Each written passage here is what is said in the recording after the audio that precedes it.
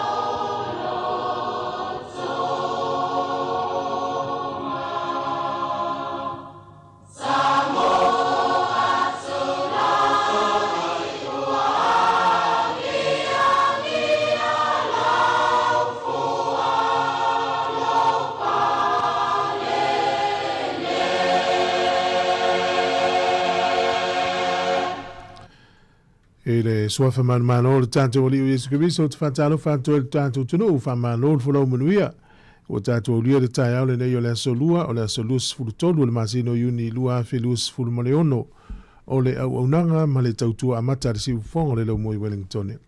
Ai alo mai loa o le tatou sanuinga loto o le tai o nei o le ataitaia e le sunga i le whaawhengainga Reverend Isa Maeli Aulai mai le kalesia whaapototonga ke usiano Sāmoa Newlands i Wellington. Ia usi mai loa le whaafonga.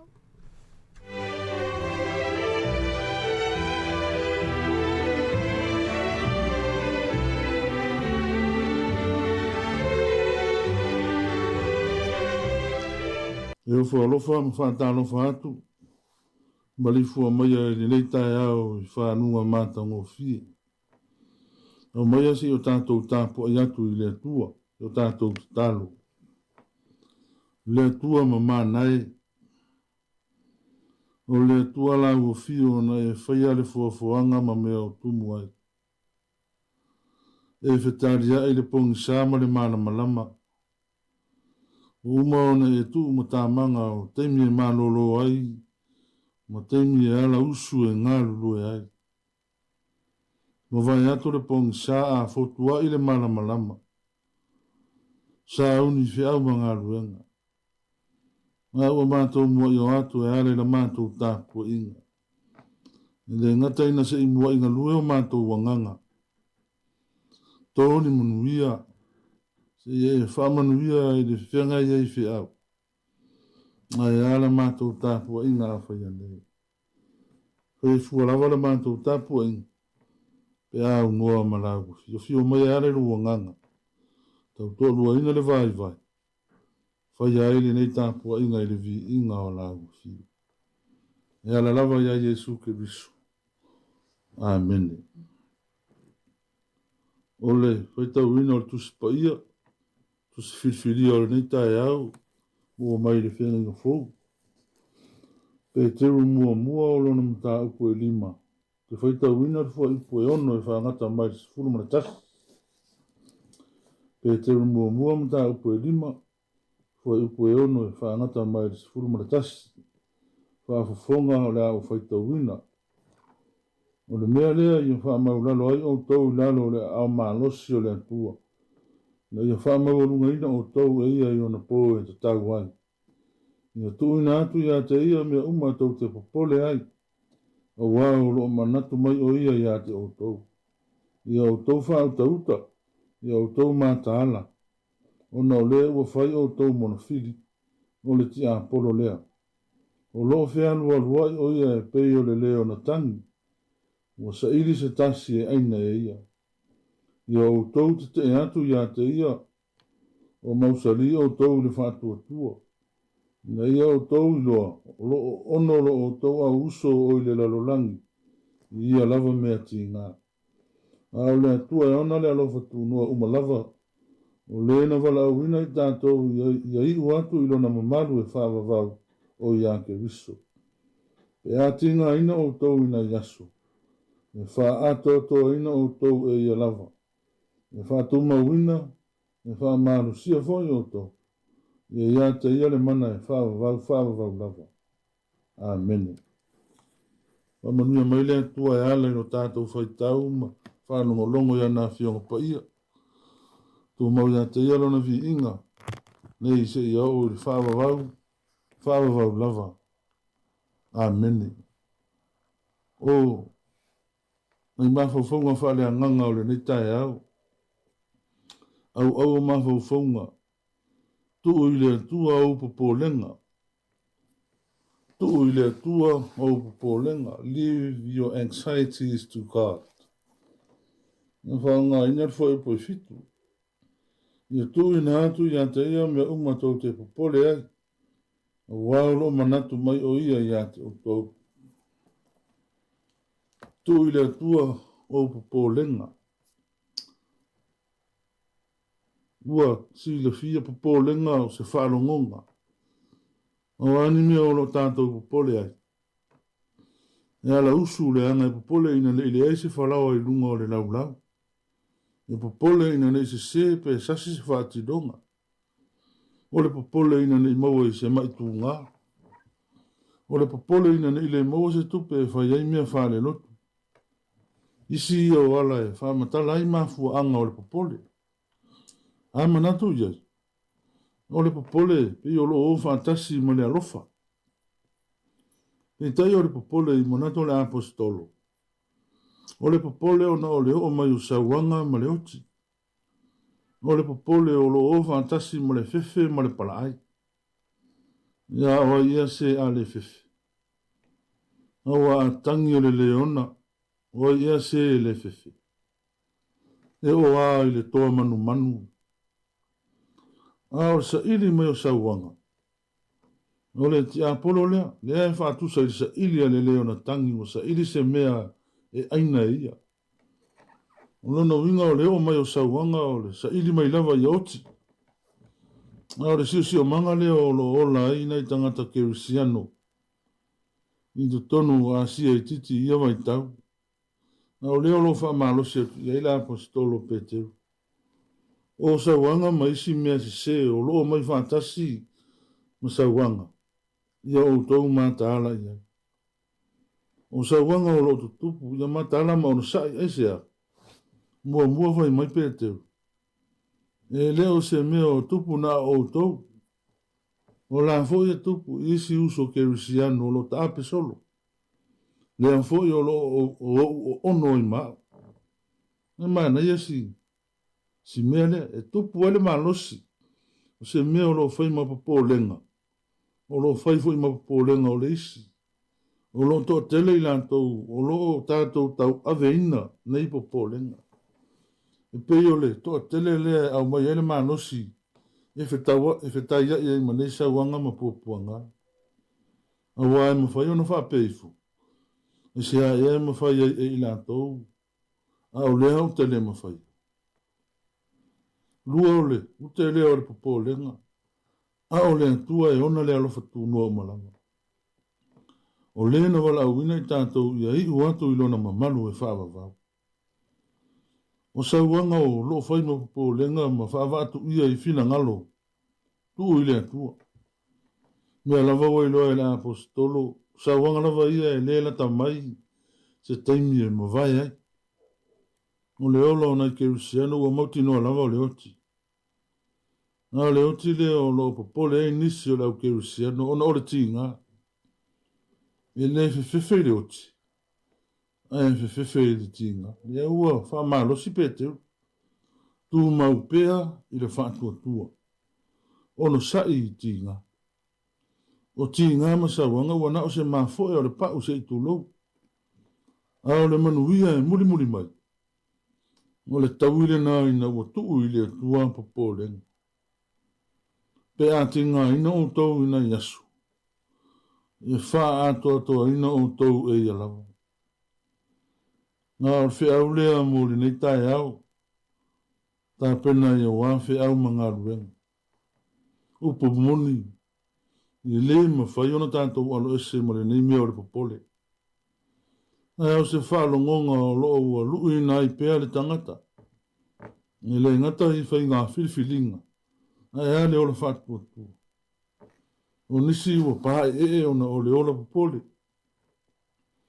O nisi ua mamai ona o le ola popole. O nisi lava ua mālili ua i ona o le popole. Ai e tātou māta ala. A whaalongo ina le tangi le leona. Tuu i le atua. Tuu whawhewhea. Ta talo i le atua. E ana ese mai ana le atua. I mea ma vai ai le ola popole. O mana tua i leo le tala i se tau lea lea. Na se i le vau e whetau i ma le leona. Ta tano leo le tama ina ia nave ina o ia mai le leona. E popula e. Yo la foi te talo le leona whawhetai mo le mea ai se tu lo. Ya, walu atu le anganga o le nei tau lea lea i le langi. Ona whapea mai leo le atua. Ia ua e vai le mānaia o le tuu mai a te au au poporenga. Urufa le maia i le fia o lowari. Manuia luenga o le nei aso Sāmoa. O le andatou pese atu i le vi inga o Sāunia.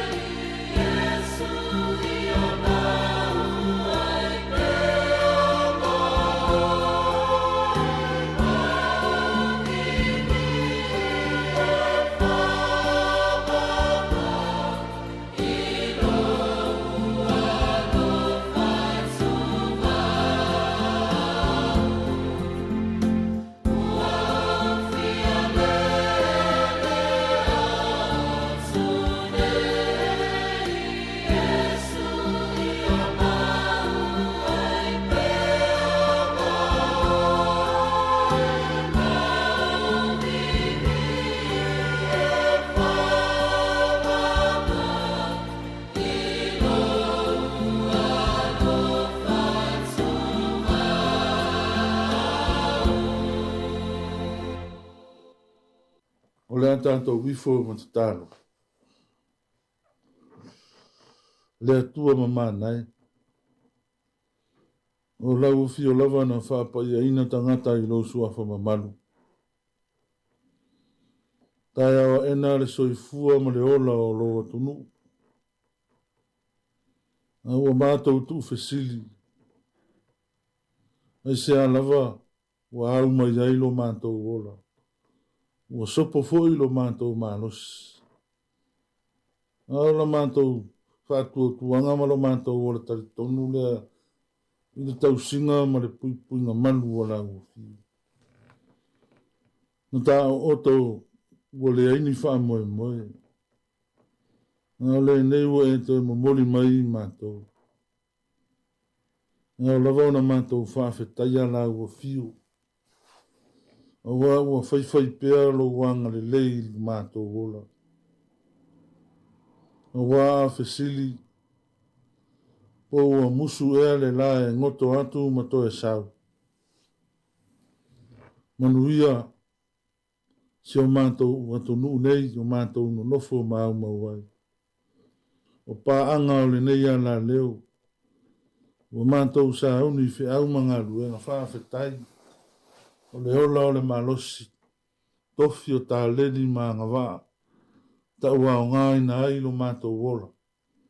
E le ngatau le tau singa o a inga. A ua whapea ina le tau kua ina o lau whi au ma le tala le lei.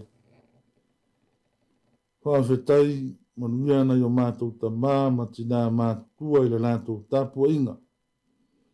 A alo whaiva o ta ngata i whi au ma ngā ruenga. Mātou whawhetai ua le ai ani malamani pua ngā. O ni whawhita auri o ngā onga e tutupu i lo mātou ora. Na ua e tapu a au ina pēr i mātou. O māwhutanga ua māwhana whana ina ua e fusi i mātou. Ele fusi lang tele o lo alofa. Ua whiulu ulu tai ai mawhutanga i tonu a inga. O nuu o lau e ka le sia. A ua whapea foi tonu o whare whai ngā ruenga. O lo masui ma ngā lulu e ai lau whanau. Whawhetai le soifua o ngā male o la tau kua.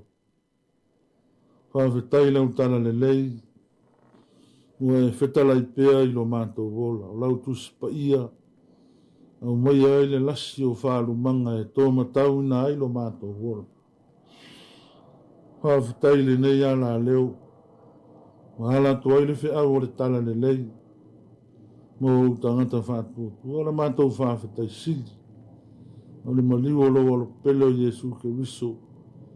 O lona soifua na o ifo i le tunga mau. Na toi tu manu ma lo wa fio e le lang. Au ina ifo lo na nganga pa ia o lo tau to lo ina lo mātou vai. Nga se atu i la o fio le vi inga. Le atua ami o tō nui pa ngā lea. O nisi o teimi ua ngalo. O nisi o teimi ua mātou furitua i la o fio. O nisi o teimi ua manu malo le fili ma le tia polo i lo mātou wola. E lima taita ina se fo i mātou. I manatu ma mawhauwhaunga se tutupu ane pia ia i mātou. O la mātou whaatonga ma mate lo mātou ta mā. O whea ea a mātou sulu iai. O lau o fio lo iai upu o le ola. O lau o fio le ngata apa me mea e tilo fia e le au kirisiani. Awa le ta mai. Se ia e whapale pale i lo mātou vai. Ma lo mātou le ato atoa. Le toto ma le tino lo walo pele o Jesu Kirisu. Ina ia mama ngalo ai i mātou. O mātou talo lo mātou ta mā. Nea la usu ai o lo atu nuu i whiau ma ngā ruenga. Ia o mātou talo i lau. Se ia e whesoa soani. Se ia e whamanuia. Utu so mātou mālosi. Mawalo mātou ono sai. Whaatupu lo mātou fia. E ngā lulue. O wale tau singo na yo mātou a inga. Whape ina le tau kua ina o lau fi au ma le tala le lei. Na yo mātou ta mā tina mātou kua. O e o lo tāpua ia lo mātou walo whaiva. Ia au whamanu iana. O e o lo whata o toria i mai whainga tai tu tono a inga. Tono mau ta ngase.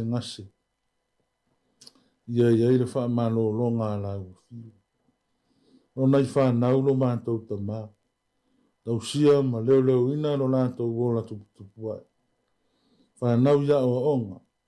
Se ia e whapapoto whaata ma mai i lātou. E mana tua pēa le tupulanga tala vau. Whanai mai pēa le tai o suinga te tele. E ono lo fia ai lo lātou wola. Se ia e pui ma marutia i lātou. Mātou ta tano. O ai o fia maua lau fisoasoan. Ia lo wanga le lei. Mai foi o ala fai mai whanoa noanga. Ia wha maise ma wha ma whana. Lea nganga o la o fio ia i lātou. Mātou te tālu. Ana whangia le tāpua i ngāsi o mātou o tonu o Sāmoa. Ia leo ina pēa e la o fio. Mātou te tālu ana whangia pāanga le nei ala leo. Ia o whamanu ianga ia i lātou. Alo whangia fōi le nei whamoe le nei ana leo. Le au whai ngā ruenga ngā ruru. Muoro lātou mā losi. Whata mau aina ina lo lātou whai wālo whilima. Ia wāla wawhi au ma ngā ruenga ue te tofi ai. Alo whangia lau tara le nei. Tono le nei atu nu o mātou no nofo ai.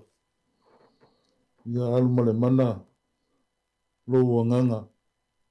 Na ia lau tele lo whina ngalo mou ta ngata whātua tua. Mātou le lafo atu le nei aso lo mātou ta mā. Whama malua awanga le lei o lo lofa. E iwa i mea uma i le manuia o lau. O ne si o mātou te tālu. Tasi e ma te tālu le leo a taito atasi. O mātou wofo uma i nātu nei. Whaialava o lo whina ngalo. Ao le manuia ma le file e mua o la ua fio le antua lo mātou ta mā. Le alofa siri ese Jesu ke riso lo mātou o lii, ma lo mātou whao. Tu mamai leo mātou lunga ma lunga la whanau le lalolang. Nei se ia o le whaavavau lava. Amen.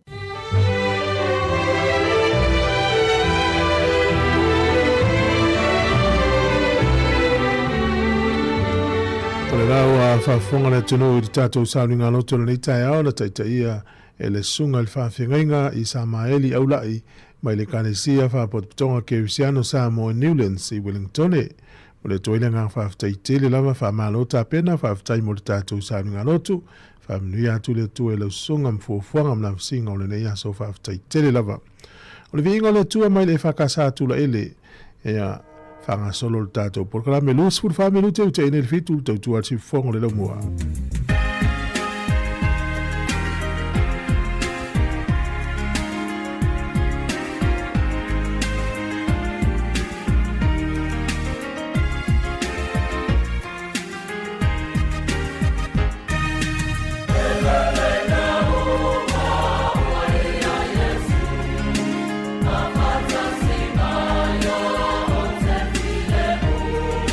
So say, Maruena,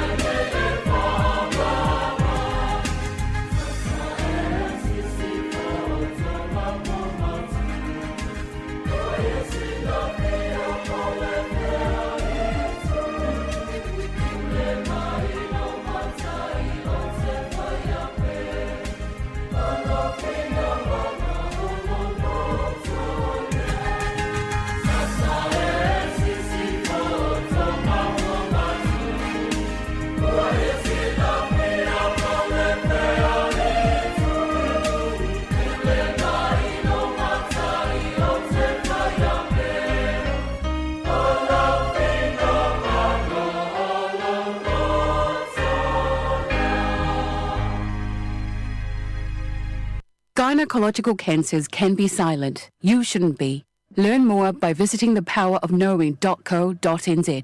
If you're unsure or concerned, speak to your healthcare professional. E le te tau ia oe una nā tia a fianga o le ka nesa o tutonga sā o te maitai. Mo le sila fia atili, asiasi le powerofknowing.co.nz. A whai o e popole pe le mautinoa, tala noe lau fō mai. GlaxoSmithKline New Zealand Limited, Auckland. E ai se isi o le tau ainga e whaapea sana leo. Pe whaapea foi. Whaamata e avea le tale i ma le tale maasani e tau fia i lātou ma le whai o lātou mea maasani ai. E tatau na lātou e whai suenga o le tale a ngā i le coughtest.co.nz. Pai le suenga o le tale ma whai loa le fō mai coughtest.co.nz e le ai se tatongi. Whala au talawai e iai tūlanga la matia ma tūlanga le lei o whala au. GlaxoSmithKline, New Zealand Limited, Auckland. Hi Sāmoa, it's Auntie Tala here. It's time to be long. Ile ata o le tai au. Laugh of the morning. Su fonga lo mua ata o le tai au.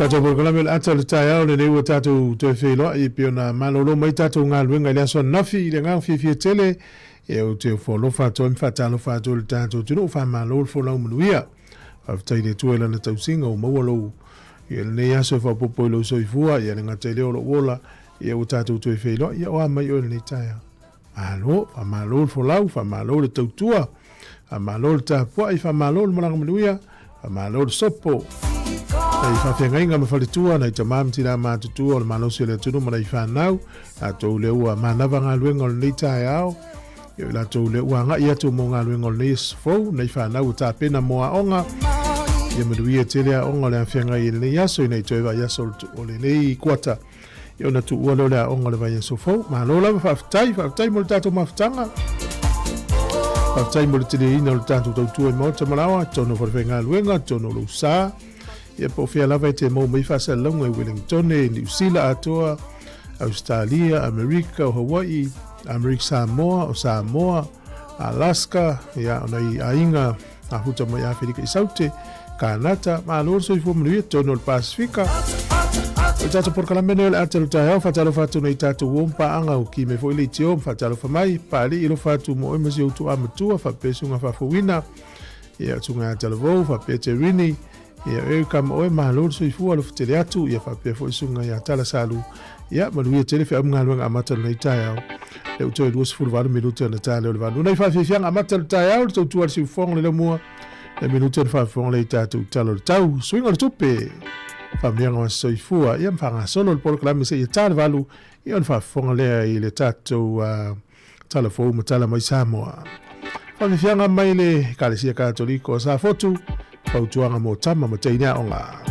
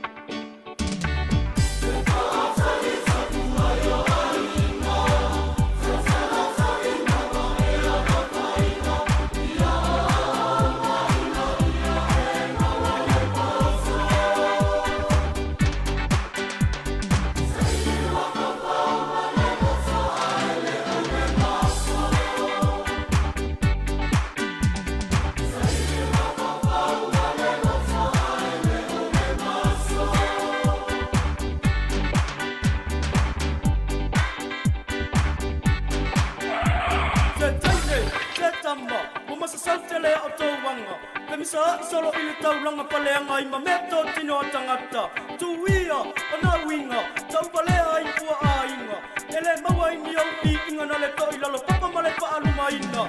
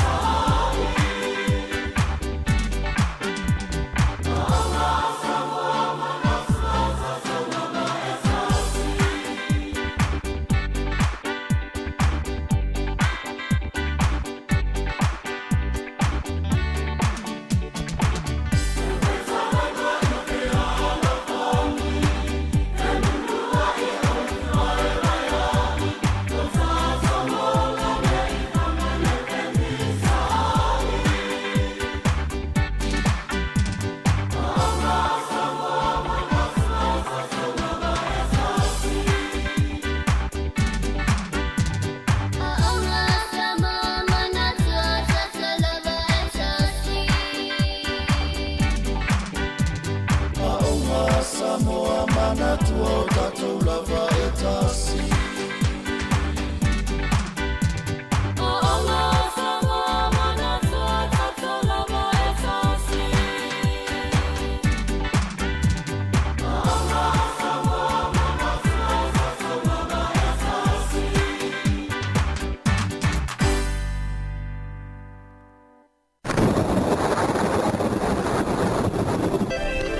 Se mai whafonga le tātou talo le tau pia na whai lolo ofisa le whai tau mo le tai o nei le waia mantele i na paolo le nei aso e pia na whai lo mai o le malulu le ea o lo whamawina wha ea mawhanawhana ia e se furu mo le tolu o le aso a tai au tutusa le ima le so e mantele i na paolo e iwa le fuore e malulu tai au e se fuma le wha le ea mawhanawhana wha solo to ile le stofia se fo ile sto na ia sa son fua mantele i na wha malu malu paolo e ina i timu le tele o le aso lua le vai aso fau le valo ia e langi le ia i le tau ia tūlanga nā le tau le nei aso e peo na whalia mai ia mo lātou i whangota le nei aso ia mo le tualau saonga le mū le fo i mālulu le tau ia e pule na voi o le tūlanga o le tai ia mo lātou i whangota toi kuata nei leono le tai au po le toi 45 minuti leono nei le tai au na pe i tai Wellington sua le tai nei Wellington i le toi 7 minuti i le se fulurua i le awa uli toi pele o le tai de tele titi o leono na nei le fiafi. O nei mana i polirua, ia, le na sua le tai nei le vaveau, le toi luas 45 minuti le wha le vaveau, pe le tai le toi kwata le se fulu le tai o nei, toi sua le tai toi 2 minuti le wha le fiafi, toi pe le tai na nei, i le luas 45 minuti te e le iwa na nei le fiafi. Tatou se mai le swing o le tupe le nei aso mo lantou e la fola tau se le ni wha malo la vale. Ang le tau te nofua i nei ia e le tua lava le au mafola ina ia inga o lo wha muri mai. Tasi talani usila maula tupe Australia e valus ful sene. O le tupe Amerika e 5 sene. O le tala fiti tala luas ful tolu sene. E o le tupe Sāmoa le utala 5 ful sene i le asol nei. O le pā angatonga tastesi ma le lua ono o le pā angatonga i le so. Tasi talani usila maula tupe Sāmoa e tala 5 ful sene i le nei aso. Ya, malo manuia tele le la foino le usaileni ya tele ni manuia i le nei aso ya al tato of no family nga soifua o la to umana soifua nei aso fa tala fa tu por kalame family lo was fa now e tu maula le tato email na aso fa now at samoacapitalradio.co.nz pe afia mai se family nga ya manuia tele lo was soifua o le tu fa tau le solo maula mare ko elimo fe upo tolu wono le pule foi lo su na kona alu ya Yesu sa we fa malo lolo na fine la mai ele ala ye foi u pule a o Yesu fe po tolu wono ma re ko elima a o Yesu wa fa fofonga ile tala o ta wina mai ai ona feta la ya tu lole o ia ile o pule le su nako a wa e te matau tau lava ina ye fa tutua ya na sa uni Yesu o mo le pule su nako ai o mai tangata fa mai o fa lava le o ti le wa fine ya ona fa lo Yesu ile tamalo au te matau tau alo fa tutua ya le tato lo talanto o lo tini titi ya fa tutua ile tua o le matau me fefe me o le nei o langa manuia tele lo wa soifua ya le pese nei fa manuia lo was fana o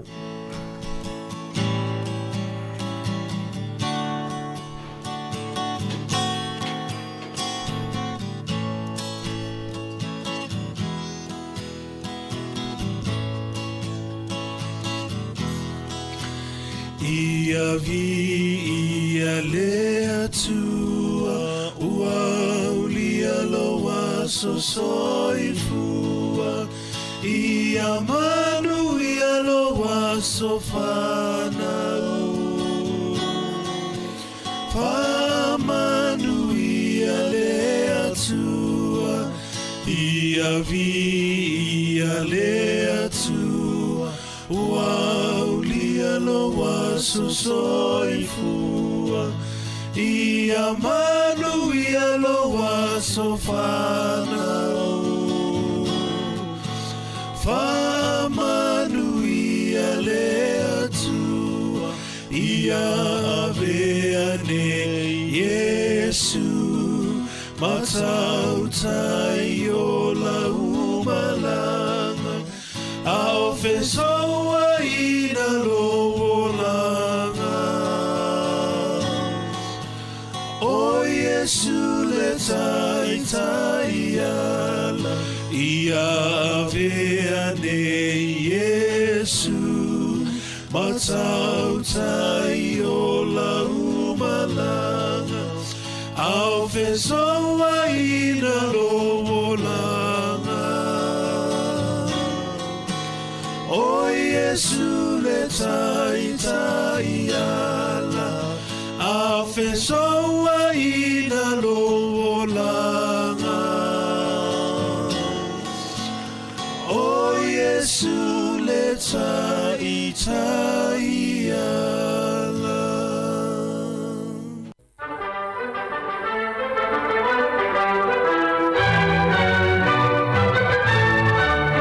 Tala fatul tatou por kana mele nei taimi le tepa voile i tua i tala o tala fasol pito lo langi tau sanga mo vai e ona i tala fo ia o wa fa fo mai o le so tau sanga tasiva fas fulu na si ai le tai o le nasi si amani o Adolf Hitler i te tonu o Paris i falani e fa pena le tolu ai tu la nasi singa o le wali tu siata e to lua o Albert Speer ma Arno Brecker e na lato feo i solo tonu o Paris i falani ia mafa mata i le tele o fale ia o le tonu o taulanga i lona tusia ina ma lona fausinga fale i tonu o le nuu o Paris i falani o le so tausanga e tasiiva tolu fa toi fo ia i New Zealand lea fa pe o le uru e taimi le wa fa nga ina i le poto fa ne ona po su e ai po ina fa siutia le tangata ma le tangata tulu lava o New Zealand fa taunu ina o maua mali fasia se tasi o tangata fai fato anga i New Zealand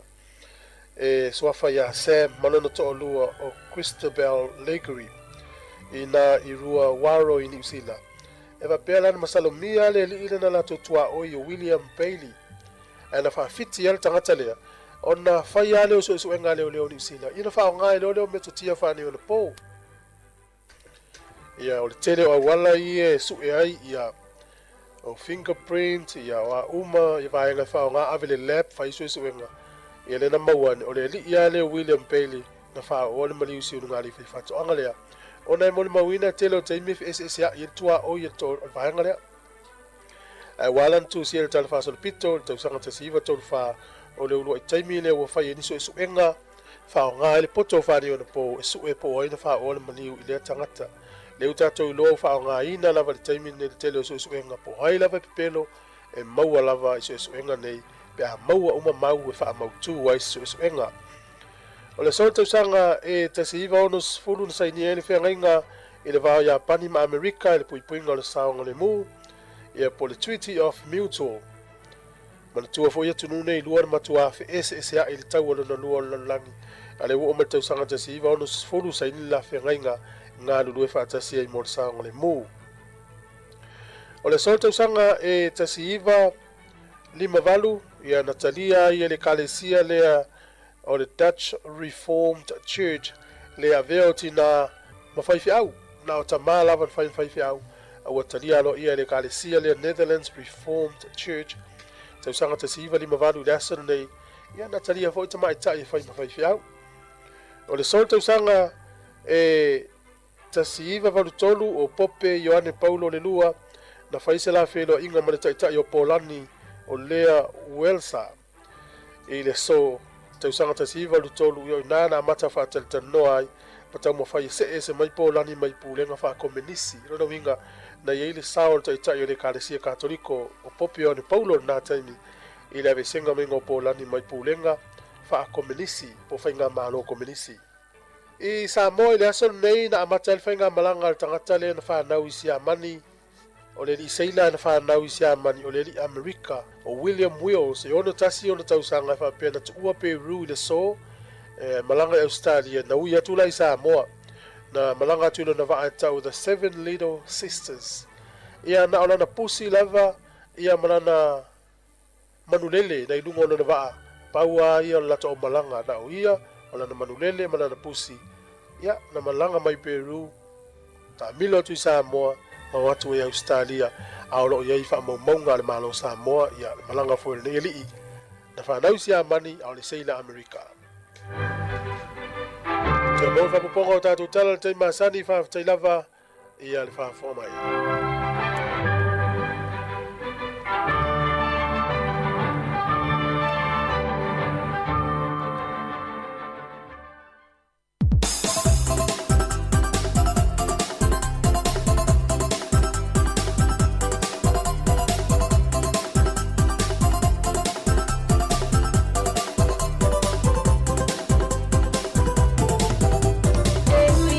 Tell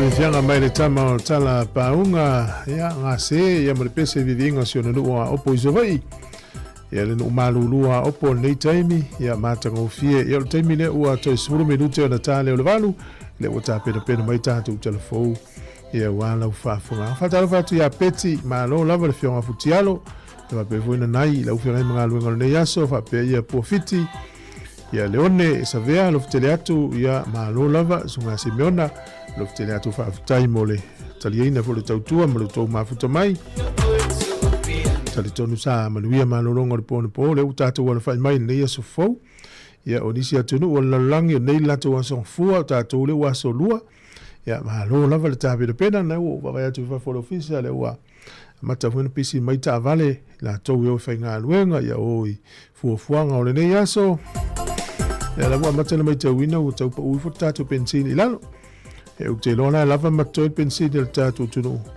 ia mo le nei lava vai tau lo tatu ia o tau taltanoa Iran ma Amerika ia e Vava ai saini le whaumaina o le taua ma ia inga o lo mana o i tu e lua lo fatu ia sai folau ma no lava le on sai nei tai au ia le tautua lava nei tiu fong le lamua ia share tu tatu Facebook ma tatu YouTube ia e te subscribe le tatu YouTube ia wha wala ia mo i tatu whasalonga le tatu website le na o le www.samoacapitalradio tatu YouTube ma le Facebook o le Samoa Capital Radio ia male tato frequency o le tasi ono tesi ma le tasi famo ia manuia tele la mtali o fia mga luenga amatalo ni yaso fa fie fianga wala fe pese le rosa pae ele o le rosa mumu o le rosa lam sama ale rosa pae meno fale i toi vanu minuti ona tale o le valu good morning talo falava o le si fonga le o le laumua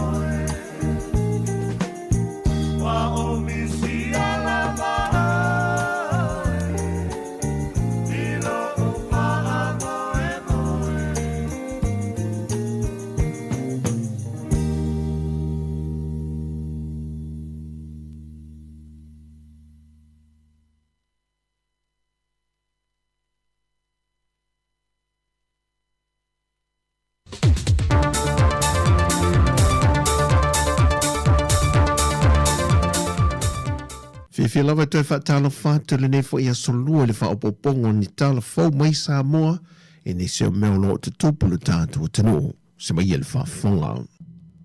O le ua whaelo mai se pepo whaamtalanga le mtanga luenga o leo le whaawawa i peo na whaio viso ta inga whaavao malo ma le malo Vietnam e tālo sanga i nai se whainga i tāla whiangai e mawhai iun toi whaafo i mei alu e to lua o Sāmoa o lo tāo fia i lalo le waava inga leo le antunu e tuli ai o la whaasalanga i Sāmoa nei.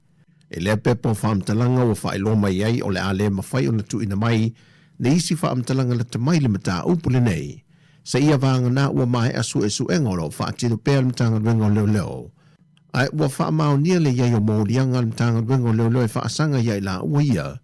E te tau wai o na tutu lai luma le whaamsinonga i Sāmoa nei. Pei tai o le vaenga le mālono whaawo pēr le tūlanga i fisoa soni e mawhai ai o na tali le mana onga. Ua pasia nei le kabineta i le kampania le Blue Wave. La tau te whaatino i nei le ngā ruenga le whaapipi ina lea ma whaona le interneti whale a onga. Ma ua tui nā tui e le malo le iwa se lau walu se fulu walu wafe, fitu se lau tolu se fulu fitu tā la iwa se fulu sene. O le tau leo le ngā ruenga la tau te whaatino i nei. Ma o se whaai unga le kabineta le vaiaso te ruai. Ma lo whaatua tusi atuai i al tusi mai le kabineta i le mtanga ruenga wa onga. Ona ole se leni le nei o lo tu ese ina mai ala tu tupe whaasao ma tupe tāna whengai mai ila la tau matanga ruenga. Ai ua polo ina e le ofiso le pule whaatonu le kompania le Blue Wave. E na ia tongtung yatu i le se leni e lata i le ono se la wafe tā la o le tupe tu uolo ai tāna fuai i le pule whaatonu.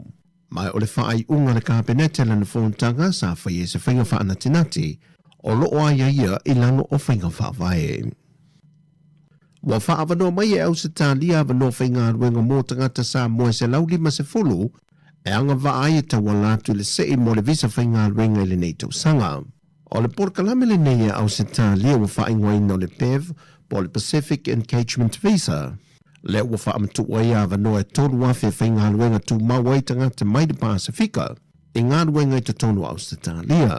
O le whai numero whai leo avano na tu mai e au se tālia mō Sāmoa le tau sanga umawai e se laulima se fulu, mai na whaamuni e na uma ia vanoa e o tātou tangata na tāno sanga. O tūtu unga le pev pe a whai e laki se tasi le sei, o na toi sile sile tutu o leo le malo au se tādia ia ilantou nei. Pe ua au sia le tangata tūtu unga tu sai maa vanoa leo tu ina mai. E meise revel tūlanga le soifua malo loina ma vaenga o loo mo mia, whaato a whaamatu ua tulo iai ma le visa whainga wenga. O Papua New Guinea u whaamatu atu e au se tālia vanua e awhe, tōru se lau mo fiti, o na whaasolo ane le isi atu no e au fiei ma Sāmoa e le tai se lau lima se fulu. Mai o le masina fou, o le atatala i lofa i te to o mō tusi tālo sanga, mō tātou tangata Sāmoa.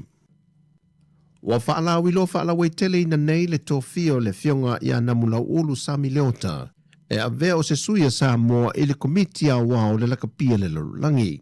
O le avanore nei sa se e iai le te fono tanuai o le lakapi Sāmoa le whionga tu le epa lupe soli ai Dr. Sailele Maria le ngoi. Le ele nei o na whaama vai.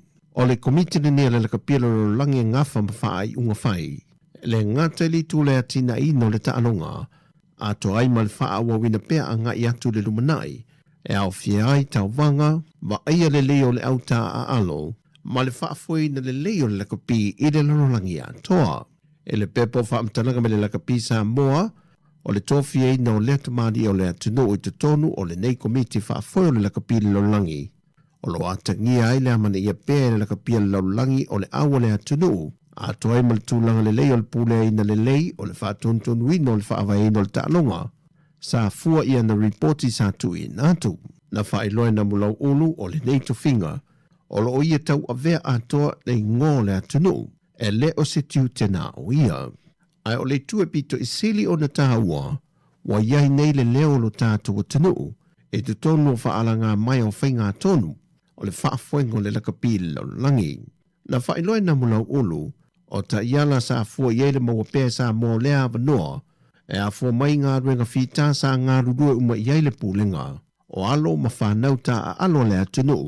Le lago malo si le malo Sāmoa o whaia onga Ai sidi ai le langulango le atunu atoa i lo lātou sao, sa fesoa swani ai lava e o mai le so, i tau mawhinga uma na tama whanau i le tele o ta alunga whaavao malo o tua nai, e o mai lava i le so. O tala fawia, whaamnuia tele lava le atua le ne yaso lo tātou tunu, whasoi foia.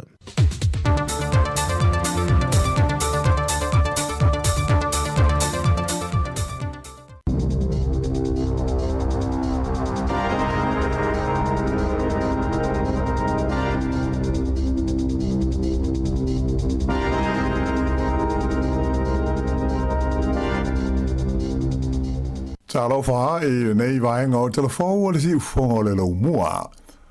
Ua fola mai le taitai o le Labour ia Chris Hipkins e le aisis winga e whaia i le whaatulangana o loo iei nei le super pe a whai e tula i mai le Labour i le taitainga o le malo i le palota tele i a Novema. O le saunoanga mai le taitai o le itua ngai ua tuina mai i le taimi o le mau folanga ua whailo mai nei le partia le National, e winga i ni swinga ua mana na au whai i le Kiwi Saver, a toa ai ma le taimi e le tau o na malo loli taia ai tangata whai ngā ruenga. E pei o na sila fia o le fono o le partia le National i le whai unga le vai asa taluai, le asa whailo mai e le fuafuanga a le parti tele, moni ala tu swinga te tele fia whaia i le Kiwi Saver, e au fiai le wha malo sia lea mō tangata whai ngā ruenga uma, a toa ai hoi, ma le whaia leo se vai ngā tupe e awhe lima se lauta la, mō pepe fau uma e whananau mai, e a mata ai a lātou teo ngā tupe, i le wha putu ngā tupe le nei e le malo o le Kiwi Saver. O lea ua umauna toi whaasao mai le sasi o le partia o le Greens i le whaawasinga ina o le tau o lana polisi tau la fonga. Tusa mo le whaase le lau miliona ta la na se ai le whaawasinga ina o le whainga whaavai a le Greens. Na mafua mai ina ua se o na tuu i le tau o le polisi ia se vanga tupe whaau popo mo le mtanga luenga o la fonga. Ai o le se leni sa tau o na tuu i le vaenga mo tupe whaalu ai le o tupe maua a le matanga aluenga. I se talanoanga ma le Port Kalame o le Midday Report a le wales whaasa laua New Zealand ma le tasi o taitai o le Greens i a Chloe Swarbrick na ia ioea i sa ia isi se i a lātou whainumela a o le ua uma o na toe wha sao. O le polisi le nei tau la fonga a le Greens o lo o wha nganga ma wha moe moe e tau wha atu sa ai le fua o la fonga tu tongi mō ta ngata uma o le tunuu e awala lei le mautinoa o lo o sa o la fonga tu tongi e le au mau mea. O lo o au fia ise la fonga e lua ma le afa pasene e le tau o na tu tongi moni a seta e o i le se furu miliona ta la le tau a whai a e tolu sfulu tolu pasene le fua o le la fonga mo mea lofa tupe e o atu i le tasi le miliona ta la whapea ai ma se la fonga mo company e uma le tausanga ua o i le tolu se furu miliona ta la a lātou tupe maua. Whaelo mai fo i le Greens o le lātou whainga whaavaile nei pe a whai e a fia i lātou i le pulenga o le isi whainga māloa New Zealand o le a whaatulanga ina ai se fua e tu saunoa ai le ai ni la fonga e tutongia a tangata e i lalo i fo se furu awe ta la a lātou tupe maua i le tausanga. Ai o le a fast full 5% le fua mo la fonga tangata e siri atu i le se lau ono se fulu awe ta la a lātou tupe maua i le tausanga. O lona winga o tangata uma e lalo ifo le se lau ono se fulu awe ta la i o lātou tutongi a whai e maua se pau mai a lātou la fonga tutongi. O le fua whaare tau o le partia le Greens o le tau o le lātou whainga whaavaile nei e tusa ma le lua te si tolu piliona ta la i le tausanga lua o lua fitu lua malu ai o le asi i lua te si fitu piliona ta la i le tausanga i lua o tolu tasi.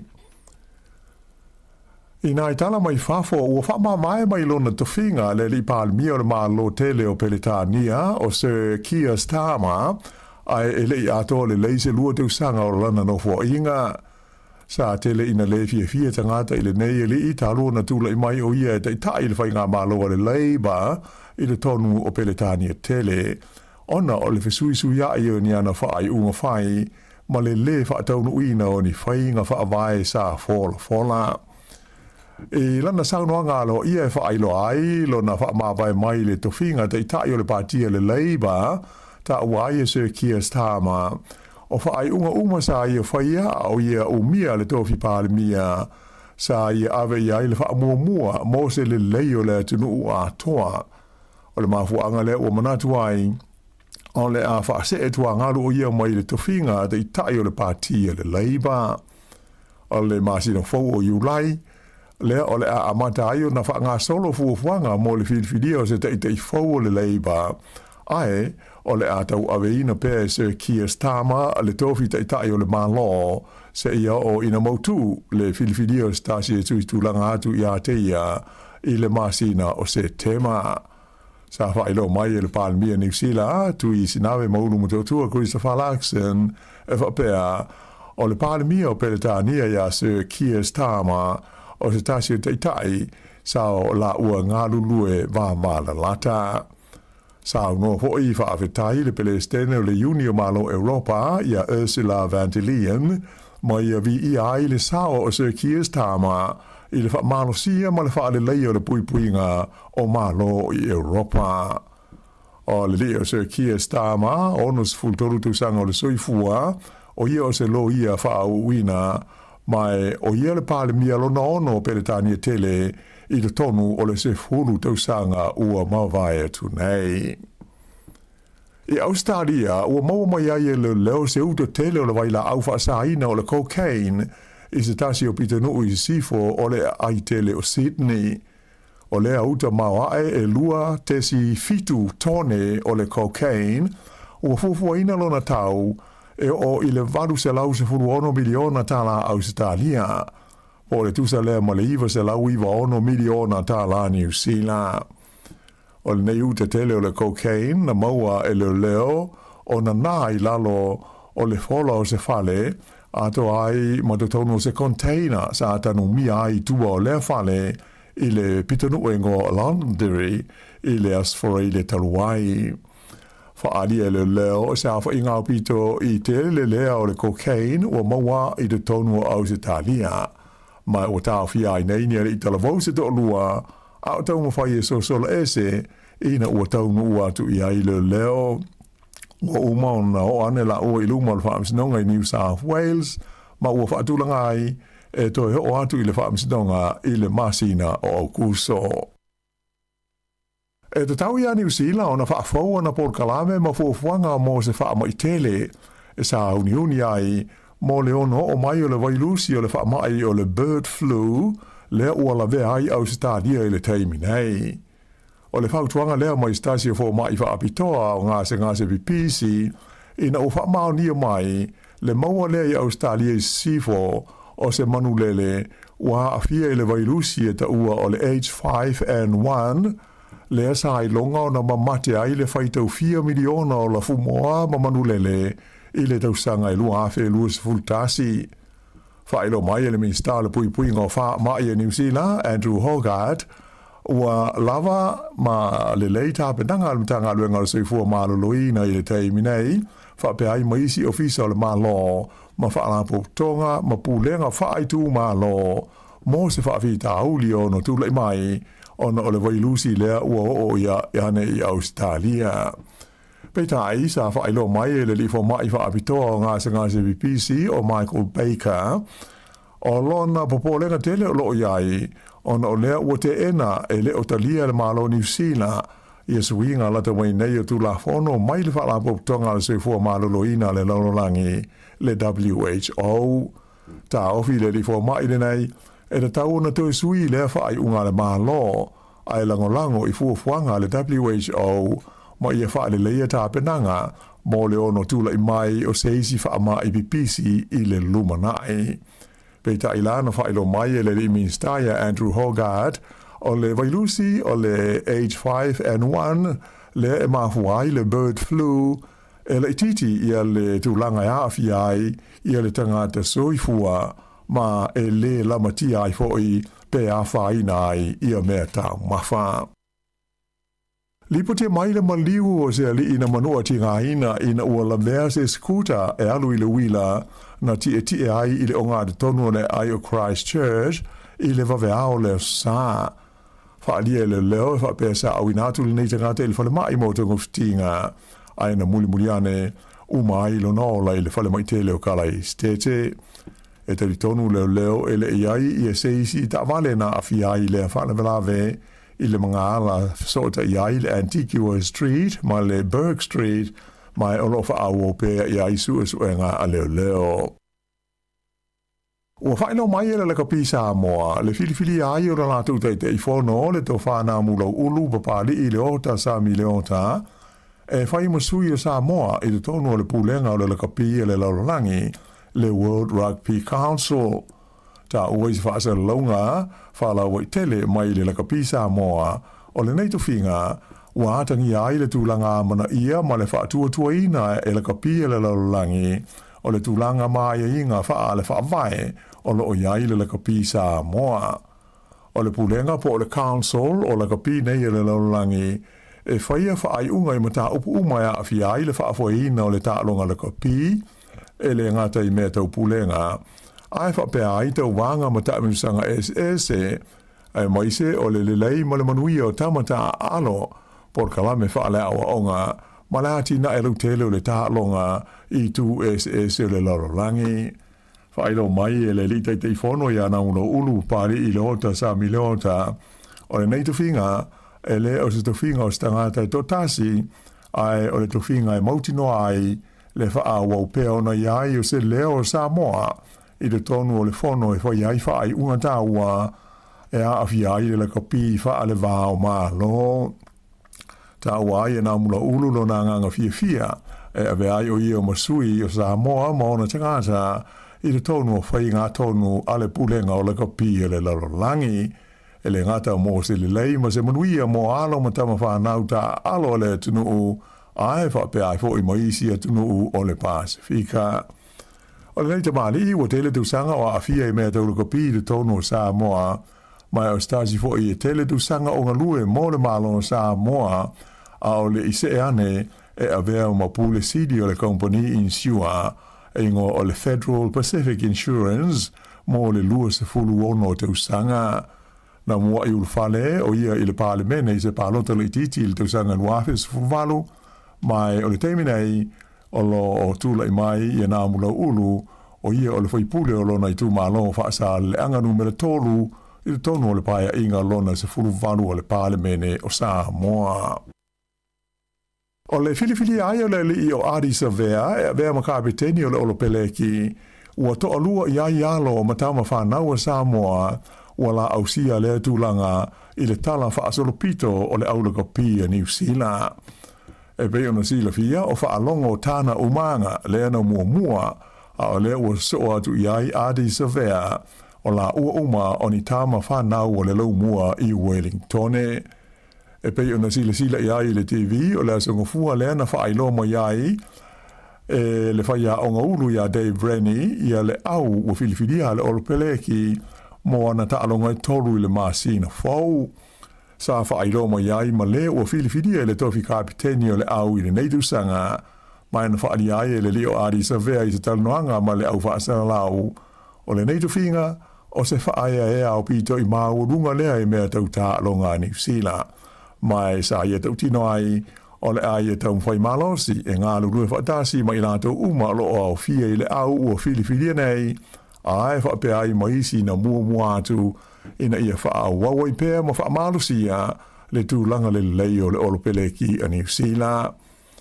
O isi alo Sāmoa ma le Pasifika lo o fia ai le au o le olopeleki te i ona wha ai lo mai o a safo o mua o Patrick Tuipulotu o Wallace Stiti, Anton Leonard Brown, o George Bauer, Basilio Tosi, Tupou Va'ai, Xavier Numia, o Fehi Wheneanga North o McQueen Tupaia. O le aso whao iulai le ta'alonga mua le All Blacks i le neitu sanga, le o le ata aloai ma le aua whalani i kalai stete. o le asto na is fultasi o Julai le ta'alonga e lua le o le a fitau iai ma le aua Italia ma o le ta'alonga e whaia mai i le malai o le Henry Stadium i Wellington o na whai wai le ta'alonga ma Aialani e whaia i le Eden Park i le asto na is e fulma le valu o Julai ai o le masina o Novema le o le a malanga ai le o le peleki Europa mai o le latu ta'alonga o muamua e ta'aloai ma le aua Sikotilani i le malai Murrayfield i le sa le aso valu le o Novema. E to fitu le au si ua mea mo mafa New Zealand ua filifilia mo ta'alonga a malo le tau pulenga e whaia i Glasgow i Sikotilani a mata i le masina fau o Julai. O lo au fiai le tonga o David Leety le ua whaalua o na tau vai le Olimpeka i le panga mafa mai sa pine aulo i ta'alonga le tau pulenga le ana whaia le Gold Coast i Australia le luafe se furuwalu a e pine siliva i Birmingham i le luafe lua se furulua. I le tupauta mai tai o Olivia Selemaia mai le pitanu o Papatoe le o le atau vai mo le teimi mua i se ta'alonga a malo o le tau pulenga. O le nei ta mai tai na pine siliva i le suanga siampini mo le vaenga laiti po le Junior World Championships i le tausanga na te nei, ai tūlanga walu i le aupanga i e hono iwa kilo i le tawanga le sa whaia i Norway i a o ke topa. O isi o le aua New Zealand au fi ailta mai tai o li tia anangi levu, le ana tūlanga iwa i sua ngā fusi le laulangi le tamai nei, ai e whaatu ina ai se matatia mo tawanga malo le taupulenga, ma ta'alonga le Oceania o Marco Molo, Georgia Theron, ma tui alofa patolo ua maua o lātu wawanoa i malangai i Skotilani, ona o le leir o lātu tau mawhaina iai i ta'alonga le Oceania i sa whaia i le rua māsina taruai i Sāmoa. Whailo mai e Simon Kent, le Palestine o le Societe si ua mea mafa New Zealand, o le aua New Zealand ua whiliwhilia nei, o sui ia mō le taimi nei, whaape ai, male lumana ai, o le nei fo i ta'alonga, o le si ua mea mo mafa. E le ipu o le laulangi le whaanga tamo o le soka, ma ta ina le tau mawhaia le All White New Zealand, i le la ta'alonga ma le au ai kupito, i le ai o Vancouver i kanata i le asunga fua nafi, pe o na mai mō masi sila i ai le TV, ta le malolonga, ua tasi le skoa New Zealand ai le ai kupito, ma sa ilonga na malosi le la tu o sa whai mo le pui i le ulua i awha o le ta'alonga. O lona se fulu 5 minute, tālua na amata, le ana whaate i ai kupito ina ua oso mawalunga le li o Finn Sermon, ma whaongalo na ulu e mawai i a lana si koa. O le tolu wa i leo ni si koa ua mawai le nei li o Sermon o le aule a New Zealand, tālua na ta'alo soka o ia whaale wā o malo. Ua tūlai mai lain teimi nei o ai kupito lea ua numela tasi le Group G lea o lo o tau wāi le All Whites New Zealand. O na e pau lea o le au ua maua sa lātou mālo talua na amata le taamila sanga. Ai o le All Whites o le ua tasi le na whaia ina tasi ma le tutusa i le taalonga muamua. Ai to tasi le taalonga o lo o tutoe. Le o le aftau iai ma le au le tenu o pele sauma po Belgium i le astona ai a sau nei. I ta'alonga hoki e le tupau tama i ta i mo le ipu e whaingoina o le FIH, Women's Nations Cup, na malona awa initia i le lasu ngā fusi ma le awa New Zealand i auki lani ano pō. O ai o le ta'alonga i le malai hoki i North Harbour, e lua initia ai le ai New Zealand, le asa umia le ipu le nei o le Nations Cup. O le malo ai o initia i le final, ua toi mawai maro lātu wawanoa i le taamisanga Hockey Pro League mo le lua ono lua fitu. O le ta'alonga mo le pine a pomemea, na malo ai le awa le United States o Amerika i le la ta'alonga ma le awa Chile e tolu i le lua. Whaai unga le nao telefou.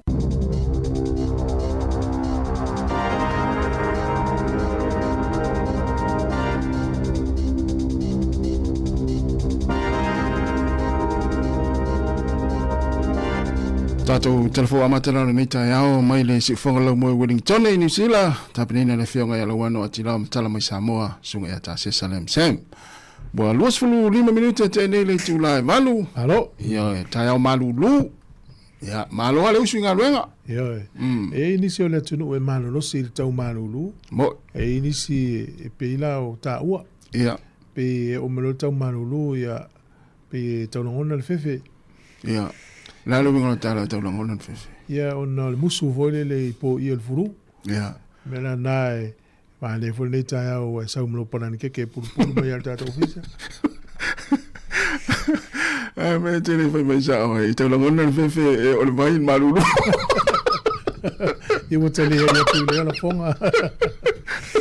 Ya il tata fefe vai su malulu.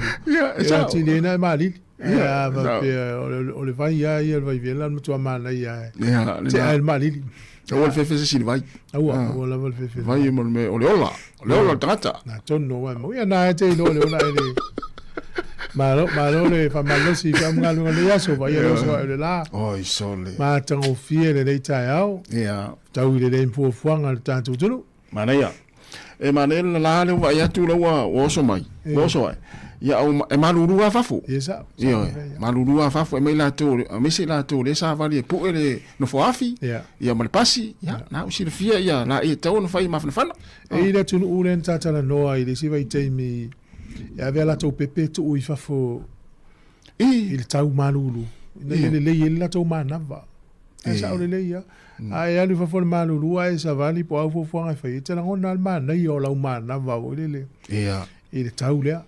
Ya pangale ya fai te el malulu fai le to tini la to malanga mai Sāmoa ya to nu na vela lutino vela tau Sāmoa saune ya to na ma o fai le lo mafan fana fai to tini e mau sta itanga ya nei New Zealand saune le ya on me le fa saul to mo titi pepe ya tatu fiola e Sāmoa fai ne tatu ma tu e mi setina le tai au po fa te fa me ma lo si el tama ma lo si le tene ya o peila le tunu ulea pa peila o falele o tatutas ya au ile le tino le pepe tu tono le tava le pepe tu a cavale le ma ufi le na le tu i fafo pe le pe los fu minute pe a fai tu la tu i fafo le pepe ya no fo la inga mata tu ya na fo ya le molestanga tai fafo no fo mal pepe o le nga vo le ya ki di el mana va le pepe se vo ya wala le tu al mela tupu na ile mena tupu pe na vile ele stanga tale ole o ile masani tu manga le tunu le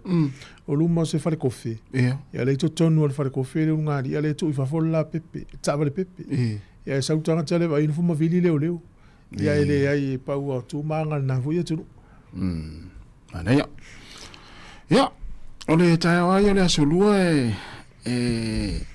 e tene ai a fu nga tanga te fai ai ya e fai ila tu proclame ia mole o moli fa nau ia la tu e sa ni malanga o le vanta pena malanga i Sāmoa ya mo le foi ta pena conferência legal se metisse mais el fo ia menu ia fai nga malanga le uma nei le a fu ai ni usila to lua ia company vale le ia tu ni usila u Sāmoa e ni usila quantas ia male Fiji Airways filia el pase se tongo film company na e te malanga ya manuel fenga mala o toi mo mistala la tamai le quantas i la to pasese wa pe na ta o vason te nei le fitchelau ya e la to pasese pa ura ya e te anga ye lunga la to website ala ya sila ya na mo waida manuel fenga malanga ya ole a ula va ya i telefo fenga malanga se la langi pe mata yata i au mai por kala me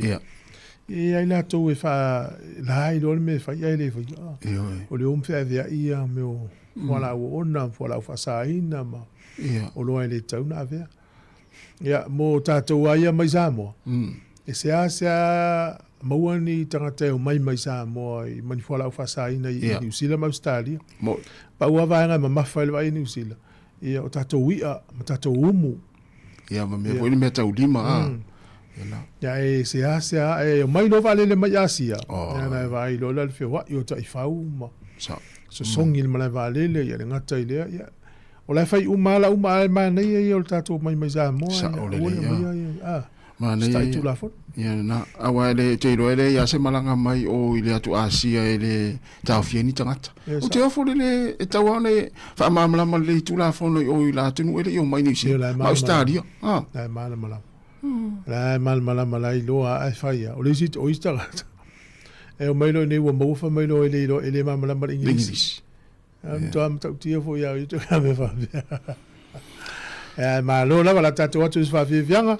Le uto lu se fuiva minuto na tano le iva. Le minuto fa fon le tatu fa silanga. E mi dice tau fa la ulo. Ya, fa filo in fatal vatu sunga ten tupe, ia fa tua te sia Agustino, manuia la ni tau te visa ene. Ia le sa William to le foa, le finga se Yuli si uta sua. Ya ma lo la fa tua ia foi mau ko pesi ma sunga saulo fa ia. Ia le hotel a fa valu.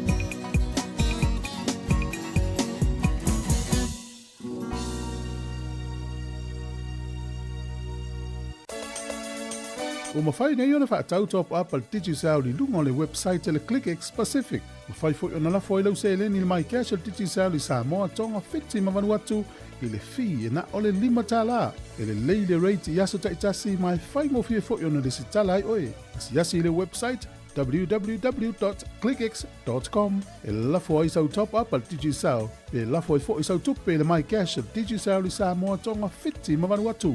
O li si whamtalanga whafsota i le olua tasi, lima ono tolu tolu whawha. Olua tasi, lima ono tolu tolu whawha. Sekia, Digicel. Gynecological cancers can be silent. You shouldn't be. Learn more by visiting thepowerofknowing.co.nz. If you're unsure or concerned, speak to your healthcare professional. E le te tau ia oe una nā tia a fianga o le ka nesa o tutonga sā o te maitai. Mo le sila fia atili, asiasi le powerofknowing.co.nz. A whai o e popole pe le mautinoa, tala noe lau fo mai. GlaxoSmithKline New Zealand Limited, Auckland. E aisa isi o le tau ainga e whaapea sana leo. Pe whaapea foi. Whaamata e avea le tale i ma le tale maasani e tau fia i lātou ma le whai o lātou mea maasani ai. E tatau na lātou e whai suenga o le tale a ngā i le coughtest.co.nz. Pai le suenga o le tale ma whai loa i fō mai coughtest.co.nz e le ai se tutongi. Whala au talawai e iai tūlanga la matia ma tūlanga le lei o whala au. GlaxoSmithKline, New Zealand Limited, Auckland. O le tautua le si ufafonga o le laumua o lo iai fo i le langolango a le New Zealand On Air. E ni sio tātou whāsirisilanga, al whāsirisilanga nei mai le o le Wellington a inga fast o le tausala e whai le solufuru fitu a stona nei e o yuni lua whilu ono mātou toi whātalo whātu mu whāwhelo iatu tupu matamali o sio tātou a inga fast i Wellington e. Sua yo sunga I whawhenga inga mawhalatua na I la wasi na sina o sio tātou maafutanga e maise le pa ia lasi i ona tū langa whaalupea. O le a whātau nuina le tātou tausala I tū mālo I le aso ma le taimi o le a whailo atu.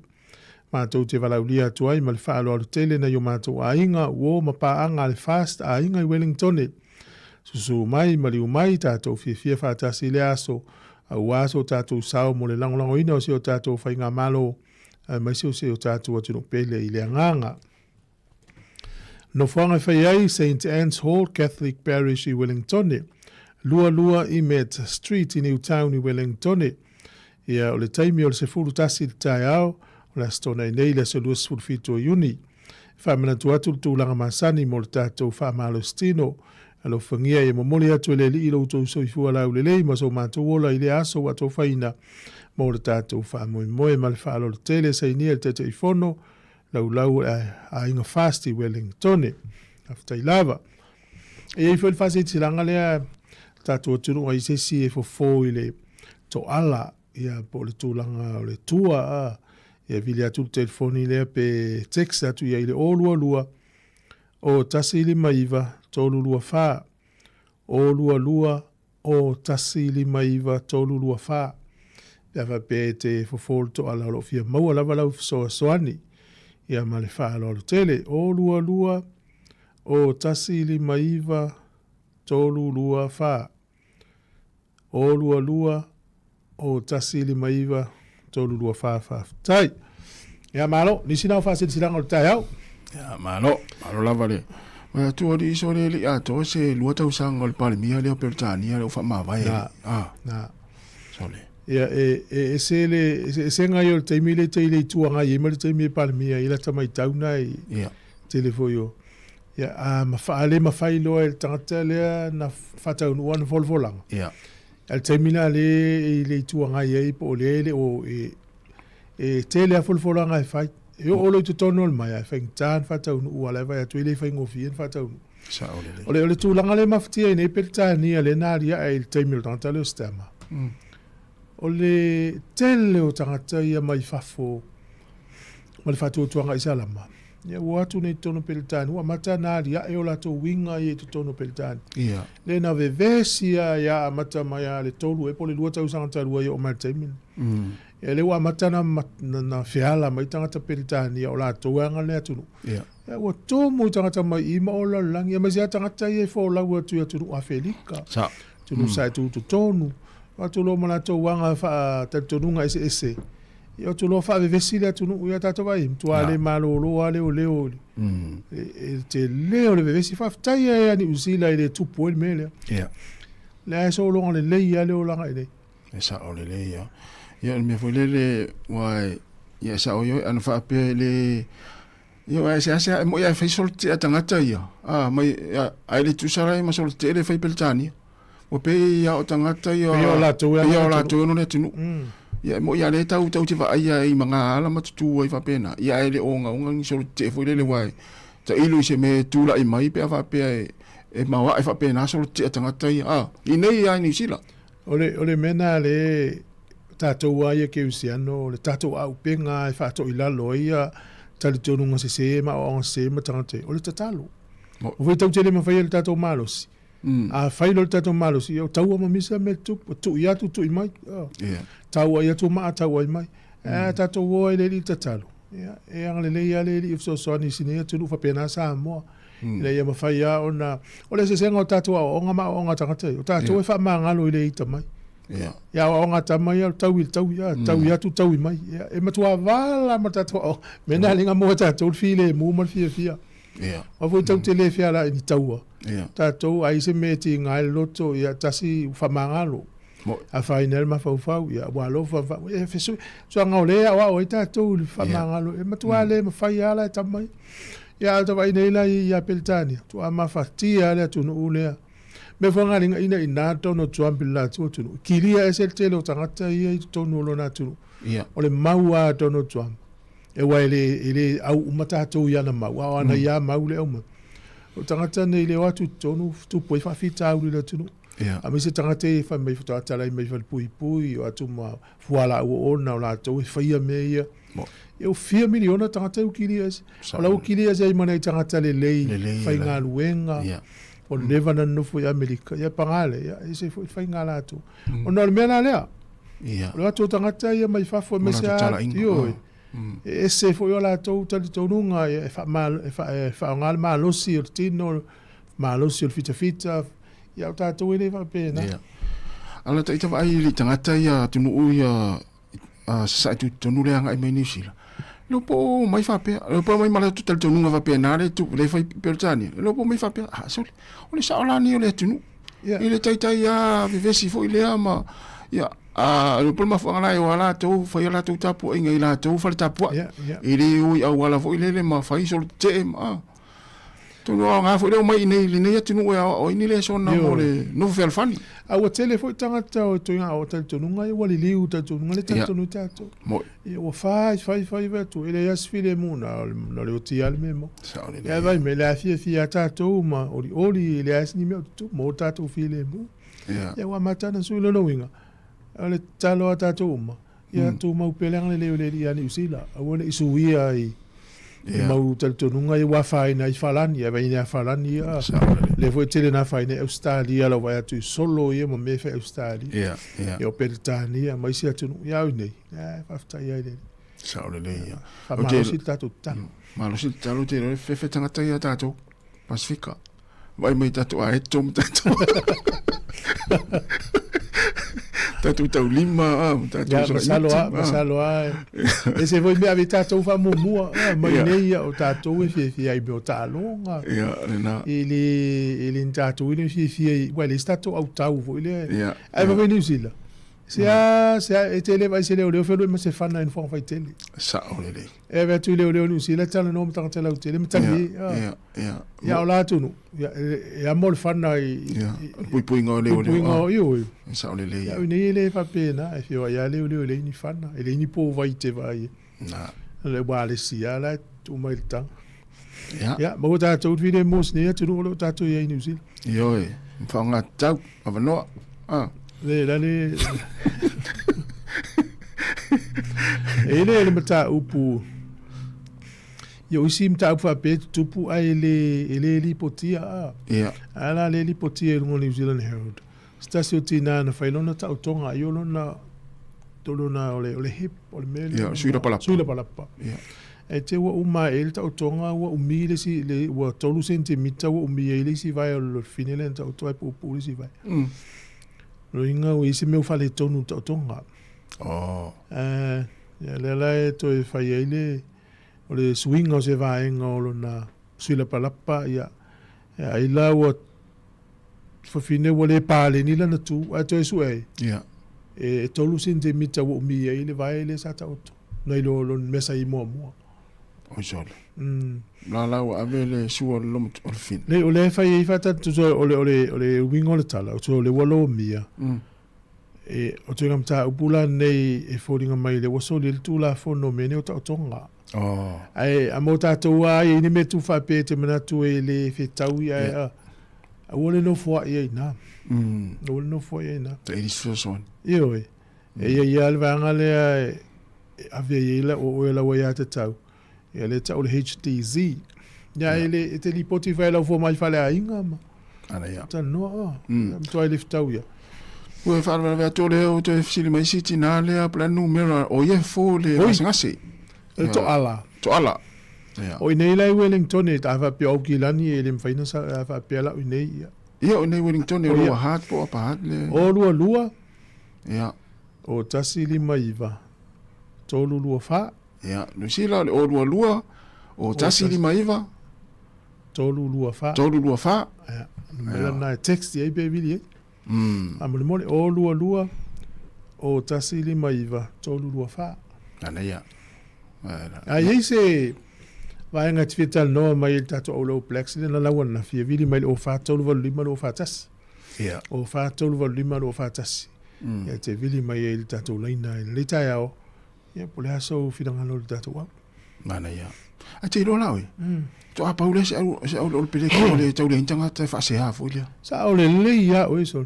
Wat soort van moto hamana ia te. E o kapteni. E o kapteni. Ele e mastanga tawa tu e whaiti o kapteni. Ia. Sa ole foi le aule na lau I vai tausanga I o te atu tausanga le te mo na tu atu te atu le fase ya o tangata sa ole le sole pa pe fale o te faita o tu na po mana na fi tu mana ia tele sole la tele o tangata lango ia le kapteni sunga ali savia o wale o le vaenga e taunu si le fia o le aule o pikine o le aule mo talonga ia tu mai au I fa foi nei ma le au play the slow cup ai alu lo le tua e Afrika e mo mia ni sto pe se fulu isi tama e toi fa popo sa on le e inala e mo tino e piki e kirifi ia ona itama e pela mo unga le tale le na mai le matanga ile mfaina alu tua e Afrika se longa wata alo mo mo nei ai ma faina alu e kava vo stata manua Rico Ione mo tino fo te mo no Rico Ione wai ol mele ole la capita te la tasia ele fa pe malo se pe tanga sa on le ia e mo tino te mo uma no le sia woli e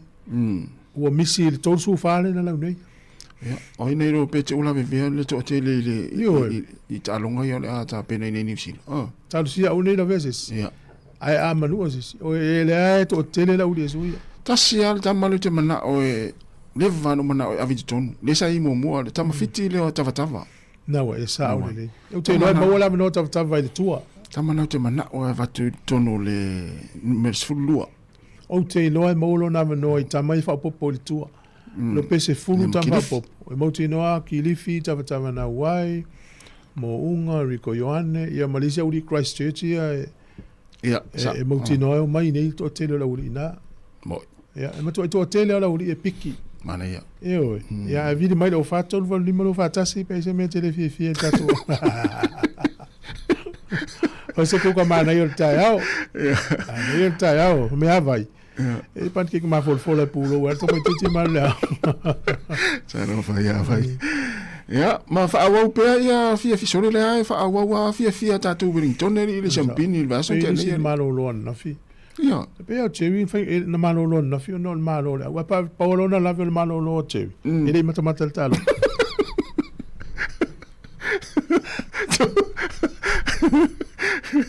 Sare tau vole tau tu tanga tenis ko ma. Ya, le wil vala. Malo se fua. Talo falava se foi. Kevin. Ya, talo Tony. Ya, malo se fua malangi ma. Ya, wa mataya.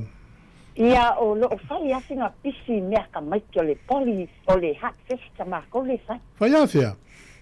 Along amakanga. Oh, so. Alo. Amakanga ya le kai ao e alu ma le po. So sa ora ia le wa to ai ne taulanga mena tupu tuaina. Oh, so le ka wa linga ka wa kele dia le lu te ma ka sidan. O le la e o primary school kai ao e o polisi ma o ngalok la siapi. Oh, so le ma. Ia ai foi lá ma isi ne ai ku ka po. O sa pasui o nai sai ave fo ia. Oi, so le. Mea ka maiki, ia ua ilo fui ka maiki. Ai ngo bili atu, ole mai le fasalau mai to stama go po safi. O tama. O ye ai le li o. Nga e ke le lai fo I fa fine fo ai ke le lo la. Ya se me ya va pe ya se fia longo tu ya. Aya. Ole e la sengo mele e vidi ai. Ole o lua. Ia. O tasi mai va. Tolu lua fa. Tolu lua fa. Ia, tabal ia. Le mo ka ngapa amau ai. Ai le ya kwese sida kupia ke o fa. Se ya. Ia fa ta ia. Ole la fa so ka ila fo ma. Ja. En of tenet. Se fai tu siri ngal fo mai e 5. Ke ua la ko. Malo te rini. Ja. Ja, lo tenet. Ja, dat was van Vivian. Dat was van Vivian, en we moeten nou maar hier tijd. Ya oleh ngaya tatu tua tatu terjadi fai tatu talamari ai le moi ya istala le moi istini yo isi utala Otarmatu ya sione fonga ya terisa ene masiona tua amatua ya sunga Paula ya Fia ya sunga tentupe manuia lava le taia fa tai lava le mafta mai ya tatu wora fa fia nei ya patua Lucila tinei tala Lucila ya malo fa tai turu wales manuia lava le taia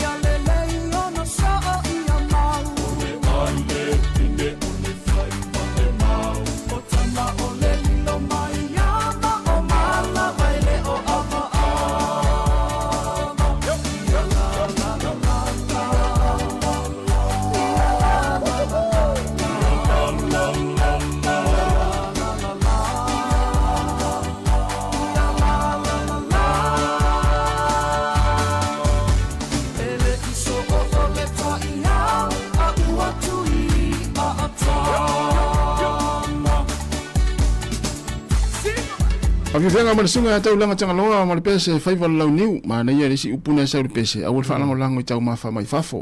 Ia. Ia, ai to anga yo te tau le upenga i tai ma mai le a. O le pese na fai val lau niu na maua na tu se tau langa tanga loa o me tupu la tau nu. So vai. Ai na toi mana tua ina ufai tato fa soa ngana Sāmoa i le stau sanga na tala no i fai val ngata i fale ma upu maua. Ja, na fa na umeli pesel na. Ja, na po so se mea lo langi e tfa longo ye, ya ma fu ngana tu siel pes. Ja. Ono tato fa so. E fol langa le national le au mai temi nei pe atu le mel fenga palota. Fo ile afe li mo se lauta la mo Pepe Pepe fa na mai. Ya mata era to ki wi save. Ja. Na Pepe, lo inga le sta mai ti e o matu ile ai.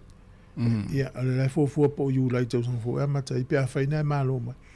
O vai le Pepe fan na mai ni usila e se fulu tau sanga talwai. Lua fes fulu ono e lima i va fe ta mai tin fan na wai. Fa se lau tol fulu lua so fitu lima fe ono se lau fulu. Lua fes fulu valu lima se fulu valu afe ma lus fulu. Lua fes fulu iva lima valu afe fa se lau fitu ono. Lua fe lua fulu e lima fitu afe, lima se lau fitu tolu. Lua fe lua tase lima se fulu valu afe ono se lau lima iva. Lua fe lua e lima se fulu valu afe valu se lau valu fitu. O mai lo lua fe tolu pa ulo i lalo, lima ono afe, iva se lau lima. Lua fe lua fa e lima se fulu valu afe tolu se lau fa tasi. Toi pa ufo le tau sangalente nei lima fitu afe fitu se lau lima. Lau winga o tele o tamaiti whanau ni usila pe a tawa ili fuenu mea lea. O le vao le lima ma le lima valu afe. Tausanga taitas. Tausanga taitas. Inga lao leo whaila i o Pepe manuia ai tausanga fau. Ia pe a fuala i tele o tamaiti e le i maua e la tau whamurianga le ona na ave ese le malo le afeta la le na iai ala matanga. Tai me fe leu kiwi seiva ave le malo le afeta la leu kiwi seiva na ave ese la le whainga malo le. Ale lau toi folfola mai. O le atu iai le afe lim se lau. Ai na mua la folfola e Winston Peters. E afeta la e tu le kiwi seiva le Pepe. Vai e vai so lua atu mai lo e fa mai lo le national. O la tau matua au tamaiti le New Zealand First mal act. Le la tau vai fonga pe tolu le i ma fa mai national la tau matua. Ya o fa na uto o lua ya o le act mal New Zealand First. Ya le wasol tamatua fam tala ya fitala al Pepe. Ya le to so mal tamamartina ya fili musela o Pepe. Ya fuala ye Pepe ye le manuia o mai New Zealand manuia na o matua tala vole ye la to Pepe. Já é o fiai Pepe fa na le temine. Alo nga fa ma yo nga Pepe fa na tua to you like temine amata. Ta tele lo pe fa pe ma yo Pepe ele ta tele o lo la pe fi la Pepe. Ya no la to e anga le le mo Pepe na tai ya o tele o tanga tai o misi. Ya o misi Ya ala no tal no so mene ya. Alu tau e lau sunga e. Au na e fa mianga malo moto. E ui o toto inum tolo matua ya na. Ya, un va ta to. Ya se un palo. Ya, a tato tala mai Sāmoa. Ya, mai noi fa foha.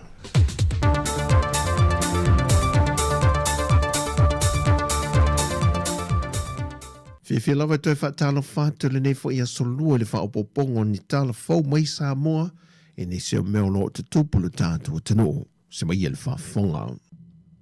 O le ua whaeroa mai se pepo whaamtalanga le mtanga luenga o leo le whaawawa i peo na whai o fiso o ta inga whaavao malo ma le malo Vietnam e tālo sanga i nai se whainga i tāla whiangai e mawhai iun toi whaafo i mei alu e to lua o Sāmoa o lo tāo fia i lalo le waava inga leo lea tunu e tuli ai o la whaasalanga i Sāmoa nei. E lea pepo whaamtalanga o whaelo mai ai o le ale mawhai o na tu ina mai ne isi whaamtalanga le tamai le mata upule nei. Sa ia vanga na ua mai asu e su engolo whaatino pēr mtanga renga o leo. Ai ua whaamao nia le iai o mōrianga mtanga renga o leo e whaasanga iai la ua ia. E te tau wai o na tutu lai lumo le whaamasinonga i Sāmoa nei. Peitai o le vaenga le malolo o whaawo pēr le tūlanga i fisoa soni e mawhai ai o na tali le mana o ngā. Ua pāsia nei le kāpeneta i le kampania le Blue Wave La tau te whaatino i nei le ngā ruenga o le whaapipi ina lea ma whaola le interneti whale a onga. Ma watu ina tu ie le malo le iwa se lau walu se fulu walu wafe, fitu se lau tolu se fulu fitu tā la iwa se fulu sene. O le tau leo le ngā ruenga la tau te whaatino i nai. Ma o se whaai unga le kabineta le vaiasu taruai. Ma o lo whaatu atusi atuai i al tusi mai le kabineta i le matanga ruenga wa onga. Ona ole se leni le nei o lo tu ese ina mai a la tau tupe whaasao ma tupe tā la whengai mai ila la tau matanga ruenga. Ai ua polo ina e le ofiso le pule whaatonu le kompania le Blue Wave. E na ia tongtongi atu ia le se leni e lata i le ono se la wafe tā la. O le tupe tu uolo ai tā la fuai i le pule whaatonu. Mai o le whaai unga le kabinete le na whontanga sa whai e se whainga whaanatinati. O loo aia ia i lano o whainga whaavae. Wa whaavanoa mai e au se tā lia avanoa whainga ruenga mō tangata Sāmoa se lau lima se fulu. E anga vaai e tawa latu le sei mo le visa whainga ruenga i le nei tau sanga.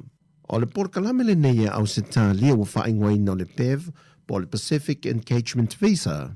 Le ua whaamatu wai avanoa e tolu wafe whainga ruenga tu mawai tangata mai de Pasifika. E ngā ruenga i te tonu au se tā lia. O le whai numero whai leo avanoa na tu mai e au se tā lia mo Sāmoa le tau sanga umawai e se lau lima se fulu. Mai na whaamani e na uma ia avanoa e o tātou tangata na tālo sanga. O tutu unga le PEV pe a whai e laki se tasi le sei. O na toi sila sila tutu o leo le malo au se tā lia ia ilantou nei. Be ua au sia i lea tangata tutu unga tu sai ma avanoa leo tu ina mai. E mai se rewa le tūlanga le soifua malo loina ma vaenga o loo mo o mia. Whaato a whaamatu ua tu lo iai ma le visa whainga wenga. O Papua New Guinea ua whaamatu atu e au se tā lia avanoa iafe. Tolu se lau mo fiti, o na whaasolo anele isia tunu e au fiei ma Sāmoa i le tai se lau lima se fulu. Mai o le masina fou, o le atatala i lo whai te to o mō tusi tāla sanga, mō tātou tangata Sāmoa. Wa whaalau i lo whaalau e tele ina nei le tō fio le fionga i a namulau ulu Sami Leota, e a vea o se suia Sāmoa i le komiti a wao le lakapia le lalulangi. O le avanore nei sa se e iai le teite fono tanuai le lakapi Sāmoa, le fionga tu le epa lupe soli ai Dr. Sailele Maria le ngoi. Le ele eleva nei o na wha ama vai. O le komiti le nea le lakapi le langi ngafa ma wha ai unga whai. Le ngata li tu le atina ino le taanonga, a to ai ma le wha awa wina pea a ngai atu le lumanai, e au fie ai tau wanga, wa aia le leo le auta a alo, ma le whaafoi na le leo le lakapi i le lololangi a toa. E le pepo whaamtanaga me le lakapi Sāmoa, o le tofi e no le tamari o le atunu i te tonu o le nei komiti whaafoi o le lakapi le lololangi. O lo atangia ai le amana ia pēr le lakapi le lololangi o le awa le atunu, a toa ma le tūlanga le lei o le pule ina le lei o le whaatontonu ino o le whaawai ino le tālonga. Sa fua ia na reporti sa tu i nātu, na whaeloe na mulau ulu o le nei tofinga, o lo ia tau a vea atoa le ngō le atunu, e le o se tiu tena o ia. Ai o le tue pito i sili o na tāua, wa iai nei le leo lo tātou o tenu, e tu tonu o whaalanga mai o whainga tonu, o le whaafuengo le lakapi le langi. Na whaeloe na mulau ulu, o ta iala sa fua iele maua pēr sa mō lea avanoa, e a fua mai ngā ruenga whita sa ngā rurua uma iele pūlenga, o alo ma whanau ta a alo lea tunu, le lango malosi le malo sa moa, o whaia onga, ai sidi ai le lango le tunu a toa i lo lātou sao, sa whesoa suanye la vai o mai le so, i tau mo whinga umana tama whanau, i le tele o ta alunga whaavao malo o tua nai, e o mai lava i le so. O tala fawia, whaamnui e tele lava le atua le ne yaso lo tātou tunu, whasoi foia.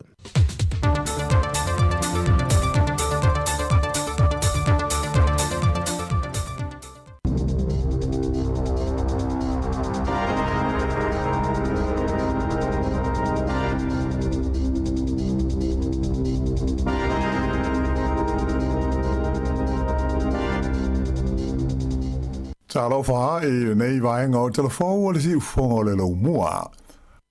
E le o fiatala noa le li palmia ia tu isi nave maunu mato tua Christopher Laxon e winga i le li fai au Maori o Brian Tamaki le taitai o le tapua inga o le Destiny Church.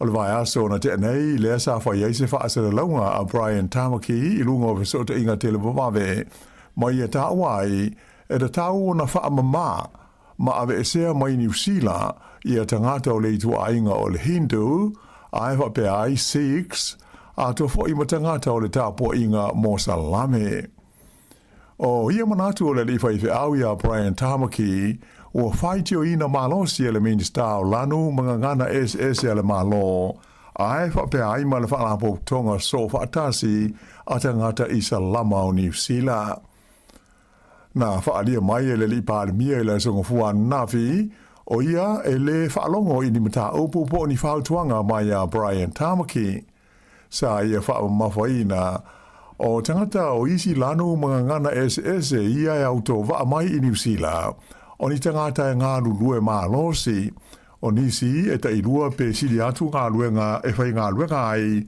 ma e te lelo lātou sao I lāti na e o New Zealand. Sa ta ua fo I le pāle mia, o tangata nei ua tu ua o lātou nuu ma ainga e maisia lātou ngana na tutupu mai ai, ona o le fia maua o se soi fuanga ma se luma na I manuia. Ai o manatu wha alia nei o le te tai o le Destiny Church, e fōringa mai, na mafua ona o le le fia I le whenga inga sa o loto tau e whaatau o inga I le vāo le mālo New Zealand ma le mālo o Intia. E pei ona sila fia o lea whenga inga o langolango ina le pātia le Labour ia le pātia le National whaapea ai ma le whainga mālo ina ia mawhai ona pāsia e le pāle mene.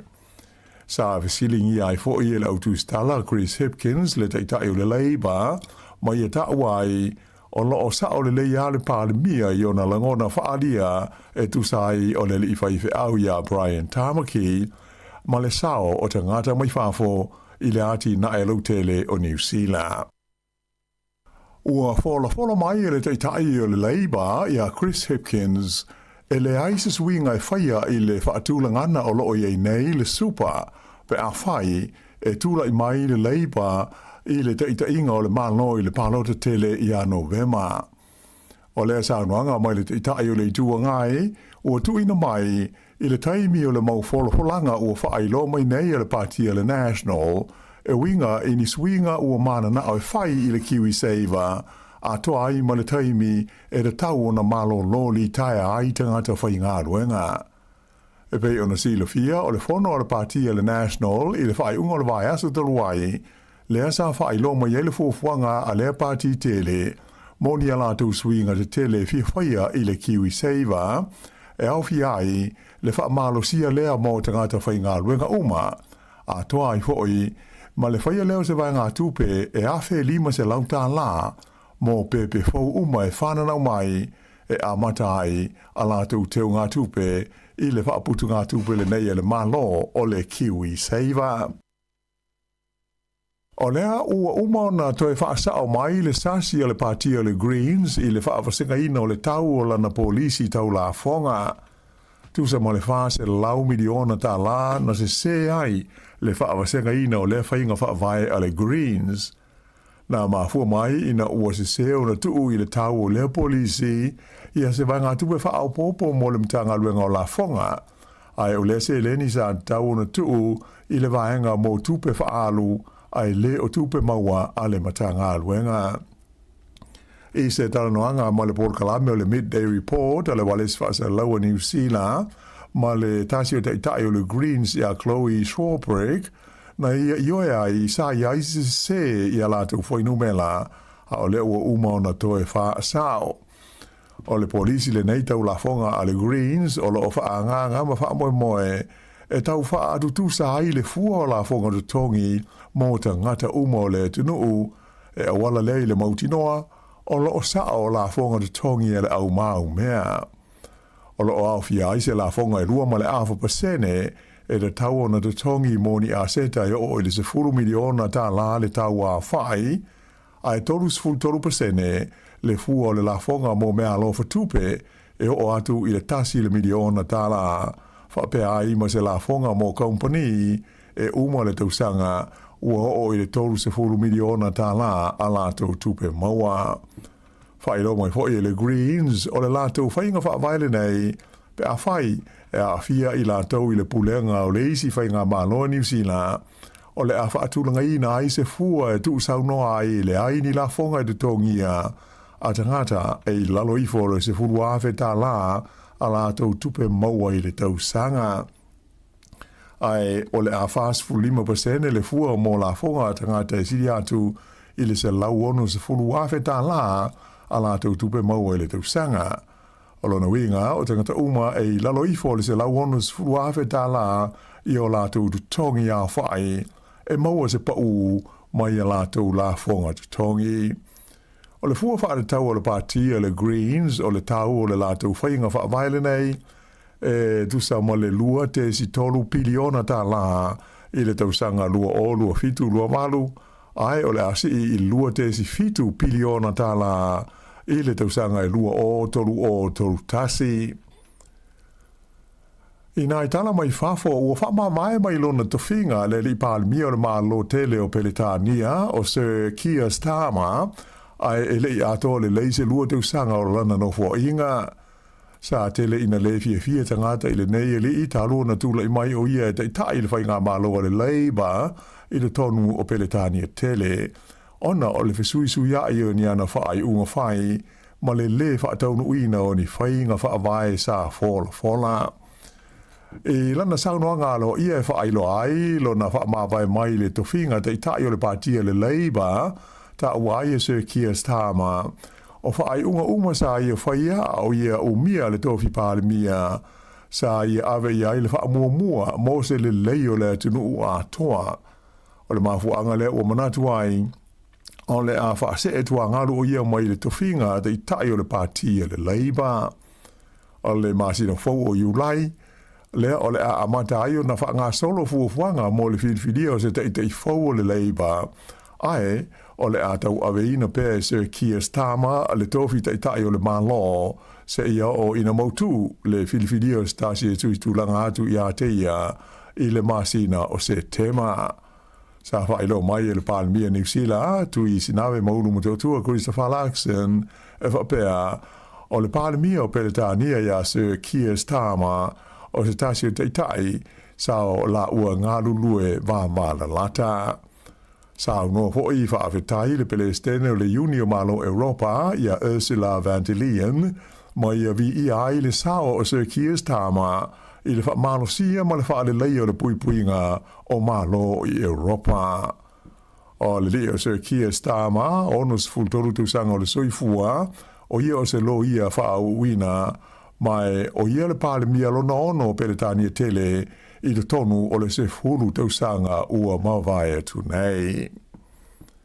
I Australia, ua maua mai ai le leo se uto tele o le waila au whaasaina o le cocaine I se tasi o pitanuu I sifo o le ai tele o Sydney. O le auta mawai e lua tesi fitu tone o le cocaine ua fufuaina lona tau e o I le valu se lau se fulu ono miliona tala Australia. O le tusa lea ma le iwa se lau iwa ono miliona tala New Zealand. O le nei uta tele o le cocaine na maua e leo o na nai lalo o le fola o se fale ato ai ma te tono se container sa atanu mia ai tua o le fale I le pitanu engo Londonderry I le asfora I le taluai. Whaali e leo se awha I ngā pito I tele lea o le cocaine o maua I te tonu o Ausitalia. Mai o tau fia I nei nere I talavau se to lua a o tau mawhai e so solo ese ina ua tau nua atu I ai leo o umauna o ane la ua I luma le whaamisinonga I New South Wales ma ua whaatulanga ai e toi ho atu I le whaamisinonga I le masina o Aukuso. E te tau ia New Zealand o na whaafau na porkalame ma fuafuanga mo se whaama I tele e sa uniuni ai mo le ono o mai o le vailusi o le whaamai o le bird flu le ua la vea ai au stadia I le teimi nei.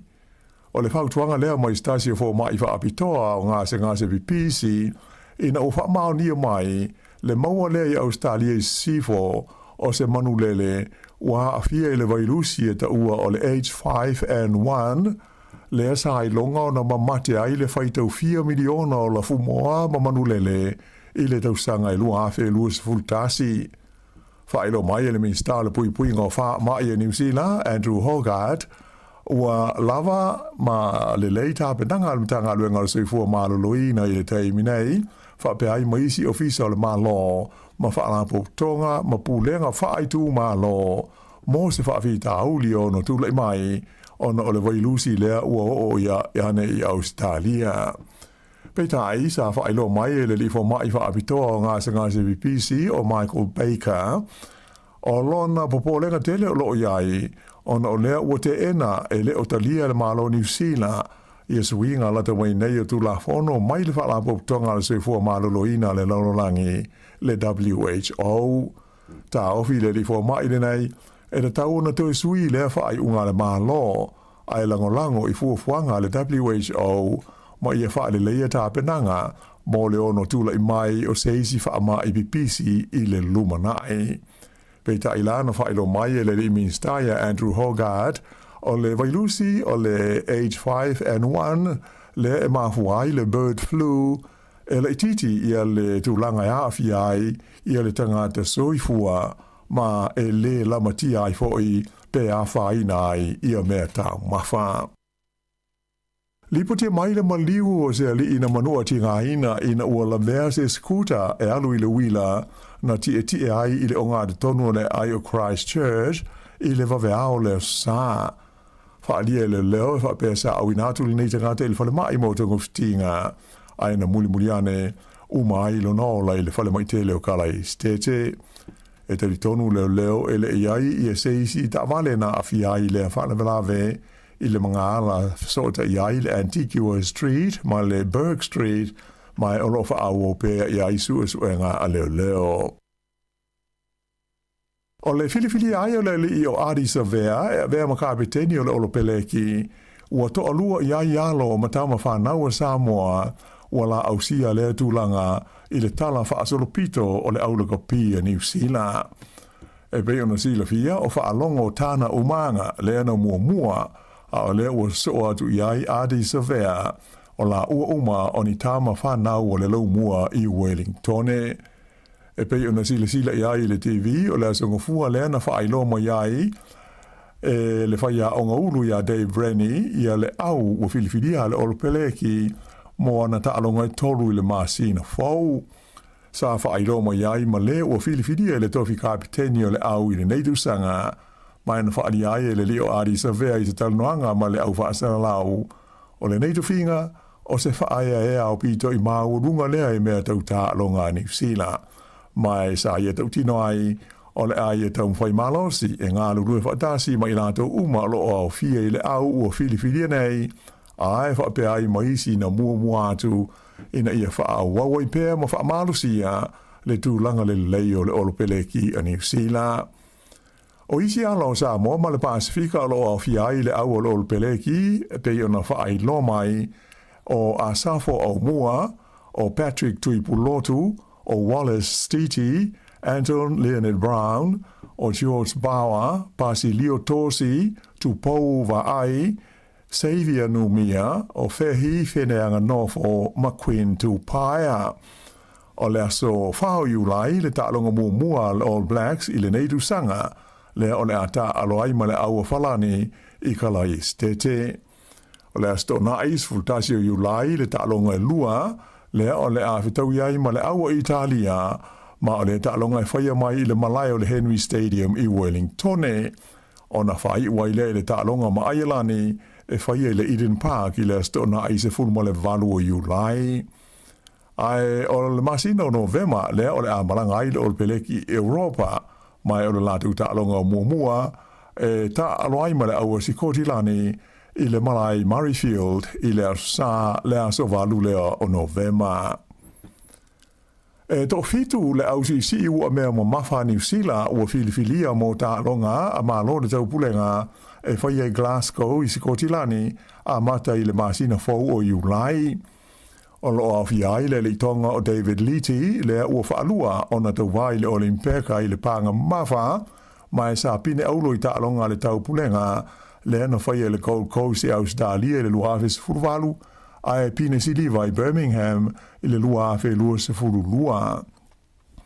I le tupā to mai tai o Olivia Selemaia, mai le pitanu o Papatoe, le o le atau wāai mo le teimi mua i se tālonga amalo o le taupulenga.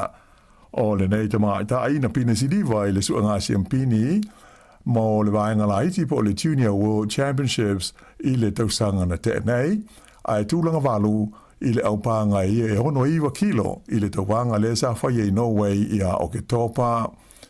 O isi o le awa New Zealand au fi ailta mai tai o li tia anangi levu, le ana tūlanga iwa i sua ngā fusi le laulangi la tamai nei, ai e whaatuina ai se matatia mo tauanga malo le taupulenga, ma ta'alonga le Oceania, o Marco Molo, Georgia Theron, ma tui alofa patolo, ua maua o lātu awanoa i malangai i Skotilani, ona o le leiro lātu tau mawhaina iai, i ta'alonga le Oceania i sa whaia i le rua māsina taruai i Sāmoa.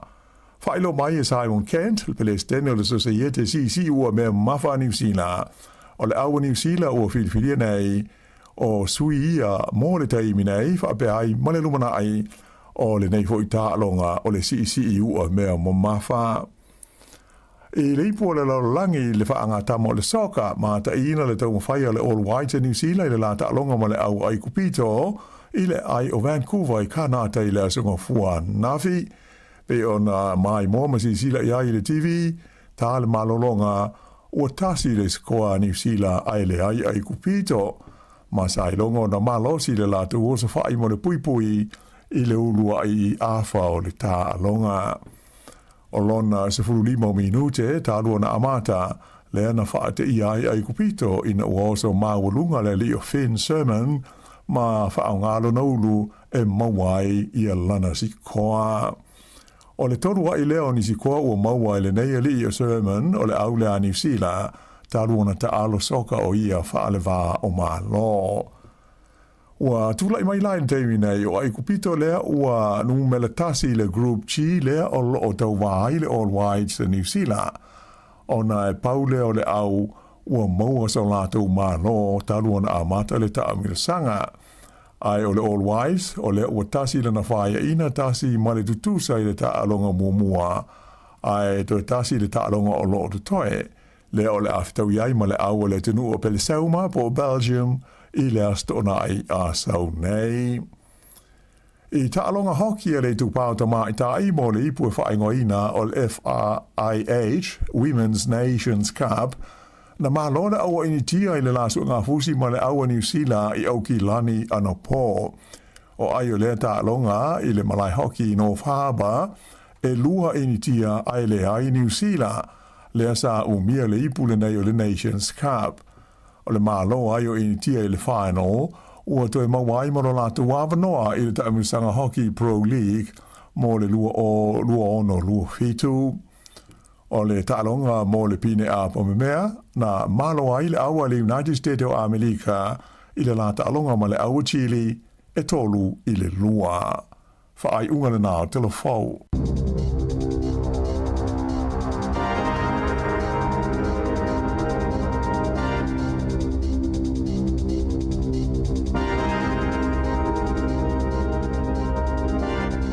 Toi fa fonga le tula sfulu le lua ta tu telefon ma tala mai Samoa lua sfulu minute te nei le tula iva ma le ye le la. Oi. Toi fa mla tu la tu no ful fale e fonga ne la u fa fo ia tanga lava. E mo tino e ta nel fa. Ia. O te la tu ton. Na o va me po to ma lu. Mo ilele. U sa le le ta te va tu ma ne o le la. E ta te o le fale te va tu pe ia wa fia.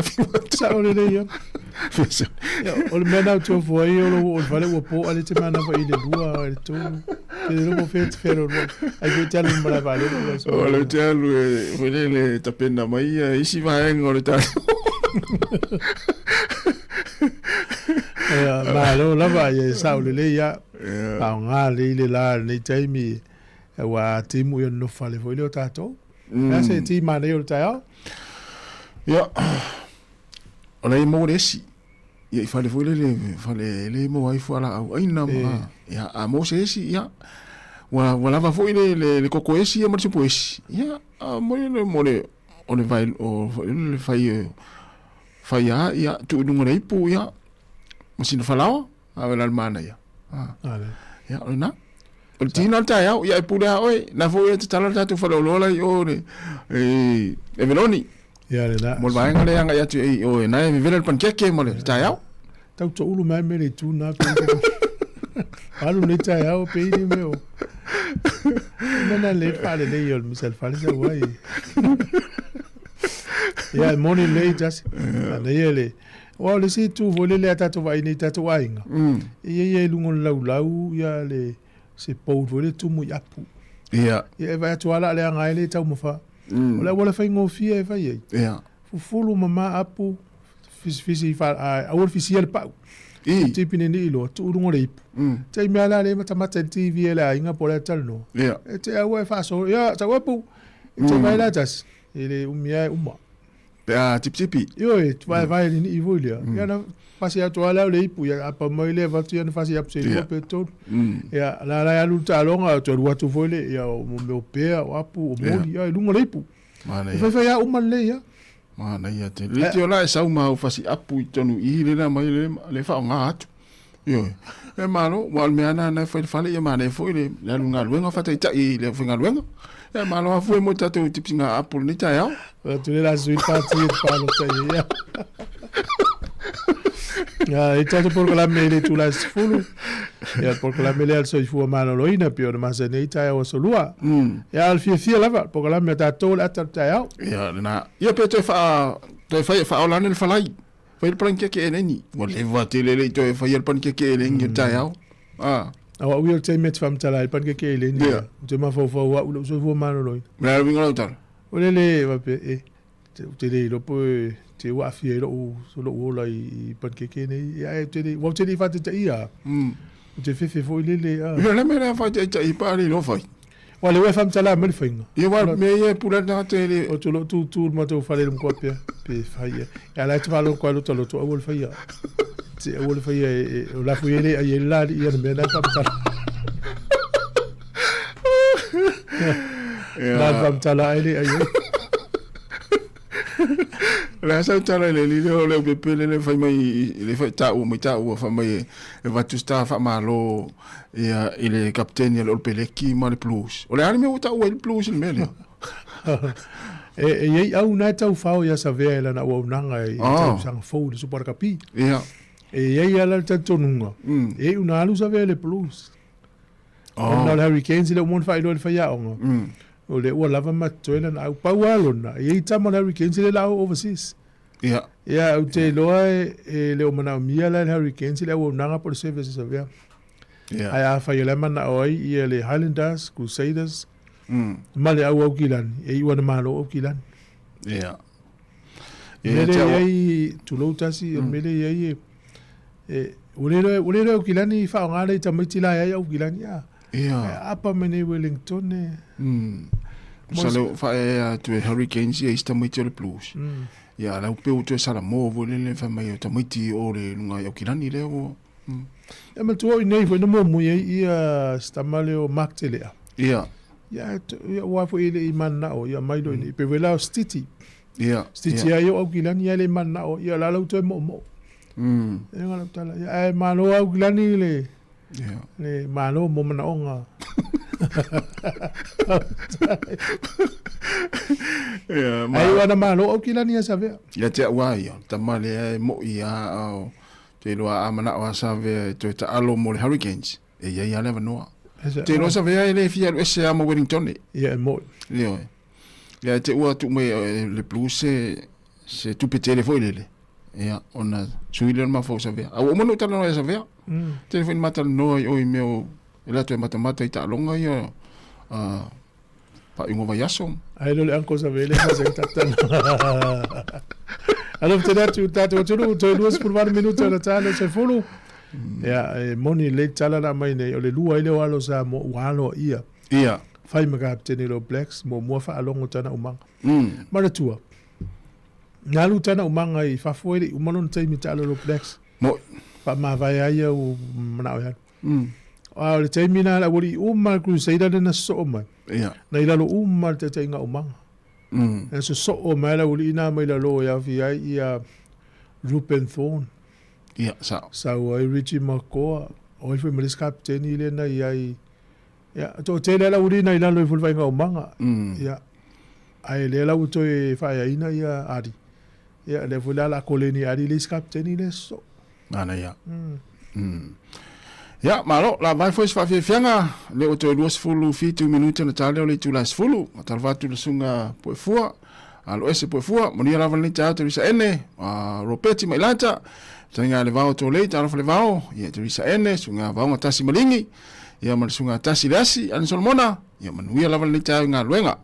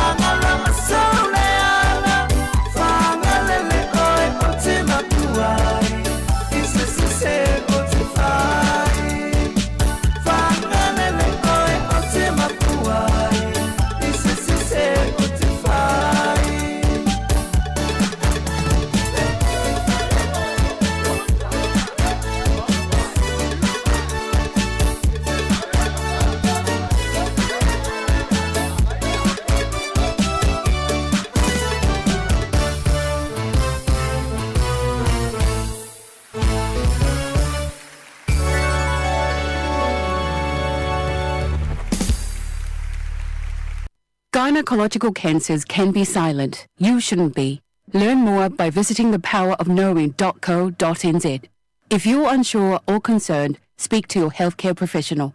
E le te tau ia oe una nā tia a fianga o le ka nesa o tutunga sā o te mai tai. Mo le sila fia atili, asiasi le powerofknowing.co.nz. A whai o e popole pe le mautinoa, tala noe lau mai. GlaxoSmithKline New Zealand Limited, Auckland. E aisa isi o le tau ainga e whaapea sana leo. Pe whaapea foi. Whaamata e avea le tale i ma le tane maasani e tau fia i lātou mai le whai o lātou me maasani ai. E tatau na lātou e whai suenga o le tale a ngā i le coughtest.co.nz. Pai le suenga o le tale ma whai loa i le fō mai coughtest.co.nz e le aise tatongi. Whala au talawai e iai tūlanga la matia ma tūlanga le lei o whala au. GlaxoSmithKline, New Zealand Limited, Auckland.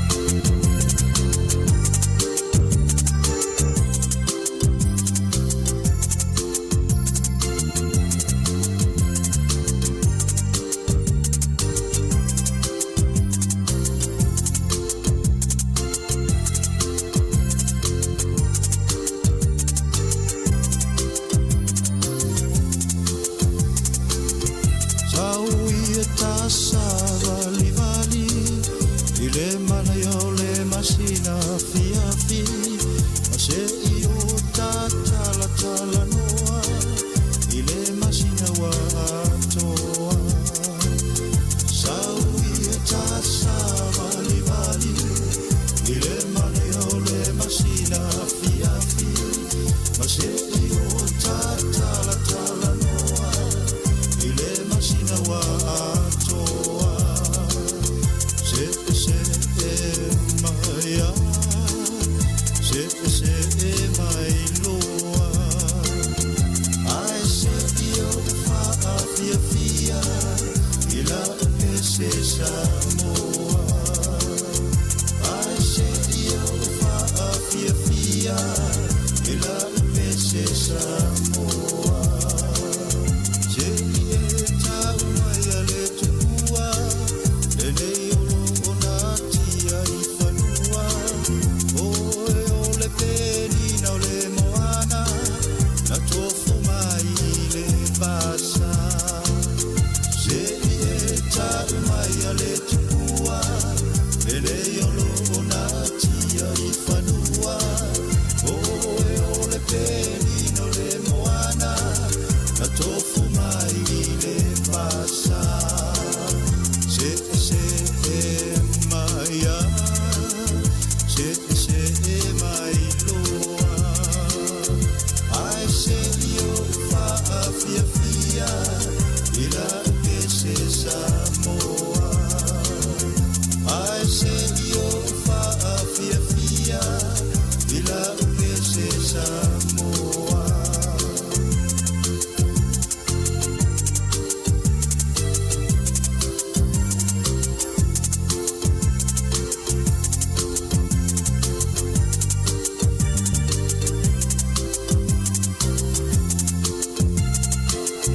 Malumai o le taua fiafi E tu maolo ua fe pulafi A o unofo toa tasi Umana tua lo e le hani Malumai o le taua fiafi E tu maolo ua fe pulafi A o unofo toa tasi Umana tua lo e le hani Se maya Se mai loa Ai se io fa fia fia I la se Sāmoa Ai se io fa fia fia I la se Sāmoa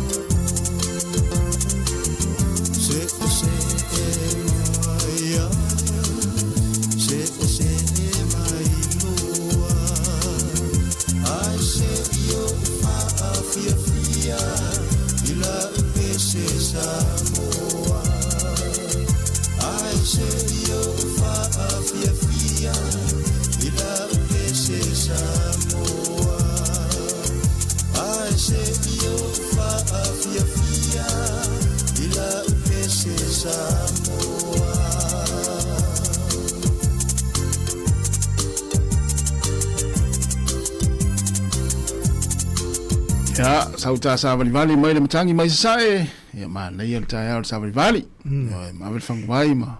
El fa marstino. E le fale le san no foi a Jacinta Malonali. Sai milen pale mi Jacinta. No fola inga ele awala le Sandringham o inale peia I Ementeu. Ya sa. Ele awala umine alu tai le. Ya tu yanga ma vasolo ya. Ya le la wa fo sei le fale. Ya na faule ta siva todo sfuru fa po tu moe lua falta ele. Ia, e se o tātou iau ki lani pe bana to te whataua le whale na la tu sa vea no fo i pe ata alo ma utou. Ia mana i fo. E lua tesi ma le tasi lua ngai lua tesi ma le whaono miliona le tau le whale. Tau tau whale a. Tau le whau tasi iwa tau sfuru le whale na. No se longa e tu whaatasi umatu. Renga ave ese tamo le plus e to ono mai no tupe tongi sa vea la to talo mo lato. O me fo no le fai no ki lani o lato kapteni le o super la kapita usan fo. Oi. Wari. O so. Le wa batana sa wala si mo so o ile tau la mo.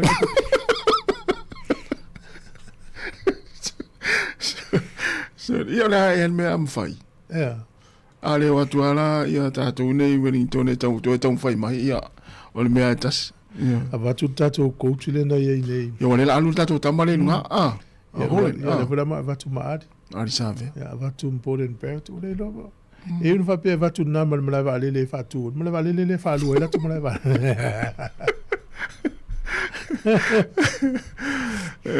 A nafi ia nei talo talonga.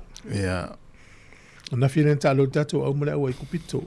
Ma nei el talonga mo skota to fata mala ia pau talonga soka o le se senga o ai le au ai kupito mo tato au o ai kupito e o so fa ia i te me te vetu le nau o tama umai lunga mala tato au lo fa per tani mo relax ai tamo mo ia le son ta alo e no pole fitness ma fu ai si va pau ve ala to ai pau ve ala to skai di ala to ta alo ta iloi Wana fa pe le nau e kupito le nau o tato au i matou ni tato ni matamata. Ia. Te loa e o le tele o tato ava no, o le manei o le auso.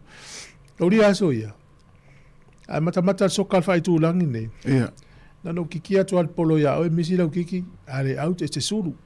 Isa. Tai milane nei. A paspasi ni usila al polo lor wait. Pe ala paspasi a tamala i petani ia. To ai polo tama mai tato. Po fe pena yeni tama yan po ya melale mo tama ya len ta alo le au kilani le FC le sa. Ye tama ya. Wa ale se ale tama ni sila le ngaba. Ya na. Ala to tele la urina ya tama me tato ta lo stalia peltania mais kala puifa. Ale matua ile le ya so ka tama. Tama ya le Phoenix. Is tama ta. Ele tama fa ya pain. Ele na le tau soka lo tau o te nei o no. O soka le la lang. Nei tama nei.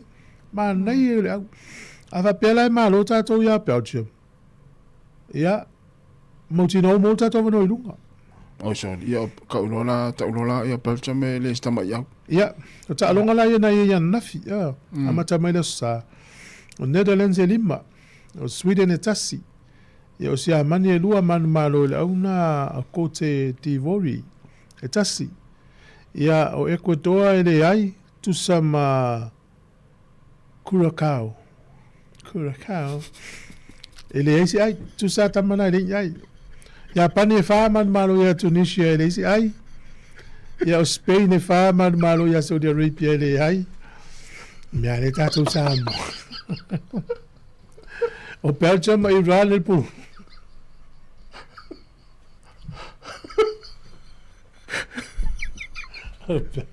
O Belgium e Iran.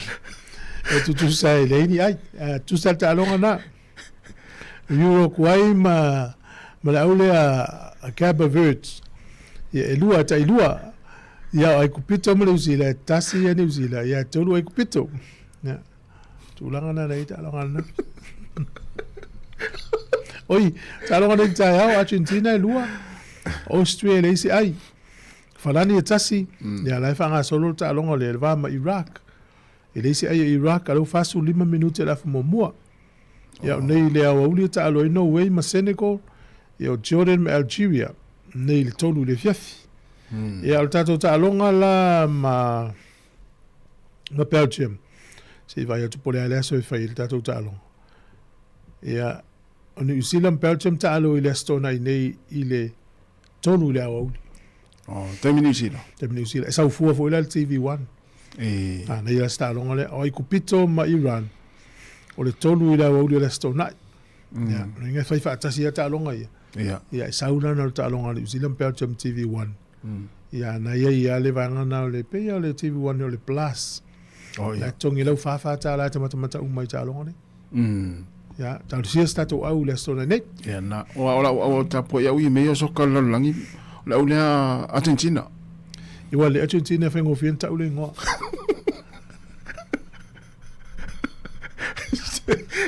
Ele se tato tino ule fie lo le ngole au le na tau ne ju foi. Oi. Le ngole au le na e ia wangi nunga le website al FIFA na ye nunga.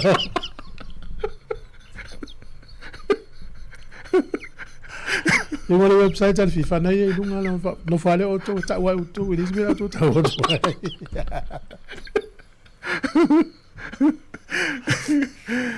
Ja, malo. Ya, pero ni sina ona I tala talonga o le tala man ia le fa ia tu I fa salonga mai Sāmoa.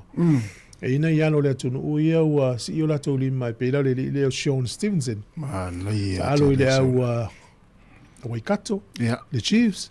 Talo ia no fapa. Fapa. Ele le tele talo sta mai tele. Ja. Ona winga. O le mo wa tato full pick. Sa ole.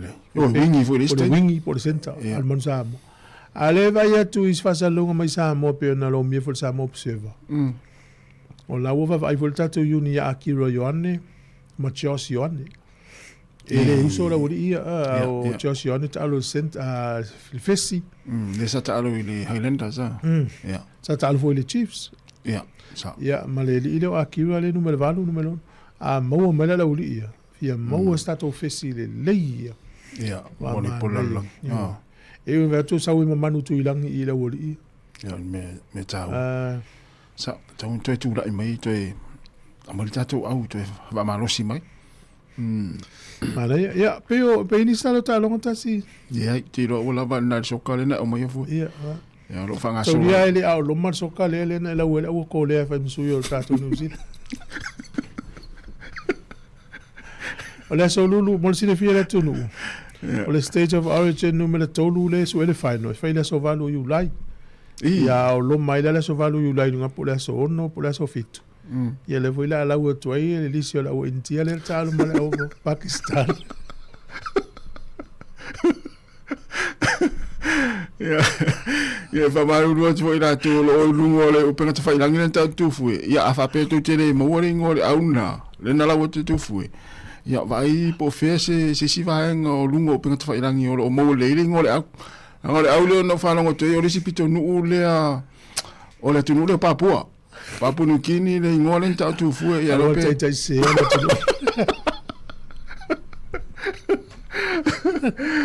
Ya, ole o te pena meta tu pula mele so fo malolo ina. Ya, ta ua tele vai ngana o so fo malolo ina mo tatou. Sa. Ai ele la so vali. Ya. Ya, ta le ofe te lo la wala le itai lo hatele na te tala li mau tele tu nele na sa vali volta to fenga lu. Pa mai tala la ta mai na fino fai tala le o valu sfu li ma fe tanga tau sa vali e dunga ma vili la to wil. Oh, sol. Mana fa no me. Le te tau anta tu ta sa vali se so. Mi sera te mini o lan ma nei o sa vali vali lan ma nu. Ya, alo lua. Ai ma nei wa va tu e o lunga sam.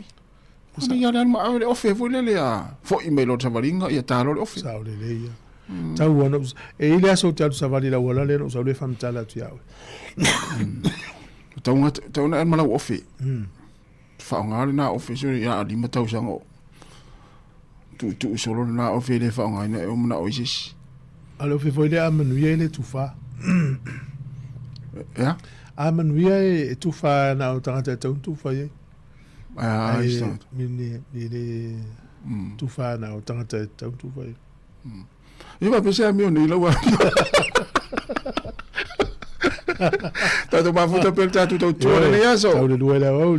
Ya, fatal vatu ya live melei, manuel ni ta fa afta level ma afta mai, ya tamata ile ya mem ta fola, ya manuel nga luenga ne yaso, ya bayane le kana le sia kia tu le sa tu peso.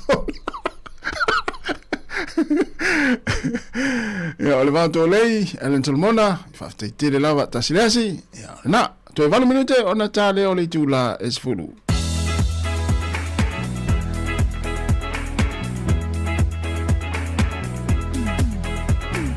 Essa é o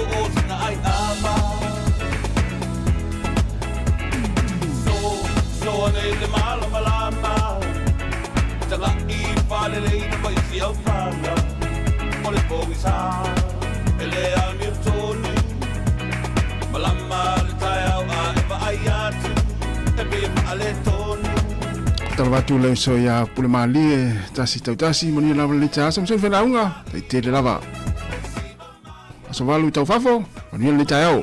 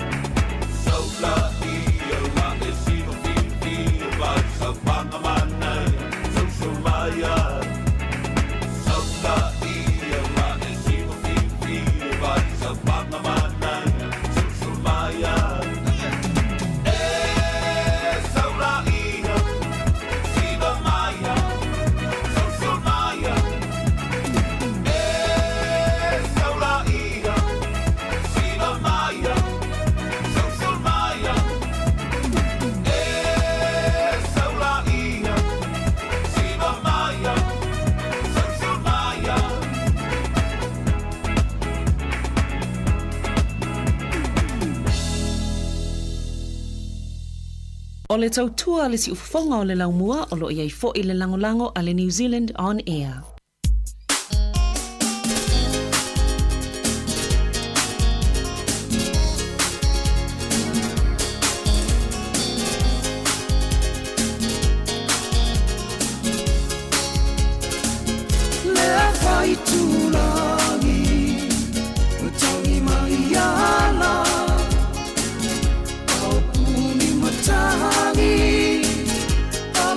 Sala,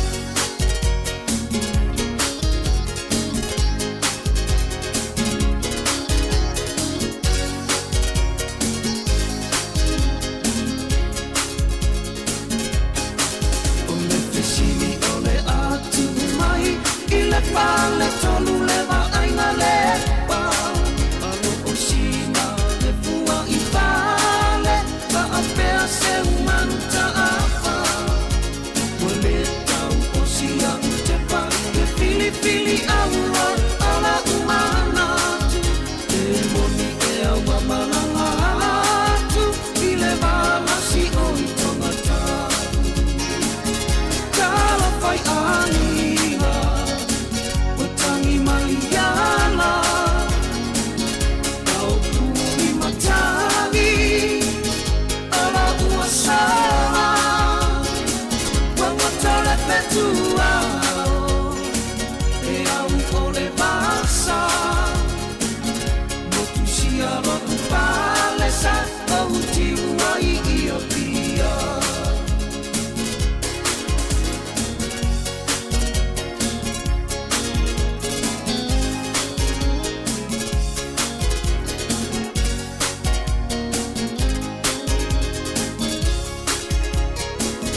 leo fai tunangi utangi mai ala au tui matangi ala ua sala wangotole petua e au o le vasa motu sia lotu pale sa au tiua I ia pia sia lotu pale sa au tiua I ia pia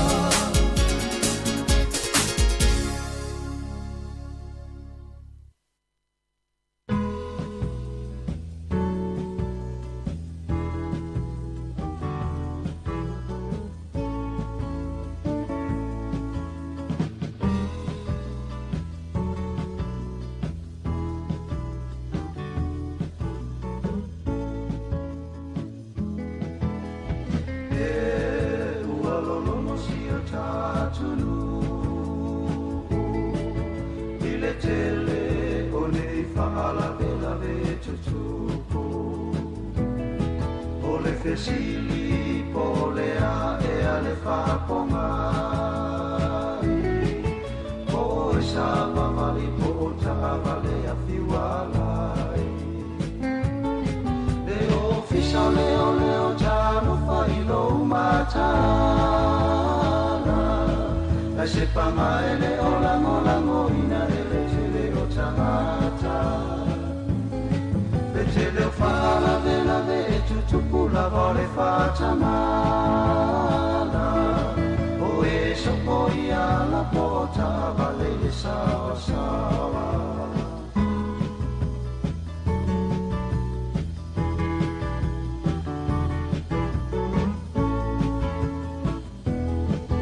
ua ave mama san fasili o pase se pasi o loli mapiki a pule popole ai la vale manatu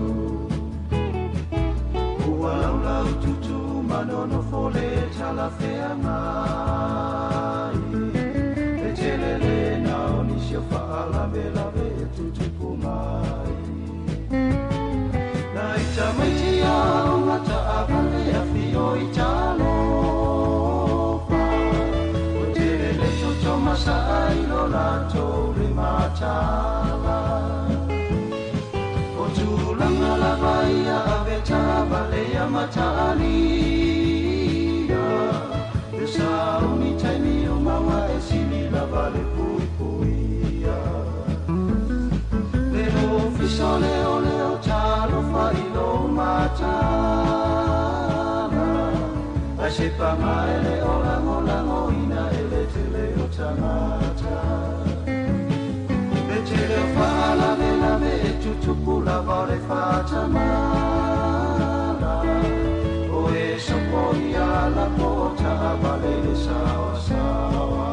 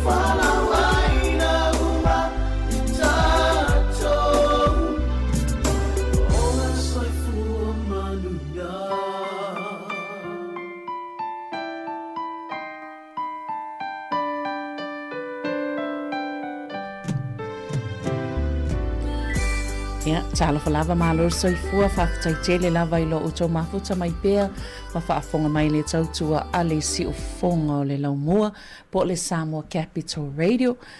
Ia o le taimi le neo le tātou po kalamil soifua malo loina ma o le aso o le atala noi se vaenga tāua tele o le pol kalame lava le nei emise o le suenga le o le ngā au tele po le bowel screening.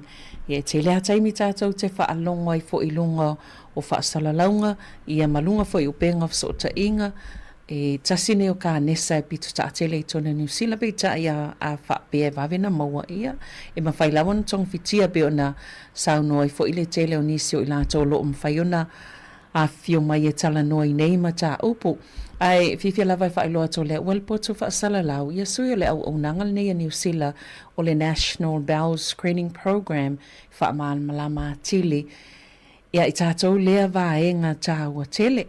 Ia tālofa lava malo soifua and welcome to Sāmoa Capital Radio and our program. Malo fo soifua Maria, malo so atau. Malo lava e mo lava ma whawhiloa i whatalo whata Savelina. Lene taia fo e whapitua te whatalo wha ia waona le tua. Tina matama matutua i o atu lava i whanau. Malo le soifua maua ma le langi mama. Ia whawhatai o mua sawa no matangu whia o mawhai fweo na o mai e whai te whasoa i lunga le nea la leo. Awa lava le soifua malo lo mo tātou tangata Pasifika ia whawhatai. Good morning, Grace. Malo. Ia atono e le fōfu il whaanonga tangata po kalame a Maria. Ia tatono lava i tāua vahenga o le alua talanoa i le nei tae au. Yeah, Grace, would you kindly introduce yourself again to our listeners? Talofa lava. My name is Grace and I work with Maria doing the bowel screening across Wellington, Cape Coast, Hutt Valley. Kia ora. I o le sunga ia Grace now, tō whaafonga mai ai, o le tō lua ma le sunga ia Maria e Neliko, i le onanga lea o le suenga lea po whaata fo i o le ngā autele se i tō lou lava, ia pe ona iei tono Wellington, ia oni si vaenga lea wha malama a tili e le sunga ia Maria, ia wa o ia lea e lava fo ilon silafia la tōpo kalame, ia maolo o silafia fo ile tō langa o le, e lana ia wha Sāmoa, i mana ia tato a mata in talafia fia can you share a real life success story from the bowel screening, Maria and Grace? Yeah, so we, as a part of like the job that we do, we just go out and educate our communities, educate our people on bowel screening, hopefully make it not so scary. And one success story we have is we did a round of health promotion at the bus driver sites, so with Transurban, because a lot of our bus drivers are Māori and Pacific people and they're within the age group generally. and we spoke to one of the bus drivers, and then we heard a few months later that he went home and did his test because he had it sitting at home and he hadn't done it. So he went home and did his test, and then about a fortnight later he would have received his results and they were positive. So that means that when he provided his bowel screening sample, there was blood detected, and that blood brings about a positive test, and it can mean that something is not normal or there's something abnormal going on, and then that positive test indicates that you need to go for further investigation, and that is usually a colonoscopy. And so he went for his colonoscopy within the 6-week turnaround, and they actually removed all of the polyps. So all the polyps are the growths that can grow within your colon and the lower end of your colon, and sometimes those polyps can turn into cancer. And then so he went for his colonoscopy and they removed those polyps before they actually turned cancerous. So that means that he's safe for a few years, and it was really lucky that he went home and did his test. He went for the further investigation and had it all removed before it could turn into anything else. So we consider that a success story, helping people understand how bowel screening works and that it can save your life. And in his case, it definitely did. Added a lot of years to his life, I imagine. So, yeah, so that was one success story that we like to share. And hopefully other people listen to that and they think, oh, okay, maybe I'll take my chance and do my test as well. Yeah. That's such a powerful story. Thank you for sharing that. Mana ia le Maria pea toi whaamtalatala fo'i a wale whaafonga anga le ale mamalo sio tātou atunu. Whaftai Savelina, o ese o nanga lea ma te whaia, ma te o atu I whalewhainga luenga, o lena mao o ile transurban around I tonu Wellington, ma o atu asiasi ile vaengele ya Pahat o Taita o nei ki o Burney male o nanga bus drivers le nei Porirua na ma o atu ai ma watu le o nanga le ia ma fama lama I ave pasi ia le pula le ta o tele pula kalame ia o le eti lao o tama ia ai wa le vana la watu lana tusi ia man so ia le fale le fata nuina le whainga lau na susuenga ia ai wa mawa whamatalanga le pula kalame ia aluloa e whailanga langa test ma lafolo le meli ia mawa mai le result ia e positive ia alona winga lawa yele le toto wa filonga langa fea mamau tu lawa le ngana ia ma whaatonu loa me le foma e o le la alu e whaila na colonoscopy o le whaata le whaatau nui I te tonu le whale mai. Ia maua mai lawa yei se la popo lipe. Ia lawa wai le colon po le tau whale.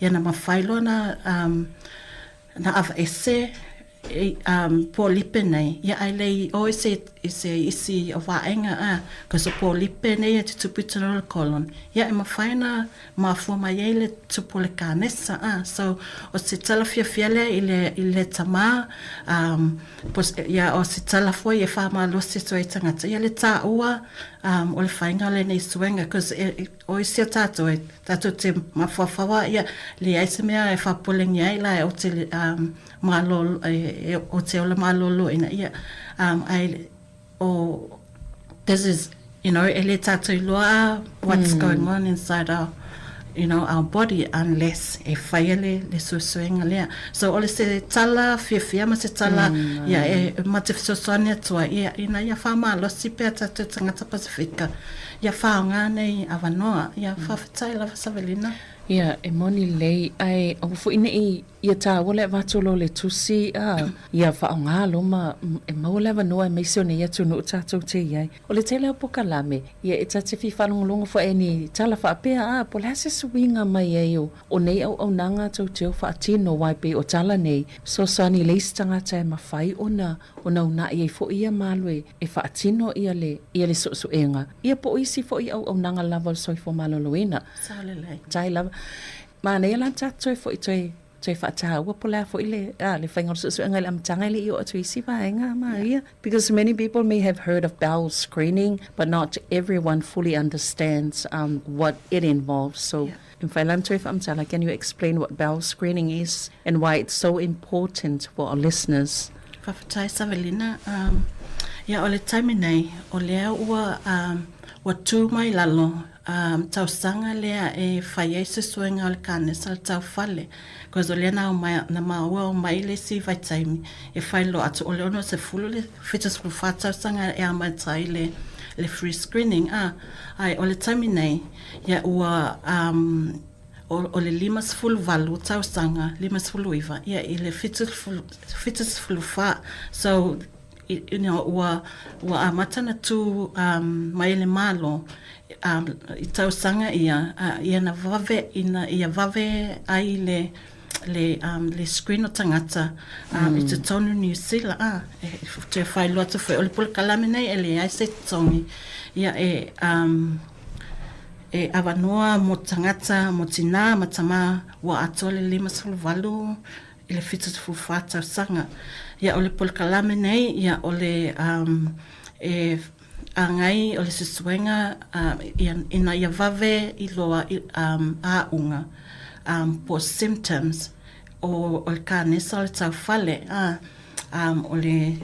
o le test po le whatinonga o le susuenga e whaia anga o le whale whaia ilo maota e le loa atua e se isi po le o whaila susuenga e lafo atua le tusi lo maota e lai tutonu le test kit le vaenga lea e whatau nuai le suenga e le manao mia foi se appointment ia la ele tamai fangu lea e lafo atu le tutonu le teutus ia o le tamai fangu na e whaunga e collect ai sample o la whiauma matu loa ia o ina e whai angai le suenga ia o le test e whai po iei po ye se toto blood o filongi e te tono la whiauma mau ia o le vaenga na e ta umaiai la wa yei ni whapopolenga ia e te tawaina na e te refer i le whale mai ia e whai i si suenga whatetenga le colonoscopy le na ta ue e Grace ia e loa ai po a tūlanga lai tonu o le kolona po le tau whale ia au mai le suenga e positive ia alona winga la whai le colonoscopy ia a maua ni po lipe te tonu ia a tonu o le time foina e vavena remove the that before they turn into something else. So ole suenga e whaitai lua tausanga every 2 years e lafo tuai e le au nanga nei le tusilo maota ia ma whailau test ia lafo le New Zealand Post po le awa nui lab o le isi vaenga lea e mawhaina lafo i nai lau tusi pia e le manao e tuitono o le New Zealand Post e mawhaiana na pia whai i lau whanau po se isi lava e mawhaiana ona droppinga lau test o le time frame for you e ta ua tele le time frame e whai e la suenga o le advice po le ina ia whatau nula swinga, maybe at the beginning of the week, pia whainga whai lea so ngā fua, ia pe lafo i le mele i le aso lua, o even pia whai lea i le aso sā, e ma whaiana lafo i le Monday. O le mea tā ua, ina ia tau nule tusi le test, i le lab, because o le lab lea e whai e se swinga nei, la iau ki lane, because, o isi whaenga foi, very important for our tangata Pacifica, e malamala, because sometimes the test comes back spoiled, o lona winga, e le whatau winga, se suesu enga i le lab, because e la ye whamatalanga e misi, maybe be late whapipia sticker on the tube, la ye le yellow sticker, la ile tusi na lafu atu, pe le whamaumaua le ata tonu lea na whaia le suenga, you know, when you did the test. So on e whamamaunga, ia e toi lafu mai ai, ia, you know, it's a spoiled test, it's a tauna to e whai, O i se whaaliliunga pe o whaatunu, whaataita inga Sāmoa, i se whaaliliunga wha Sāmoa watoile, pe a wha pe o se Sāmoa le ave i eile so enga lea. Ia, whawhitai Savelina, o le tāua tele a lau fesili, because o se whaenga nei na o race inga i se whātala talanoanga male, you know, pe ma whaia na lafo, you know, a whaia se ai Pacific Island, you know, pa Samoa, toke la pe ma whaina lafo whamoa maunga ia, o le talina maua, you know, because it's a national program, you know, everything will get sent, from the same place. So every whamaunga, you know, e deliver I le ngangana Pilitania. Unless o mātou nei e ngā Luloi district, you know, e mawhaina lafo ina to, you know, pēr mana o mia because o I siwa enga o whamatalanga lai maua I le website. O se tūlanga tā ua tele, because you know, just a little explanation of my what I do. You know, au vili atu matala noa se tangata Pasifika ai ole ngangana, you know, they preferred a Samoan, you know, whataltala noa.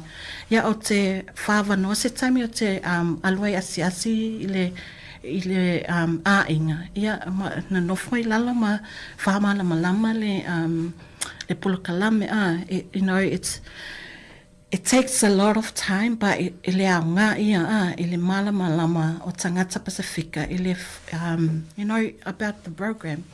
But you know we wish we had more Graces and Maria to do this kind of work, because you know there's a lot of us and only the two of us here. Whaiwa ina stupe e whaatele o tau ia ngā lue vaenga le. O iei se suinga o le whai numero tatou tangata o atu e whai se suinga. What are the stats? Savelina, le taimi nei, you know, o se tala, it's a positive story too, you know, for us. Since we started our role, you know, na matangi, amatalia na mga luele nei au nanga. La wa iei ale suinga o le numera o tangata e participate, be whātau no ina lato susuenga, because the last time we checked it was tolosuluiva paseni o le Pasifika nei I le district of Wellington. O le time nei it's sitting on 41, 42. Yeah, so se vaenga ta uama, you know, that, you know, makes us feel good, you know, makes us feel proud of our people too, because, you know, olea, you know, the more they understand, you know, ole telefoi nā tangata, ia e whātau nu ina lato so swenga. Whaftai Savelina. Malo, lei, e tā ua fo ila le vaenga lea, ona e te tau fo ona tatou ngalo e whātasi, po le ase me mwhaina, e tau te whina ngalo mō mātou, tangata lau tele mwhaina, so sani atuai, ina nā ngalo e ngā tele o loo, tau ngalo lua iai. I may say for this change is quite significant. Le onos fuluanga ilalo le le limas fulvalu. Yeah, and especially for those approaching their late 50s. Mantua for those who haven't done it before. Tangateli ifeidi suenga atono for the idea of screening can feel a bit uncertain. Molato. E saule le Savelina, because ole tamine wa mataliai na ma you know, fisota ia tui tangata ia ua agent, tangata ia wa ato le 5 iwa tausanga, o lea mate either a phone call or a text. Ia e watuai whamatalanga, ia o oile wa eligible for your free screening, po wa aulia wa e mawhainga whai le tusuenga o le tau whale, o lea whaila e tu atu le website, tangata ia, you know, e le malama, you know, e mawhaina lato visit le website, mo nisi whamtalanga, ngai le polo kalame, just a story from myself, na o vili atu le sitama, na text atu, I didn't ring, sorry, apology. na text na set atule text ele tama. Yeah, I really fai mai, you know, needs more information, but and he had some questions which is really good, like, you know, and I was able to explain o tamawhaia ta ita e wha Sāmoa. Avati e wha matalanga wha Sāmoa. Yeah, at the end, malama le tama, so he was looking forward. O lea la lafo atu langa tusi. Yeah, ma wha matala iai pe a whai ni si, you know, mana o mia se is if te soni ia wha so tai mai lo tangata nei. I'm happy, you know, to fiatele if so soni. So yes, please, you know, there will be a text that we will be sent to your phone.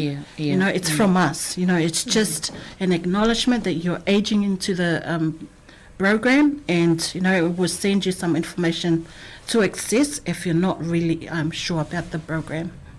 Malo whaftai se itasi na pense whai stato malolonga pupu ia nto e whawawele tatu pukalame tanuanga maloa whaftai atu o lua.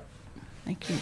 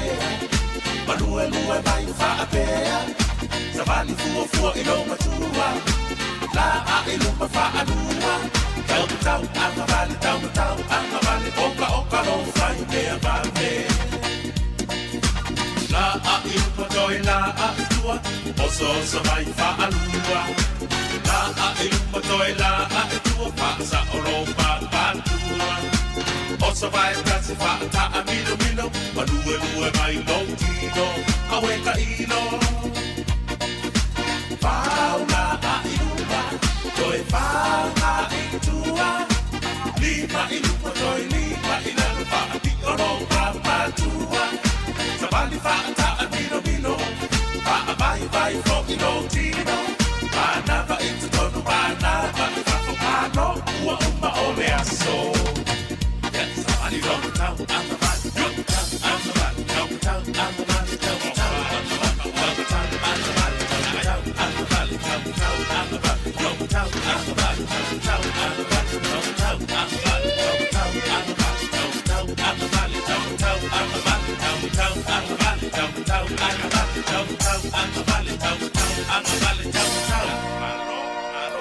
Ia lo e whaafonga mai bea le tātou polkalame o le si ufonga la mua bea no tau whaafonga mai le sunga i a Maria e ne liko whaapea fo le sunga i a Grace Hemara Tierden le o lo mātou talatala no atu le nei tae au e isel tā ua le vaenga lea o lo o whaamatala mai se lavo suenga mo le ngā au tele po le suenga fo le tau whale se i tulau o vaenga o lo mwhaiona fisosoani e le soifua maloloina tātou tangata o tātou iai i le nei e tunu.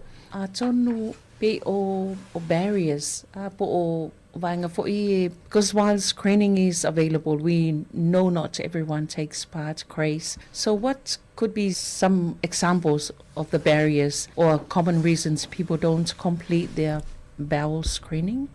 Oh yeah, I think one of the biggest reasons is just the education part, like not understanding what bowel screening is, and I guess you're just sent like a letter in the mail and expected to open that up and completely understand what it's trying to tell you. And especially with the job that we do, we find that people, you know, they're not really going to pay attention to that letter that comes in the mail. So we do our best to be out in the community and provide that education. And Maria does a great job, you know, talking to our Samoan whānau, like in Samoan or the Tokelau community as well.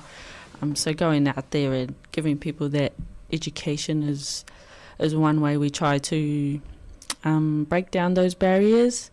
And I guess, yeah, language is another one, because when you receive that letter, it's all in English.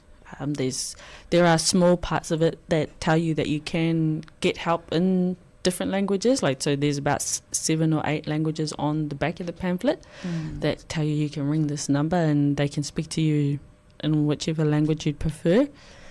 So language is another barrier. And then also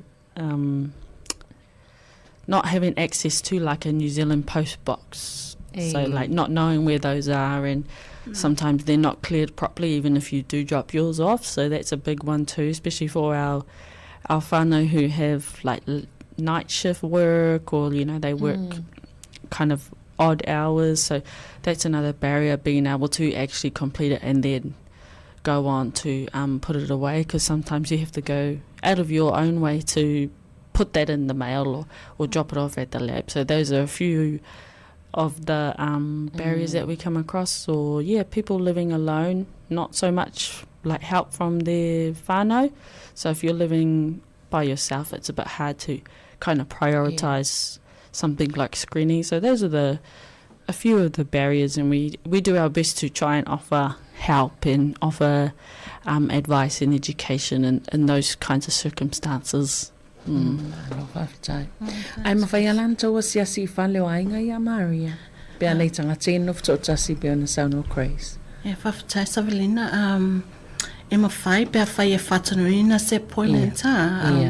A mawa se whatatala noanga se taimi o te awanoa ai, pe awanoa ai foile, e te māpole tinale ai whia maole fisasani. Ia e mawhai ana o atu e asi tonu o lea inga, o se... one of the success story that I have, like, you know, isitina ele manau mia tele se fam malam na manga ile ngana Samoa ya na tuale tami ma te wheloa ai ya na wala tuai asiasila na maota ya mana nofo I lalo whamatala ye le whatinonga o le test. You know, at the end she completed her test nga sentlanga ngau alwe e pick up langa test. This is out of my own alofa, you know, for our people. Ya na wala tuai piki mai langa test. Ma wala tuai drop off le New Zealand Post. Ma mai le result. It was normal, you know, but it's less lana whatau no langa suenga. So Yes, e mawhai ana. Malo, ia whaatonu ia. O le isi fesile Maria po le mo tangata fo ie o le wale su e o tau po ai tangata i tutono le system a tau whawhento i lor tangata le wa o le o tau iai pe o le tangata fo ile o le iai a le tau te whiwa sa ili.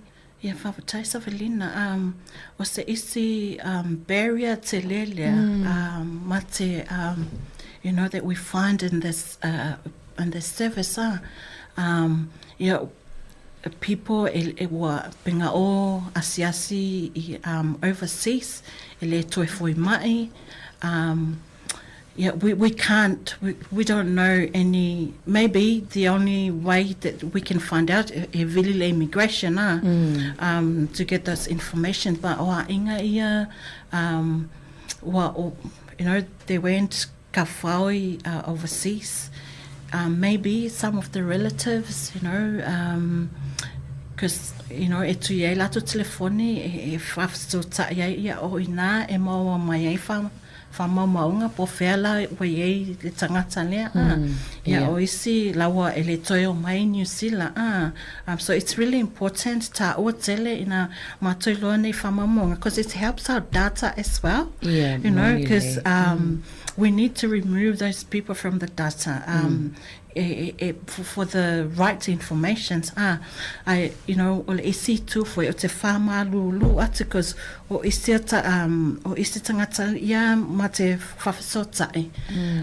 Ia te vili atu ai pina alu le tangata overseas e te whao ia ma uma ia le soifua e le tu, you know, e le maua nei whamatalanga. You know, we didn't know matele loa ele lo foi le system, you know, unless what yese fisto ta inga malea inga yana mau mai ia fama wanga fam talanga. But you know, I have come across some of those cases, Grace, you know, myself, like, you know, someone went overseas and passed away, and you know the system didn't get updated, or you know, those, you know, it's made me emotional, because, you know, wa whalongo atu lawa, you know, so it's really o tele ya inga ne ina ya update lako GP sa tawaile GP that this person, because sometimes the New Zealand system won't know, you know, the immigration could be another department in whaingai loaingi whamatalanga, unless the, you know, the information get passed on. But e watu fo yase tu alalo na ya inga ia na whawhasota ya tu, you know, just because we didn't know, you know, those informations, and people get upset. You know, for us, matu te viria tu ya. E whama lalo atu ma.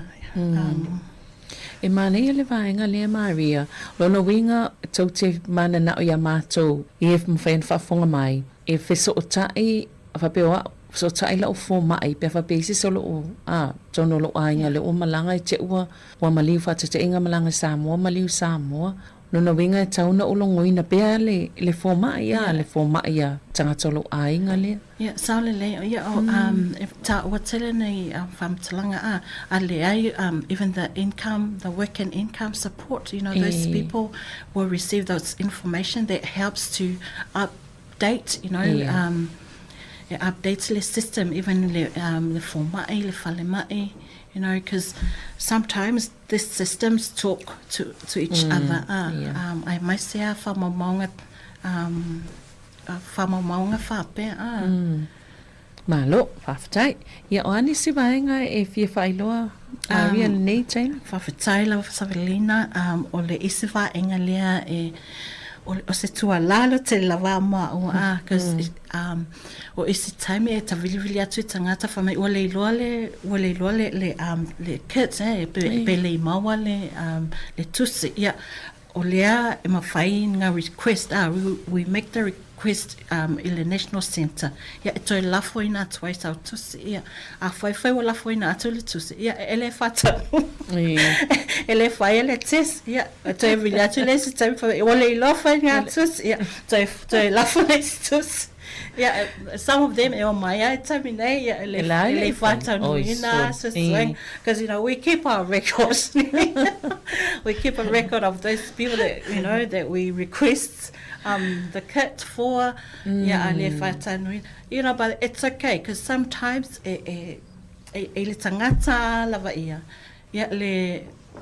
to make those decisions ai pawale ma au nanga le fai o le fama natu ma watu fama talanga nofo sa oni ma nofo mataala I le ta ua le ta ua tele ole nei au own. But it's good, especially those that it's really their health is a priority. Those people that are proactive about their health. If you're ola, they wanted to live a healthy life. Sa ole le malo ia mo le au whaafonga fo ile nai whaafonga mai le tawana watu ia po le ai oi fo ia le sunga ia Maria tautua nā mā tātou wainga nei o mau lor su enga mantua le wa sauno nei ia Maria ma Grace o lo tu mai lalo tau sanga ile 5 valu mai le ono se fulu anga va ai faile su enga lona winga ia mau lo le tusi ia tatau lona fa onga nei ia vanua tu sa le 5 valu tau sanga mo tamai tai mali saule ia mo le fa fonga na ta ua telele na te lele suinga le o fai nei le tu mai lalo le 5 se fulu valu tau sanga amatai ona anga va ai fai ni su enga ia mantua fo e free lista ele ai se tatongi ia monisi vaenga muli Savelina whawhitai atonu o se mau whasolia ile nei tai au ma o te tali tonu o le amawhai o na malamalama o tātou tangata I whamatalanga ma tala tanoanga o le nei pulakalame o le tualaloa ia tātou tamawhai e whaonga nei au nanga ia o maua na o ni au na whatau waa ia o se upu foi ma se whamatalanga o le tala whenga I lau whafonga ia e te saima le whaso le ni tai au ia te wala lofa ma whamanga ia lofa le tua ia whai se sueng ia lofa le tua tu ma peli ola ma le malosi awa mafutanga ma inga ia whapena foi tātou whanau ai mau te whamanu ia atu le e seta I tangata tātou a inga Sāmoa ai ma se tangata Pasifika ia maua se e seta manuia ma se e seta taonga le mu ia mau pe tātou whamanuianga I le tuetu manu malo tātou alifa ola ai whawhitai te lava Savelina ma le awa le Sāmoa Capital Radio ma le awanoa matanga fie because o nei awanoa it's like it's a pearl for us because o nei o nanga ma whai ai fui ina tuai ia whamatalanga ma about our ngaluenga ia mātou te whai mo tātou tangata ai Maloa whawhitai Sāmoa. Malo fui whawhitai. Grace, any final words? Because some people might think they don't need screening if they feel fine, but the success story about the driver that you explained this morning, it really highlights how early detection, through screening can save lives. So what are your final words for our listeners? I think, because that story, it perfectly highlights like why you should do your test. Like you think, I feel fine, like I don't have sore tummies or anything like that. But that's what the test is for, right? It's to, it is for people when they're well. We want people to do it when they feel like normal, not to wait until you feel any pain or where you notice something is going funny, like, the test, it shows you that sometimes things can be happening and you'll never know, So I think that success story kind of shows you how, the more I do this test, the more likely something will be found if something odd is going on. So I think, being like, but I feel well, but I'll still do the test. I think that's a good way to think about doing bowel screening is, I feel okay, but I'll still do the test. And I think that's one thing we try to tell people, like not to wait until you feel sick or you feel any pain, not to hold that off. especially because it's not normal, especially if it's not normal for you to feel that. So, yeah, we like to, just tell people it's not too scary. It's only a little bit funny for a few minutes. But then after that, it will be okay. So, yeah, thank you. And you're doing it at home. Yeah, yes, you're doing it at home, you know, in your own bathroom. Malo sa moni le e sele ta wal vainga le mana ye tele tala le sa fam tala sunga Chris Maria lam tanga ye si pasile na to fai so enga mama wa ia o se tala fifia le pe o tala fa pe fai na una ina ta to ol fa tali le tai muli se longa fa long to tinga ye to halulo le va il fo mai ia le pe na sa no ai Chris ia e sili ale fai o so enga tu sa lava pe te fa fonga pe te fa longa to le te manuia. Yeah, we appreciate you, Chris and Maria, for taking the time to share this crucial and useful information with us today. Yeah, I manuia fo ile me se fo le to fenga venga fa ingon neva yaso ai fa malusi au nai lo ainga ma wo fa siaki tau no lo le seti po me fa ngai fa ile suenga ia fa lo mala fo vavi tato fa ngai ne ia no ta wa male au maua tau si ai pe lo tato wola malo loina ia manuia lava ngaluenga o toi ole nei foi tai au.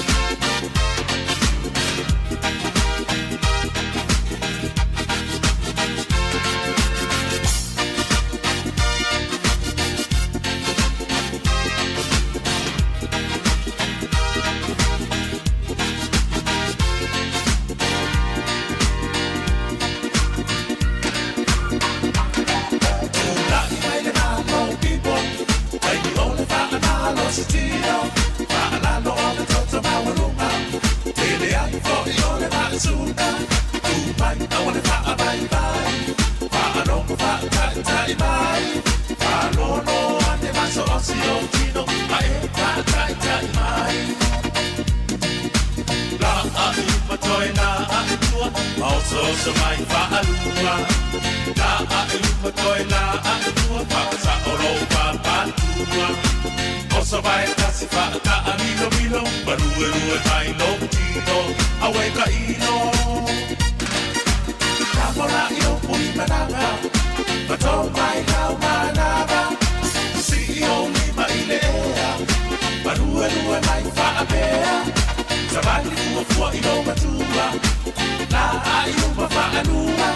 Kau matau anga vale, kau matau anga vale, oka oka lo whai mea vale.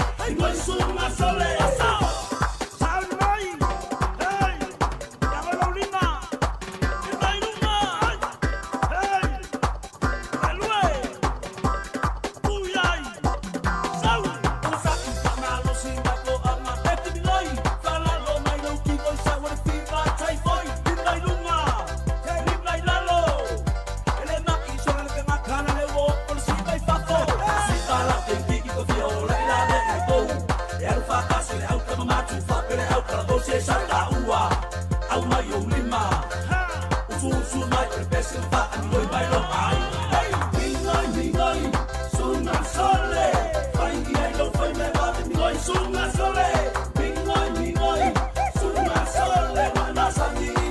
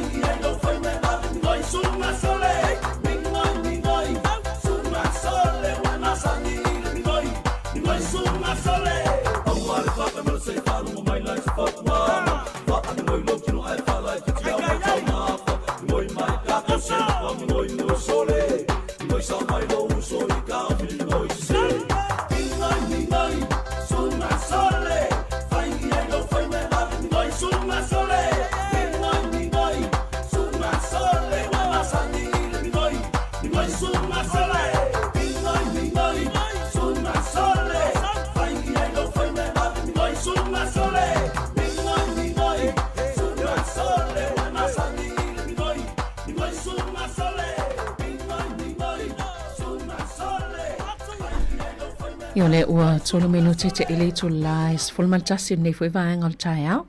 To e wha malo atu i le mamalo lau wha fonga. Ia ona o whianga i fo i mga luenga pe ona iaile nei vaenga o tai au. Ai ua pe ona tu wha fonga le sa to e awina atu le pol kalame lea o le soifo malo loina. O le astol tasi o mati le sa wha ati noi lea pol kalame. Ai ua to e awina atu le nei fo i aso. Ia man nei masina o le whaatawa i nai ia le nofo sila fia e whaatatau i le kānesa o le tau whale po le kānesa o le ngā au tele se to low level whaafunga anga. O le mana ia i o whaamatalanga i sau tau whaafunga mai ai. Toi whaamatalatala i le whainga o le suenga. Ia mai se lama mō tangata ia le 5 tau sanga ngai lunga lea e peona tā ua. O i lātou ia o le lalo mawhai o na whaia le suenga lea polwha ata le bowel screening i totono New Zealand e au noa mase totongi. O vaenga ia e taunga tā tele. Masalo pe na mana tōfu ina tana noa tuai ia lawano i le aso masalo polwa i aso. O no tu atu le sa tala no polwa aso tala wailen tala no i lawano i le vaenga leo le Toi whamanato ele bowel cancer po le kānesa le a fia le tau whale po le ngā au tele. Ia ua oi tangata ne tolu se fulu anga i le whase fulu tau sanga pe la aiti fufoi. Ia wa a fia i le kānesa le ne o le tau whale po le kānesa o le ngā au tele. Ia o le ala wa ilfo whanga le malo pe o le na tau whaafunga i o whaasisila.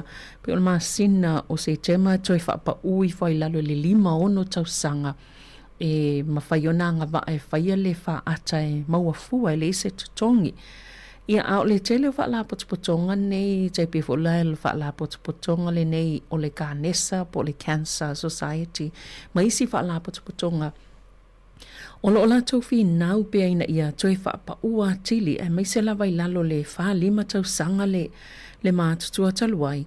Ua wawe tele le alu ilunga le numero tupulanga talavo ututono New Zealand o lea ua maua i le kānesa le nei. Mai o le mafuanga le una ilunga ono le tolanga le mai se lava ina ia whaatatu sai ma Australia. O Australia le a mata il wha 5 tau sanga le matua le lato suenga le pol wha ata lea o le tau whale po o le ngā au tele. Ina e mawafua le ise tutongi. Ia ai e pe o le sima fo angana o le fi na waisi. Tala le isi fo mai lea e whaia ia taotonga i to inga vaenga ia.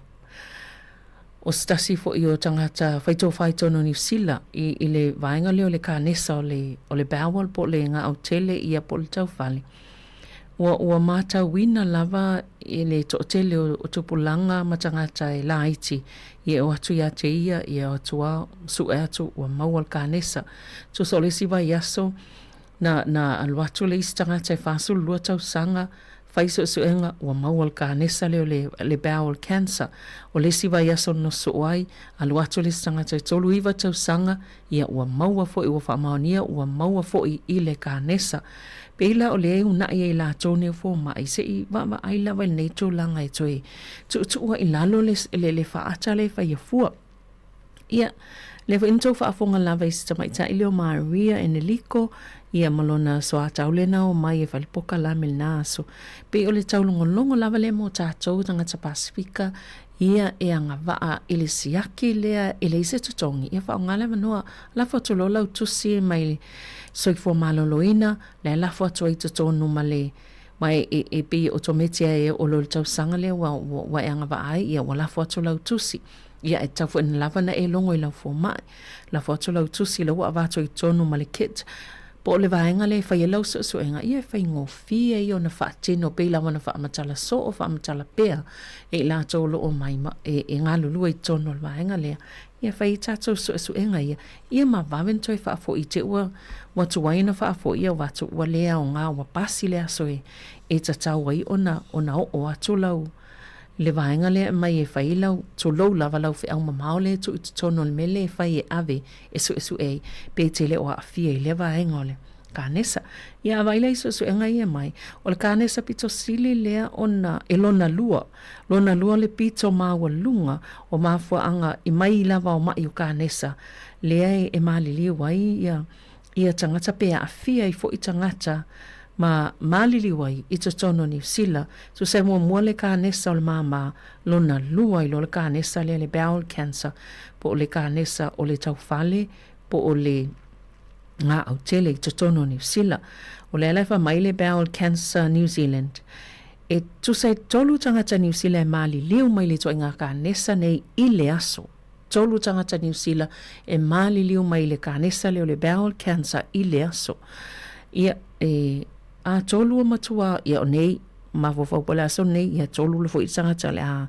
tu so le fua whaatatau pe a fua I le au whaingo o tangata e malili o mai asa I tasi ia ma le vaiaso o le maasina o le tausanga le au mai ei nei whaamaumaunga ai o le satau su e pola lau whaingo le tau mo tangata la ia le anga va ai le pokalame le mau fua le malo ia le vaiatu e se lau fast fulu lima ta lai fa yele bowel screening mo tangata yele anga va lo na winga I latou I lalo ifu o le lima fitu anga I lalo ia ai au o lo ya se te ma wa lima ono le tau sanga anga va anga I lunga lo na winga amata mai wa lima anga I la o so enga nai se lau fa lima ta lai isi au nanga se lau iwa sfulu isi au nanga le tau e oi le lua se lau ono sfulu lima le tau e fai ele so enga le maua fua e tātou nei e tau sanga ia e whaapitua I tono New Zealand ai a whaapea vatule so enga lea e positive e yeini vaenga lo ulua pe iwa le wa amata na fia kanesa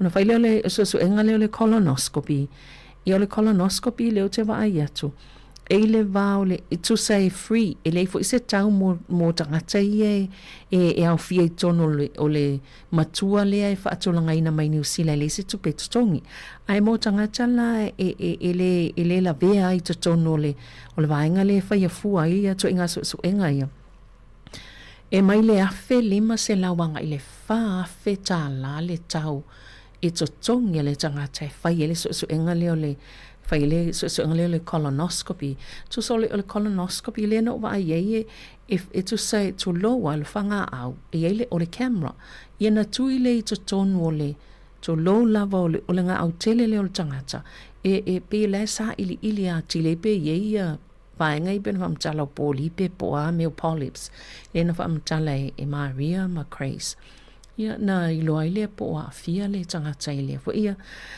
ia ma aviso so e po o fa maunio wa fia e foi kanesa le to inga kanesa lo no winga e se lalta uole fa nga le step mo le la fo tu le mele fa ile so enga ia ma va ve fai lo so o enga mota to ia ma wala va no e fai fu ile so enga e se le la ki o tato tono ne ia tunu ia o le masino nei pe on fa ilo atu o le masino lo fa lau ilo ai le nofo silafia e le nei fo ito ainga kanesa lelo na lua tangata e mali li wai ito tono New Zealand ia o le fautuanga fo imal fa manatu o le fa manatu mantual ngal wenga tato le tio o le fa manatu lava male tau longo maua lola usu enga lea mai le soifo maloloina ia fa atino lau test lafo tu te utusi to e lafo ile pusameli ia o ka se fai ngofie wa fai lava ito tono lo lava maota ma lo lawa ia ona I vaenga e to e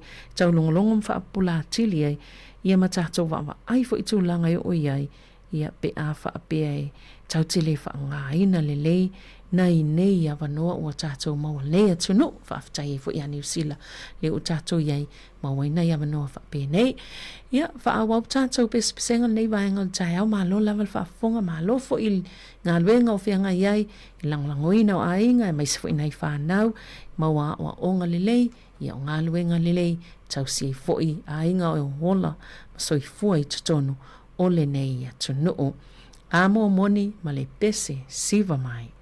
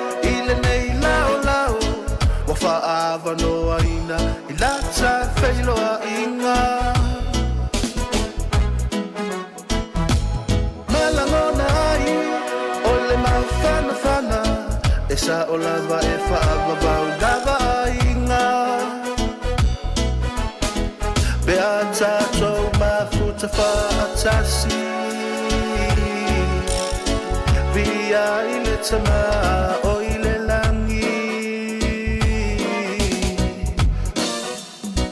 le sura elongani su elona fa amalama mato e baba ilona fa sino manga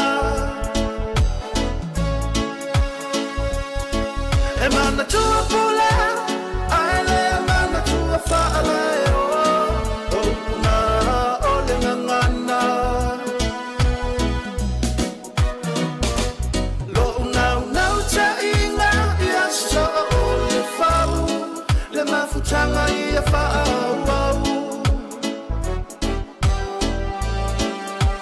mafusia ita so ile fela fali ala una telena tato tutu fatasi lo uva ole aliliu ai ua o iloa ua ola ipuniu ua tala eslo pepe ifoa foama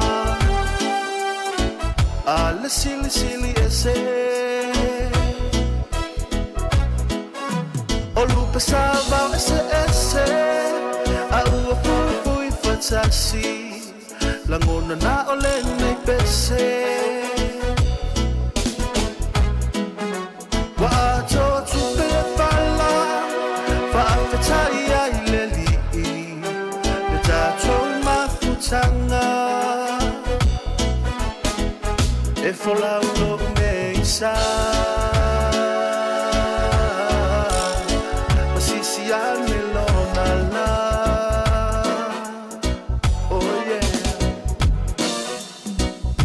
Surana elongani su elona fa amalama mato e baba ilona fa sino manga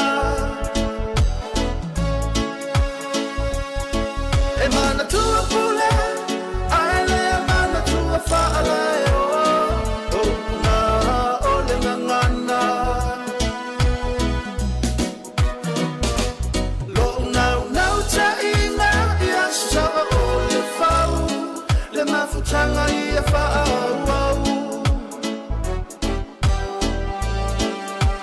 mafusia ita so ile fela fali ala una telena tato tutu fatasi to mai shehua ia tatu la fanua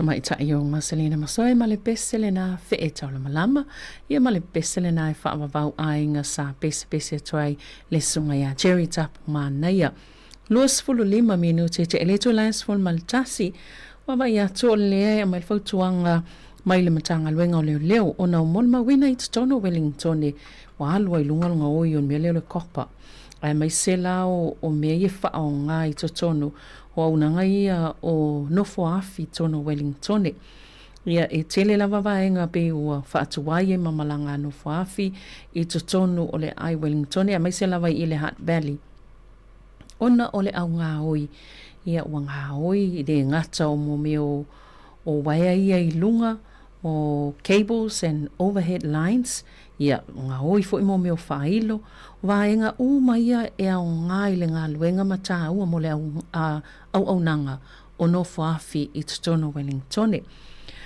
ia o le ala ua mai le whaalinga a le ngata le kiwi reo le whapefo i ma leo ia tautua nā tātou umalawa, tātou manta i tū ni wainga mani winga fo i be masalomia o tangata nei le whaia le ngā luenga nei o le ngā hoio.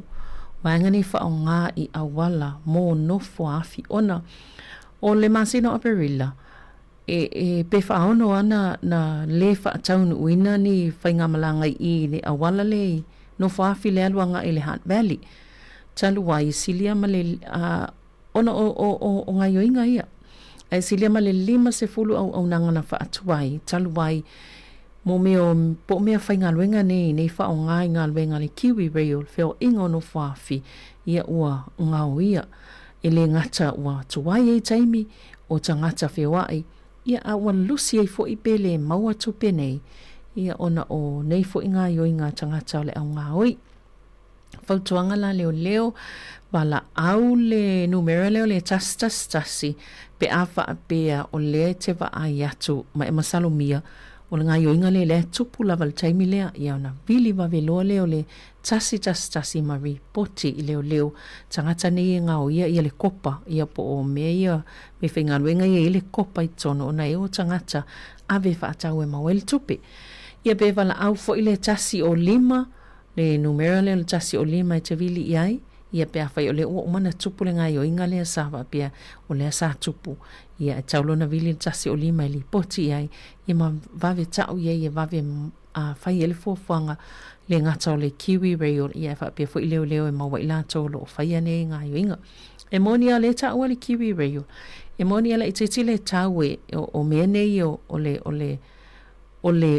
le copper po cables ia ma vaenga umane ngau ia tangata nei a o le tau lai whaaluina e toi sui ei cables nei ia po waia ia e whai tau se lau wafe tā lātu pe alu ai ia ma le taimi foi ia na umalea toi whaataitai ia ma toi test pe e whai e lato suenga po o saunga le mu whaawawai whio inga te le o vaenga e anga ia nei au nanga e toi whaaleleia ia talu ai lava ngai o ingolo whai anis ia tato ngā luenga whai whaatasi ma tawina lo o whai ia ngai o inga ne tangata ia numero nao tasi ia male tasi o 5 e li poti e le ofisa o leo tato pespesenga tali tu las fulmalua ia na toi whafonga le tala fau mo le nei fo iaso tala i New Zealand nei ma tunu i fafo ia whapia fo i matala mai Sāmoa.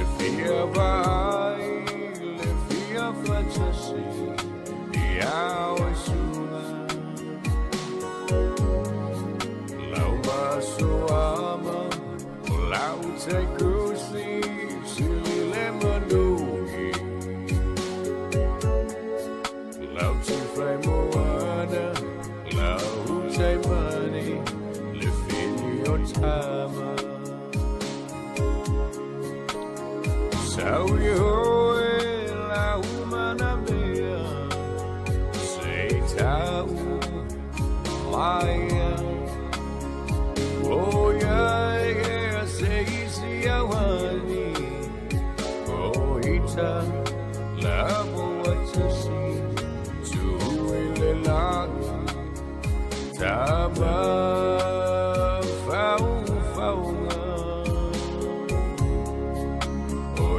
le pule faso o mea uma e malutia e lona lufa lo taula fa per foi maltele ufa au so soha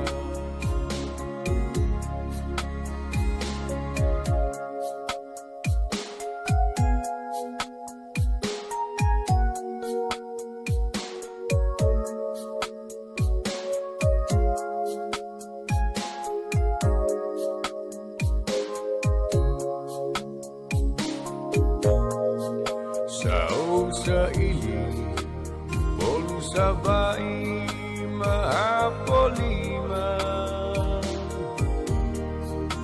au aleai se fuala au o te tawina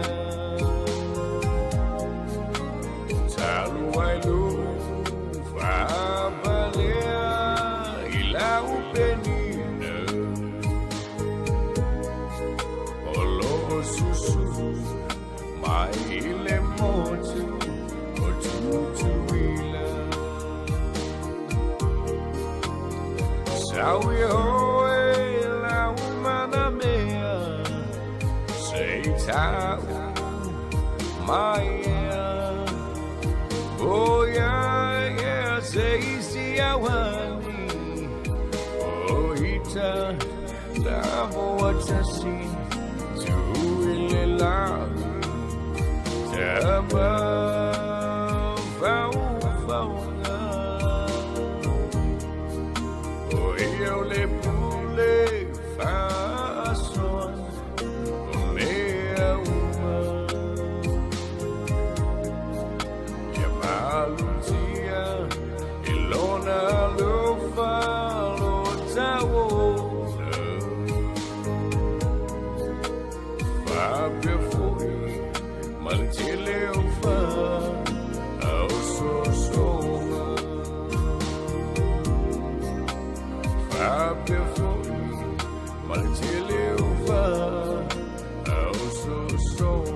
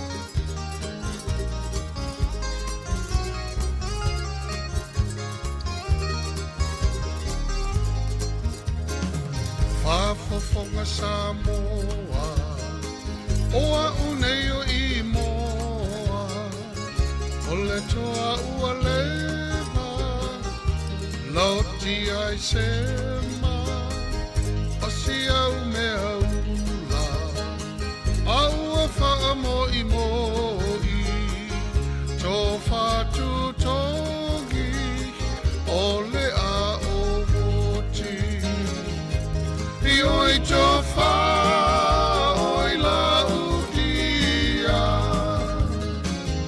O le a mawai nei taua Toi lili ulau ma fau fau Sa ili se tasi e tawanga fau O le a se ulau ma ai anga I le au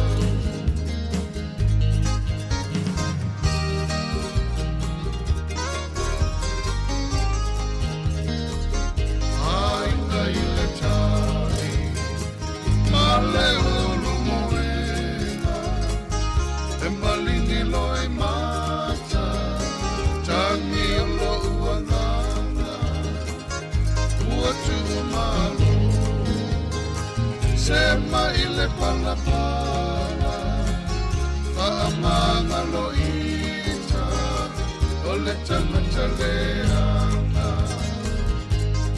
Oi tō wha oi la udia O le ama vai nei taua Toi lili ulau ma fau fau Sa ili se tasi e tauanga fau O le a se ulau ma ai anga I le au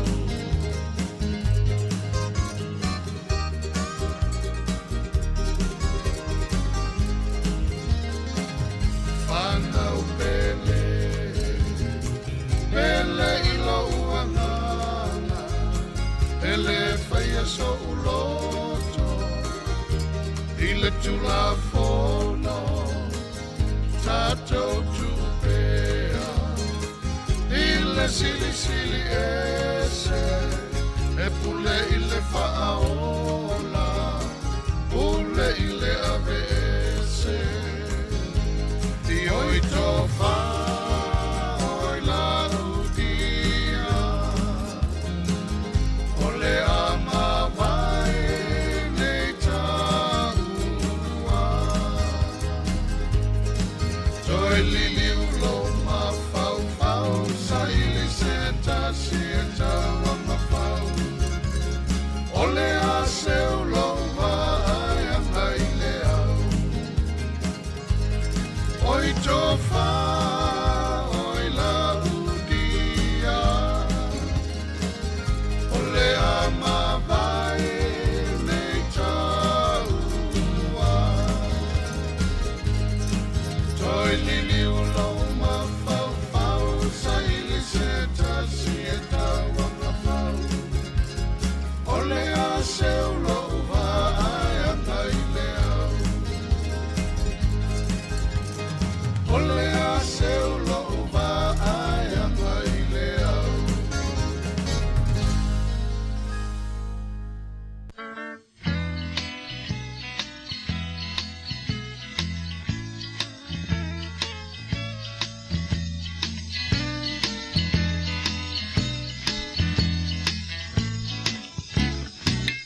Manawele o kisere mama papau ira upele O le amro Sāmoa e tautele O le sorene lea o le setete E a pe mafe to peto Ai sili le tiana e peso O le na atio ata emo emo E tasi oe ai ono na selo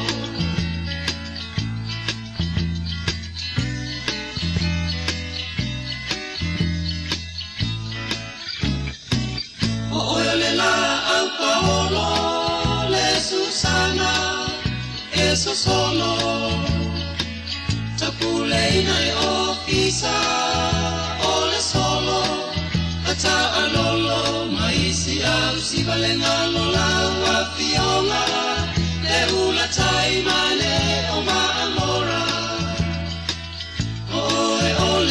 sa si o ola si o ia lino le mai Roma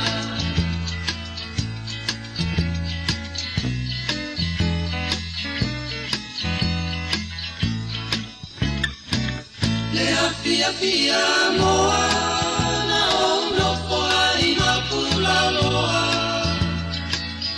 ina ua o tu ua le abra Sāmoa ua va i le vasa la loa si awa mi o vai vai e pea se ki o na ua li vai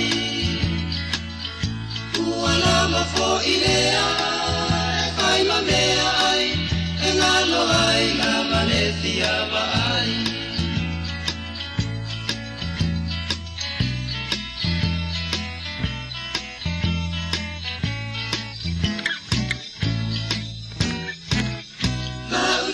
Sala ea, la umana mea, le mata mofiona yo folinga, asulu mia ele masina, la utau sala ea, la umana mea, le mata mofiona yo folinga. Solo viene masina le matano fiana io folina solo viene masina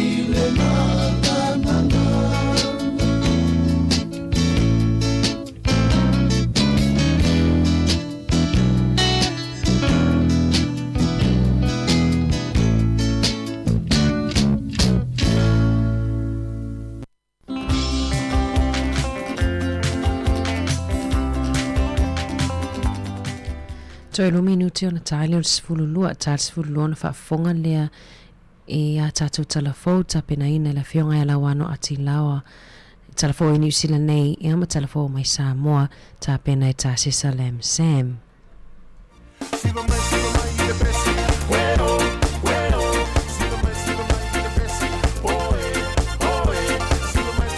Fe e tau le malama mai ama Selina Masoi.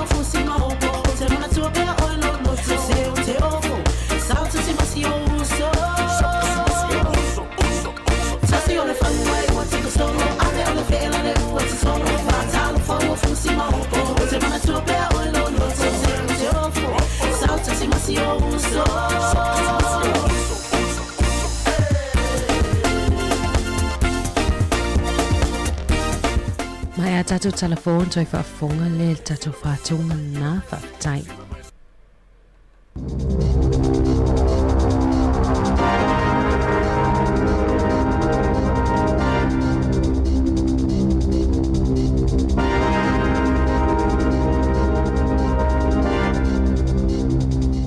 Talo wha e nei vaenga o telefon o le si ufonga o le lau mua.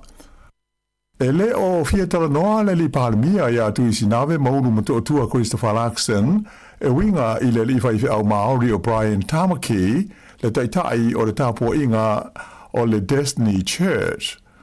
O le vai aso na te nei le asa whai eise wha asa le launga a Brian Tamaki i lunga o vesota inga tele mamave mai e ta wai e le tau na wha mama ma ave e sea mai New Zealand i a tangata o le itu ainga o le Hindu ai wa pe ai 6 a to fo i matangata o le tapo inga mo salame.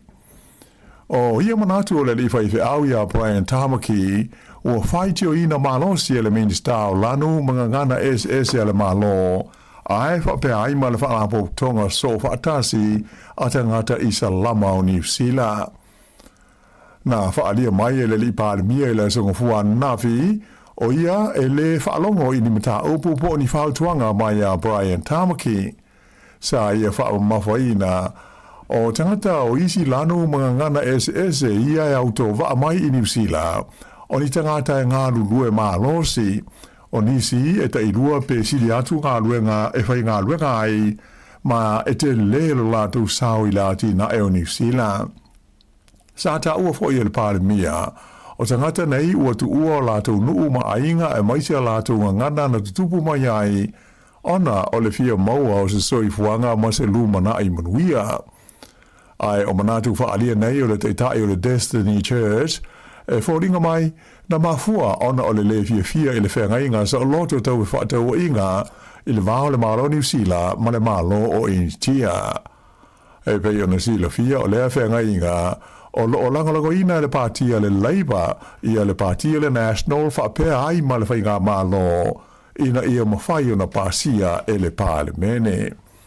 Sa whesilingi ai fo i le autustala Chris Hipkins le teitai o le Labour mai e ta'wai o lo o sa o le leia le pāle mia i o na langona whaalia e tusai o le li whaife au ia Brian Tamaki ma le sao o tangata mai whafo i le ati na e lautele o New Zealand.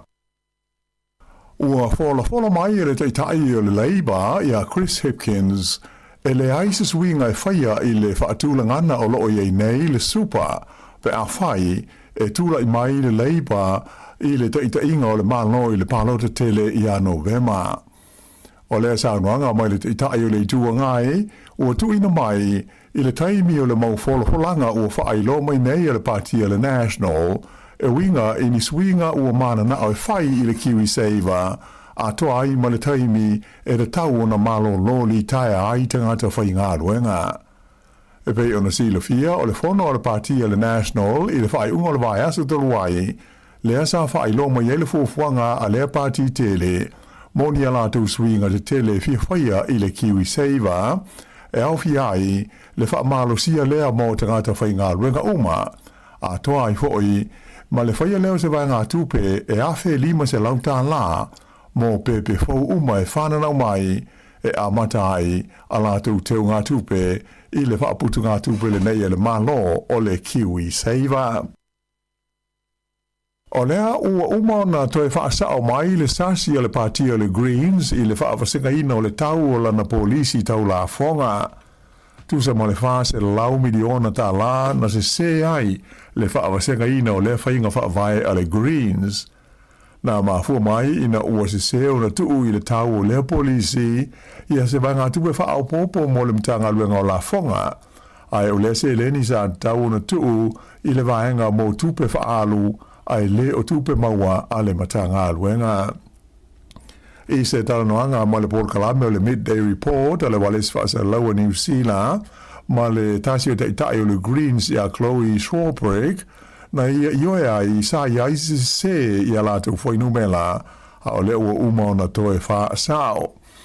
O le polisi le nei tau la fonga a le Greens o le o wha nganga ma wha moe moe e tau wha atu tu sa ai le fua o la fonga tu tongi mo ta ngata uma o le tunuu e awala lei le mautinoa o le o sao o la fonga tu tongi e le au mau mea. O le o au fia ai se la fonga e rua ma le afu pasene e le tau o na tu tongi moni a seta e o le se furu miliona ta la le tau a whai ai toru sfuru toru pasene le fua o le la fonga mo mea lo fatupe e o atu i le tasi le miliona ta la whapea ai ma se la fonga mo company e uma le tausanga ua o i le toru se furu miliona ta la a la tau tupe maua.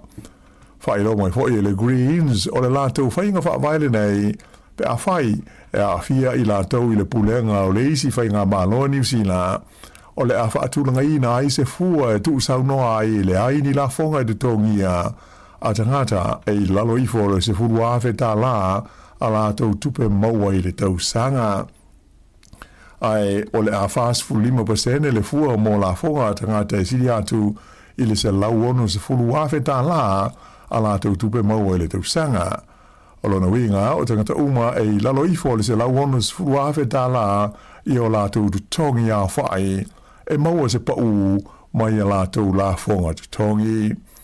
O le fua wha tau o le parti o le Greens o le tau o le la tau whainga wha vaile nei e tu sa mo le lua te si tolu piliona ta la i le tau sanga lua o lua fitu lua malu ai o le asi i lua te si fitu piliona ta la i le tau sanga e lua o tolu tasi.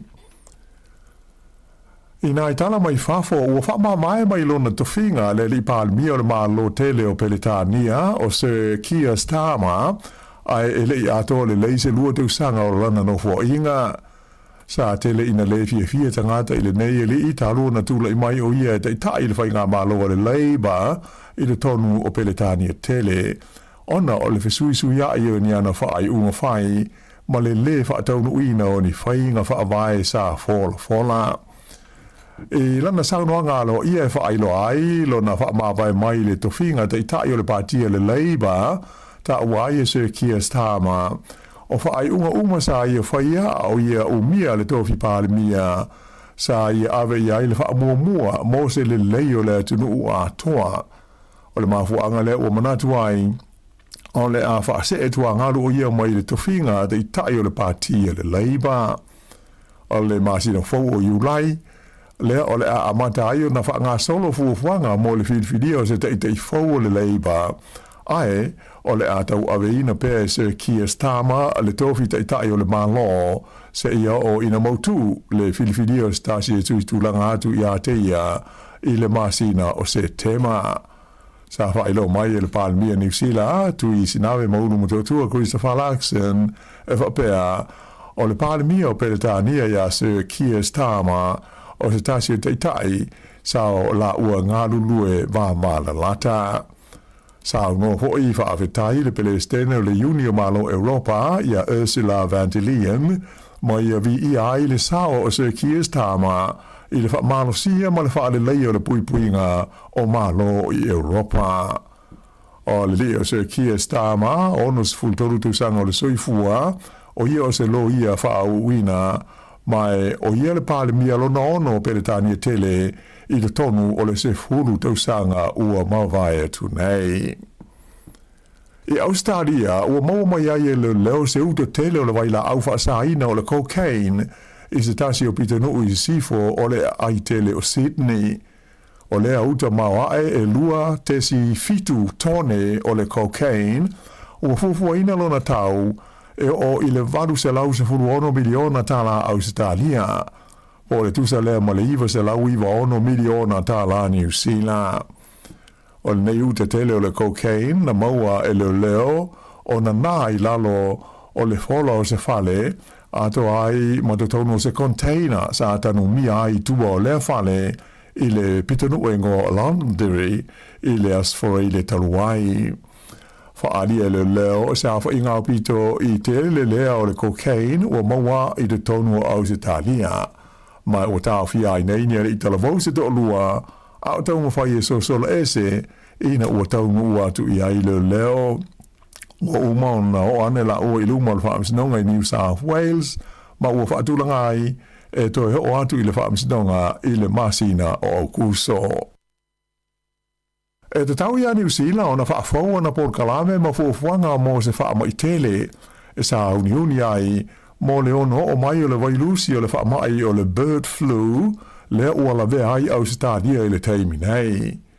O le whautuanga lea mai stasi o fo mai whaapitoa o ngase pipisi, ina o whaamao nia mai, le maua lea I Australia I sifo, o se manulele ua afia I le vailusi e ta ua o le H5N1 le asa I longa o na mamate ai le whaitau 4 miliona o la fumoa ma manulele I le tausanga I lua afe lua se fultasi. Whailo mai le minsta le pui ngā wha mai e New Zealand, Andrew Hogarth, ua lava ma le leita penanga al mtanga luenga o seifua maloloina I le teimi nei, whape ai maisi ofisa o le malo, ma whaanapo tonga, ma pūlenga whaaitu malo, mo se whaafita auli o no tūlai mai, ona o le vailusi lea ua o ia ane I Australia. Peita ai sa whailo mai e le lifo mai whaapitoa o ngase BBC o Michael Baker, o lona popolenga tele o loo iai, ona o lea ua te ena e le o talia le malo New Zealand, Ia suinga lata wai nei o tula fono mai le whaalapo tonga le seifua maloloina le lololangi le WHO. Ta ofi le rifo mai le nei, e le tau na toi sui le whaai unga le malo, ai langolango I fuafuanga le WHO, ma ia wha le leia ta penanga, mo le ono tula I mai o seisi wha ma I pipisi I le lumanai. Peita ilana wha ilo mai e le ministaia Andrew Hogarth, o le vailusi o le H5N1 le e mafuai le bird flu e le ititi ia le tūlanga ia awhiai ia le tangata soifua ma e le lamati ai foi pe a whaina ai ia mea tau mawha. Lipo te maile maliu o se li ina manua ti ngā ina ua la mea se skuta e alu I le wila na ti e ai I le onga de tonu ne ai o Christchurch I le vaveao le saa.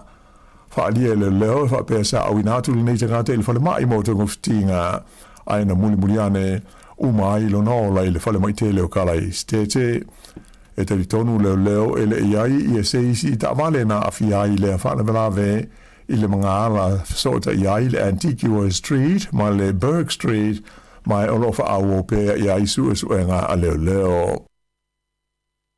Ua whaino mai e le kapi Sāmoa, le filifili ai o rana tūtai te ifono le tō whānā mulau ulu papali I le ota Sami le ota, e whai masui o Sāmoa I le tonu o le pūlenga o le kapi e le laurangi, le World Rugby Council.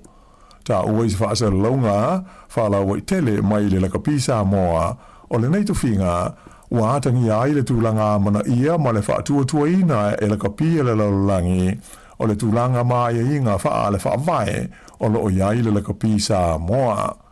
O le pulenga po o le council o le kapi nei e le laurangi e whaia whaai unga I mata upu umai a whiai le whaafoina o le tālonga le kapi e le ngata I mea tau pulenga ai fa pe ai te wanga mata musanga SS ai mai se o le lei mo le manui o tamata alo por kala me fa le awa onga malati na elu tele le ta longa i tu SS le loro langi fa ilo mai le li te fono ya na uno ulu pali i lota sa milota o le nei tu finga ele o se tu finga o stangata totasi ai o le tu finga e mautino ai le fa awa pe ona ya i o se leo Sāmoa i le tonu o le fono e fa ia i fa ai una taua e a afia i le kapi fa ale vao malo taua i na mula ulu lo na nganga fia e ave ai o i o masui o Sāmoa ma ona tangata i le tonu o fai ngā tonu ale pulenga o le kapi e le lalolangi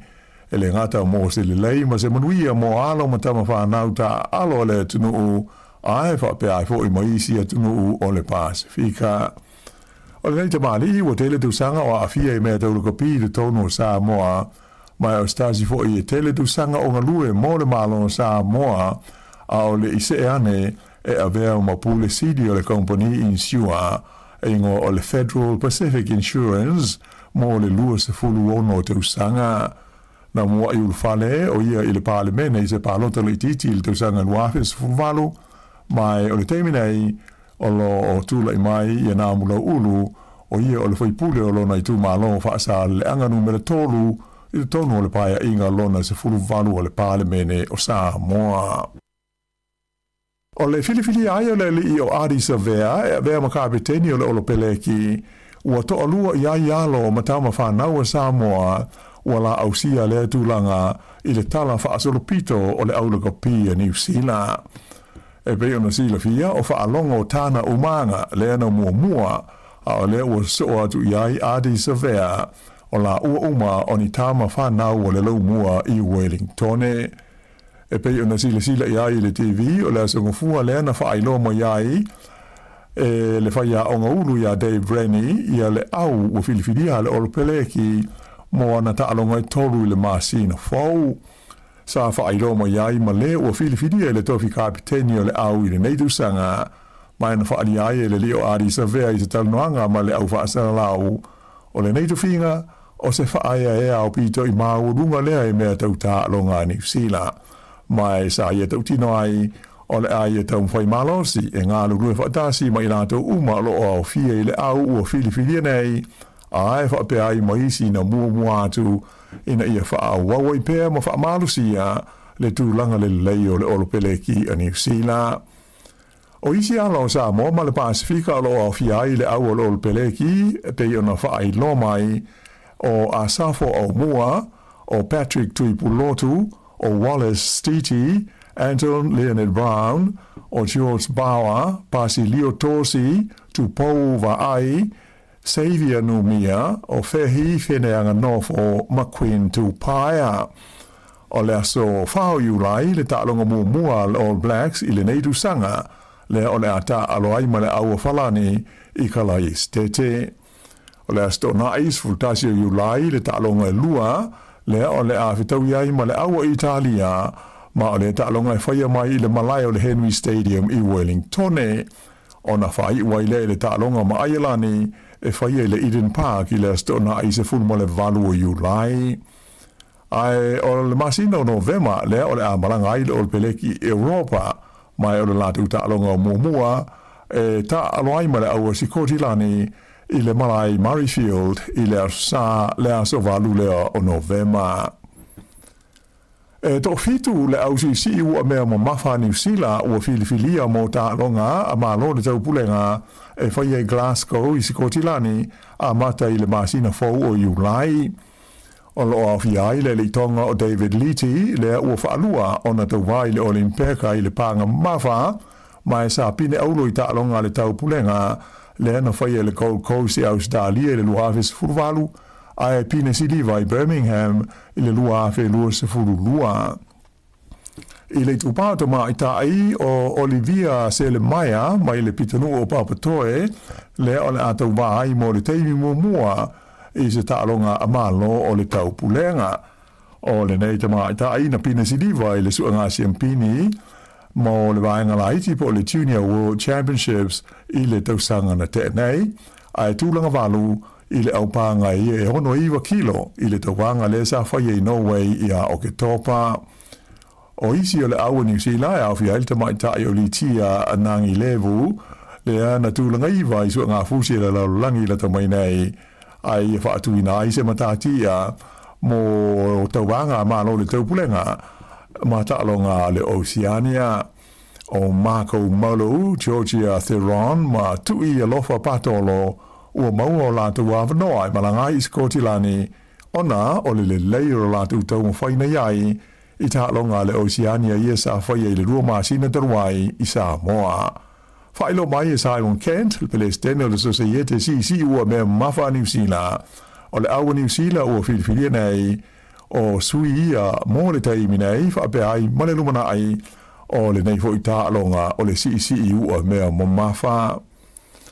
E leipo le laulangi le whaanga tamo le soka ma ta ina le tau mawhaia le All Whites New Zealand le la ta'alonga ma le au ai kupito i le ai o Vancouver i kanata i le asunga fua nafi pe ona mai mo ma si sila i ai le TV ta le malolonga o tasi le skoa New Zealand ai le ai kupito ma sa ilonga na malosi le la tu o sa whai mo le pui pui i le ulua i awha o le ta'alonga.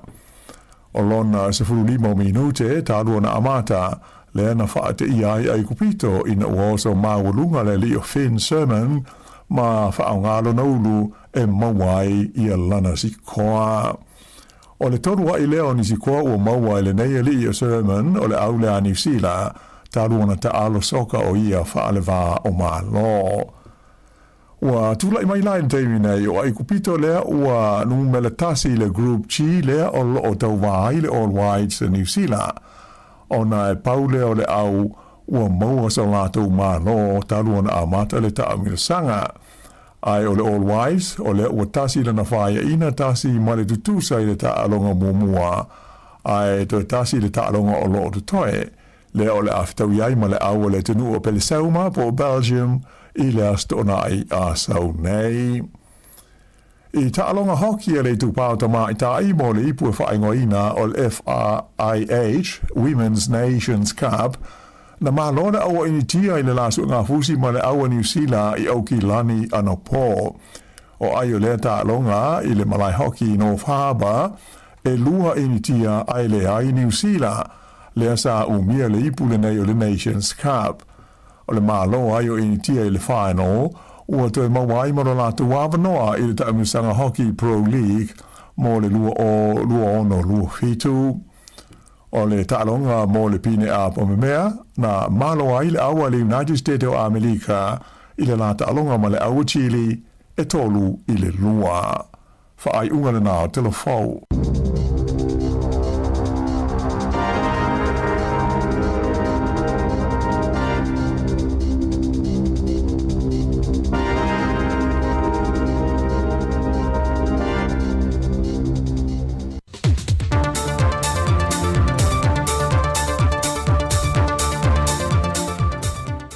Fia lawa toi whaatalo whātu le nei fo ia solua le whaopopongo ni tala fau mai Sāmoa e nei seo meo lo te tupulu tātua tanu se mai ele whaafonga.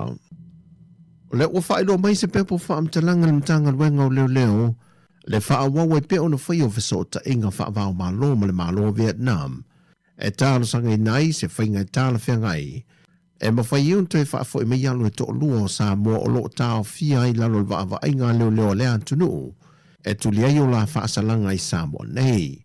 E lea pepo whaamtalanga o whaelo mai ai o le ale mawhai o na tuina mai ne isi whaamtalanga le tamai le mata upule nei. Sa ia vanga na ua mai asu e su engoro whaatino pēr mtanga rengo leo. Ai ua whaamao nia le iai o mōlianga mtanga rengo leo e whaasanga iai la ua ia. E te tau wai o na tutu lai luma le whaamsinonga i Sāmoa nei. Peitai o le vaenga le malolo whaawo pēr le tūlanga i fisoa soni e mawhai ai o na tali le mana o ngā. Ua pāsia nei le kabineta i le kampania le Blue Wave. La tau te whaatino i nei le ngā ruenga le whaapipi ina lea ma whaona le interneti whale a onga.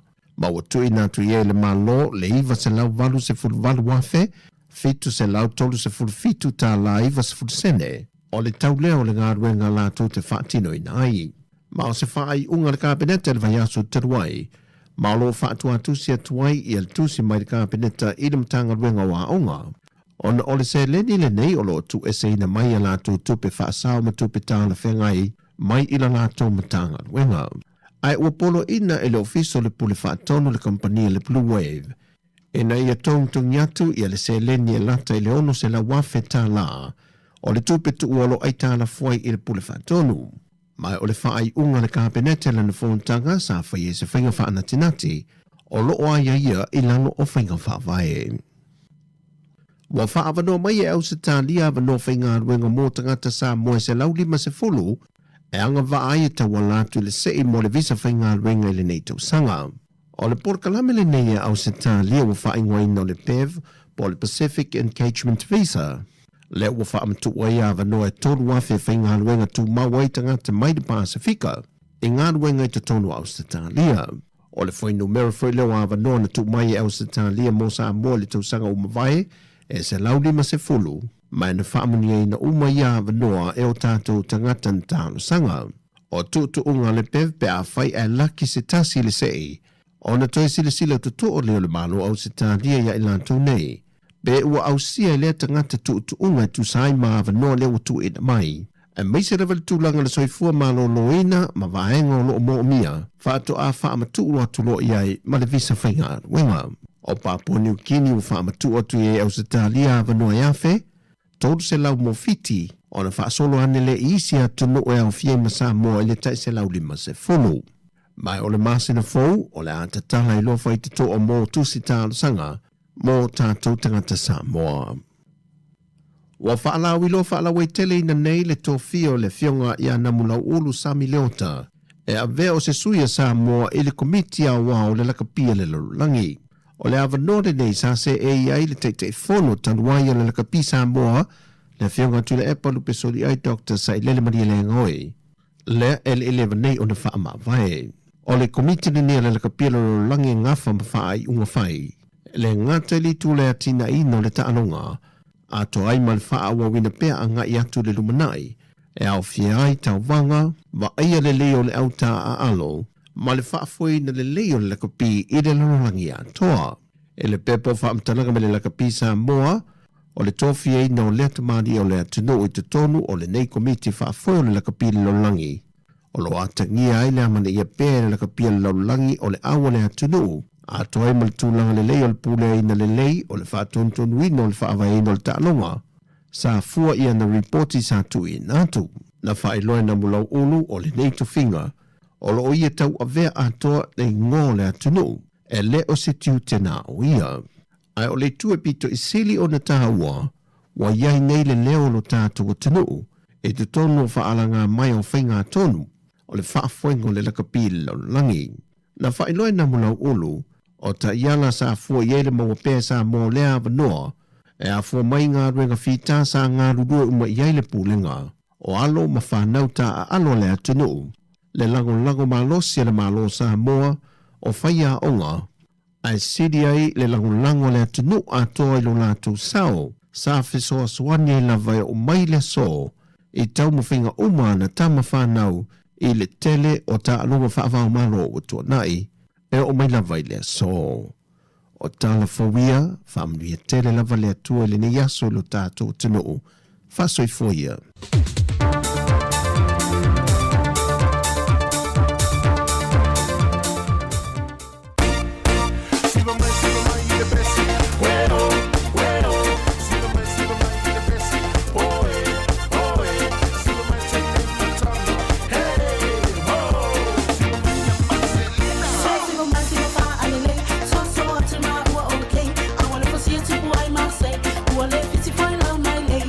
Sorry, say if I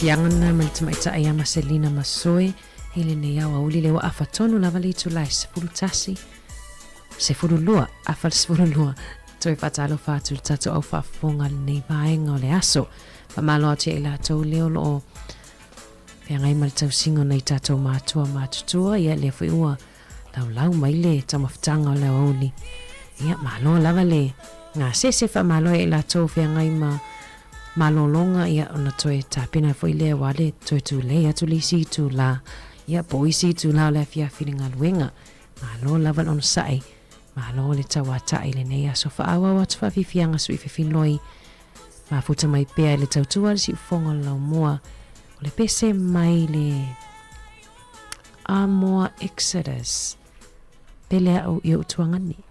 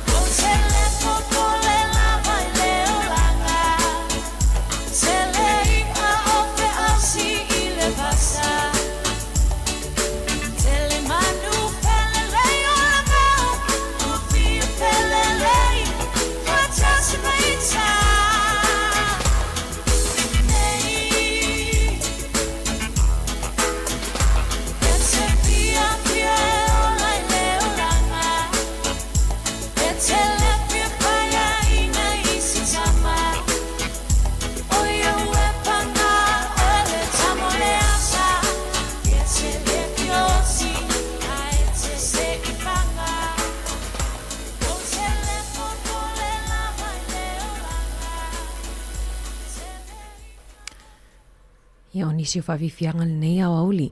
Ma vai atu fo nisi o tala I lunga o le tio New Zealand I le aso. E le whale tala vai po le pharmacy lea I Wellington o le Unicam I epi tone. Le asa toe na nati lava e ave ese ia e tape e se whaamaunga patino o tangata e to aluas fuluiva. Le ana na liki pena se seo na tu ununga lato websites po lato penga te whailangi. Ona o le aso na file ana tamawhai ai e suila lato e suile le aonanga e whaangai uia la lato websites po lato upenga te whailangi.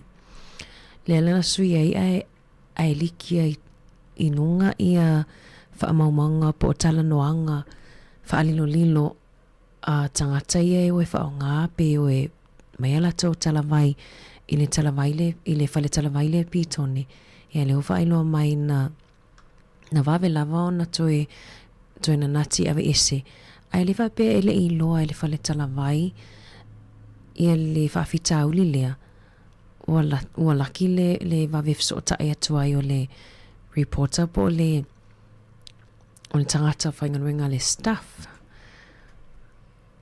ia ua saula vailuma ua tele o vaenga e wa tutupu ia mantua le tele la vaina o so whaai ia isi upenga te whailangi ar soi malolo ina pe o le manage my health le foi sa o so whaai ia ai leo lo whai lava su enga pe ai se ana na liki e nunga I le tae au ana nafi ia tatoi pitone ia tarusi ele o wana e mai na o feso tai o fai feso tai inga le va o fa tala vai matangata ia na afia pe na liki ala to fa maunga I le asonga fua ia po le ason nafi o si melfa fonga o le fafifianga mai I le sunga ya Jerry tapu manaia ma le pese e whaavavau a inga.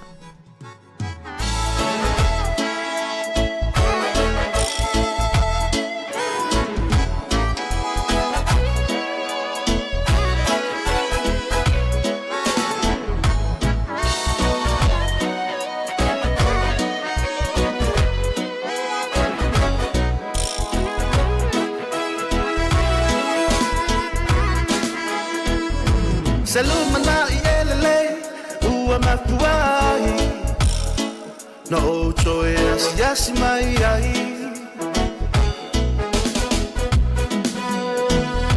awa fai si umi o tacho vala whatever for it to sanga ba fatai tele ile nei lao Whaava no aina I lata whailoa inga Malangona ai O le mawhana E sa o lava e whaava vau lava inga Bea tātou mafuta whaatasi Via I le tama o I le langi Sura elo mani esu elo na fa malama Mato e baba ilo na fa sino manga E mana tua pula Aile mana tua fa alai o na ole ngangana Lo unau ta inga Ia so ole fau Le mafutanga ia whaau Mafusia I tato I le whela whani Ala una talena Te tato tutu fatasi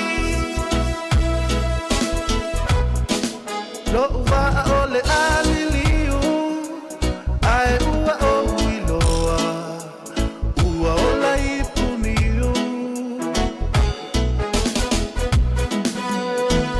Tala es lo pepe I foa foanga Ala sili ese o lupe salva ese a ua pui fatasi langona na ole nei pese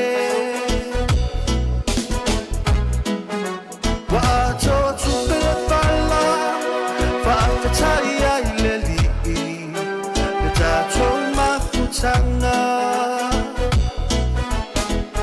e fola uno meisa masisi ane lona la oh yeah leisa ra elomani esu elona fa amalama mato e baba ilona fa asino manga e mana tua pule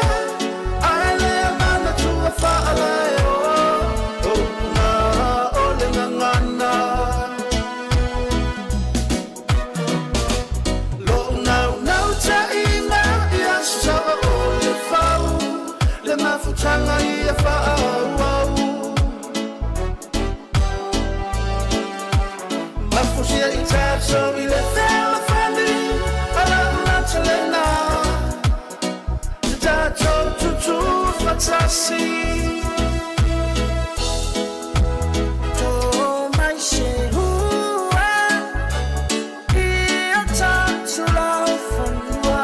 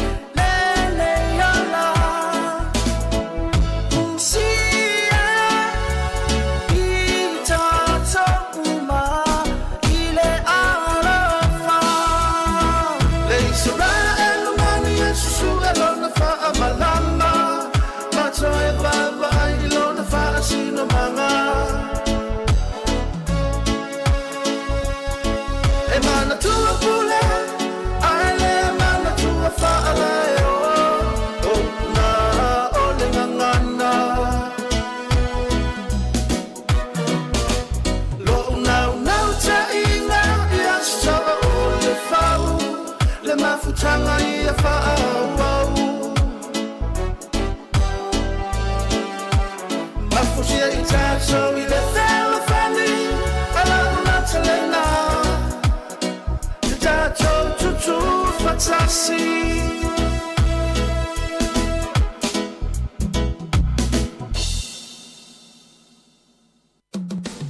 Whawhiwhiangana mai a tuia sau Jerry tapu mānaia. O le wawai atu fo I li poti alele ti o New Zealand lava, I le tele o a ongai ana tapu nia pe tapu ni whaamalosi, lockdown, ia I le tae au ana leila, tele o a ongai I New Zealand, ai mese lava li motu I saute, le ana tapu nia ono o fe au tustusia po o fe au tau whaamatau.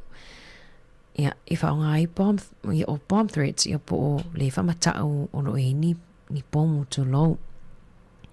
I le ngatala ia onga, ai o whaala putuputonga, le a awhia ila, e a awhia ima le Radio New Zealand, ia I whi autau whaamatau ia.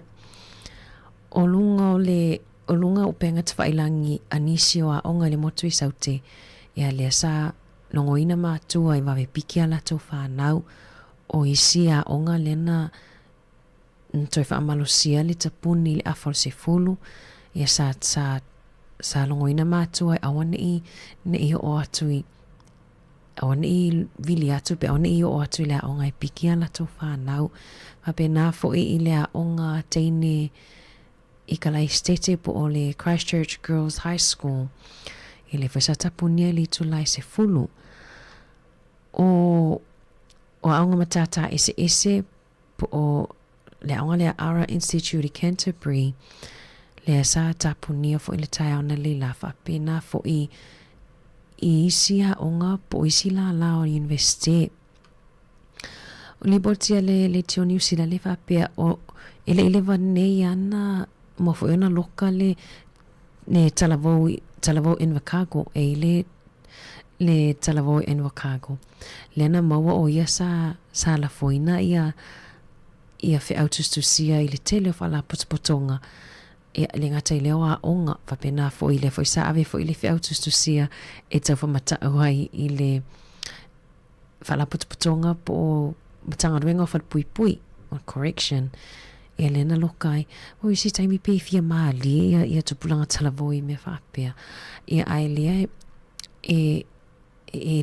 le se tūlanga talawhia ngai pos tūlanga le lei e whaatupui na i le popole, whaatupui popole le ngata i a onga. Ia ao mātua. O le lai ele e ao ngā ia e tai whaalua, ia pe whaatasi fo ili tausanga o na whai whaataita i ngā drills. Ia po whaataita i ngā aha onga le me whai pia whapea lockdown. Ia pe ai se whaalavi fo i le tupu. Ia whamaloa atu fo i ai la tōlo whea ngai ma lea vaenga tā ua. Ua tois futolo minute on tale o le tasi. Tale tasi wha ma vaena i tato wompa anga i lungo le tasi ono te si mal tasi wha mo. Ia ai tato weva pia mai lato i lungo le YouTube ma le Facebook. Pa pe le website se ia pa ia le itu la e lua. Paina masani ma le pese fiu noa e tau alanga.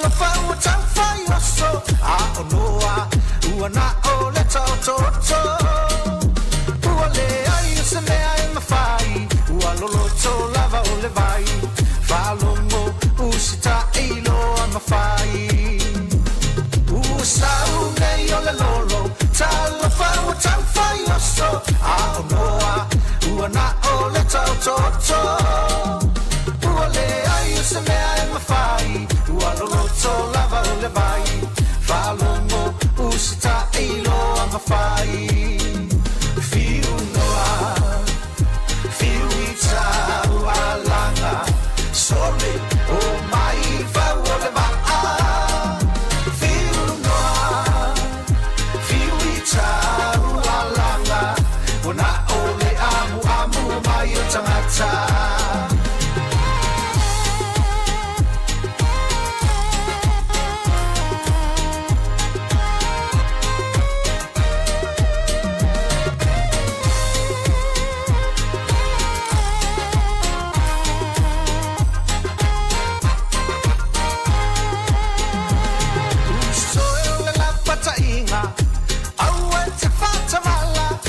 Tani ua liu tino tangata Ia lelei o lau whalongo Ai awai te toe nofo Fia la ia i lea li iwa i sa o loto Usoe o le la patainga Aue te whatamala Satani ua liu tino tangata Ia lelei o lau whalongo Ai awai te toe nofo Fia la ia i lea li iwa i sa o loto Fiu noa Fiu i tau a langa Sole o mai whau o le maa Fiu noa Fiu i tau a langa O na o le amu mai o tangata Fiu noa Fiu i tau a langa Sole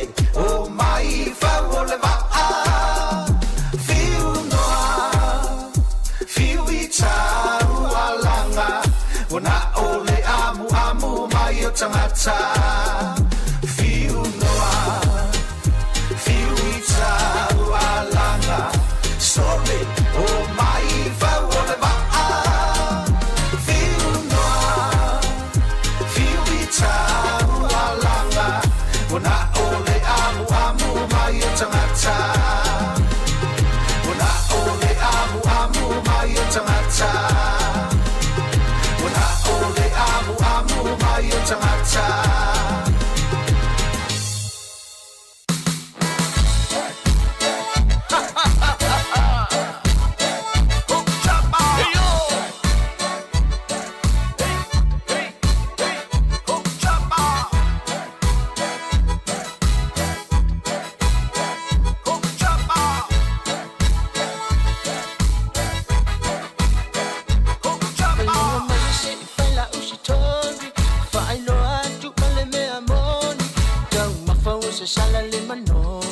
sina ai loto o tamama ua faale na uelo uanganga le ala lea usia uneital sema o fa amatal sapa suilo na suwafa fa amemelo ai ole to atele fa amaliuliu mapurin sese fa ahali mai la to macha ipepe amacha mai ile malumele sapa suisia uainga uama eulo na fa atino ina omea uala tofaya uala tofaya le au peperu pina mukara pati eni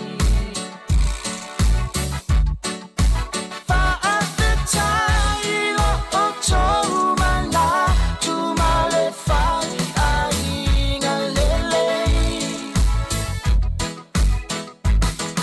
ole sapa sui ua numeratasi ile la lolami aua e singa uma ila tue a matamai le taita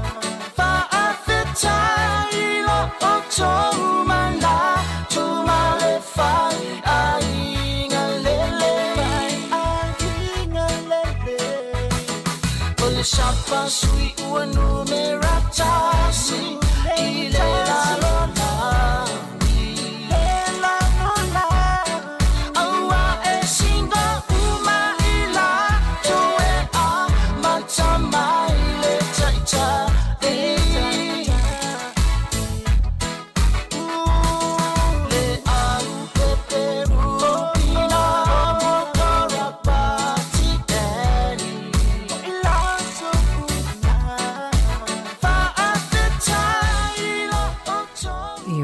Manongi mai lava mal sapasui o whaawiwianga mai i le sunga i alongo i pule ta i tau anae i amal besel na i le sapasui ta mana sapasui alu ai male laisa alu ai mal salaki uma upola solua e ono tatou taimi i a whaamawaya te i lato uma lava lo mafuta mai longo le tasi ono te simal tasi whaamo whaftai lava le whaamanoa ina o lo maota malo lawa e whaafonga mai ai le tautua le siu fonga lau mua tato toi wheloa ai le tai au a tai au mafuta tuma ngalulua toi maltonga ni a mari whaawau le tautua le siu fonga lau mua taulunga atu i le whaawiwianga ma le Golden Alice ma le pese pele moana.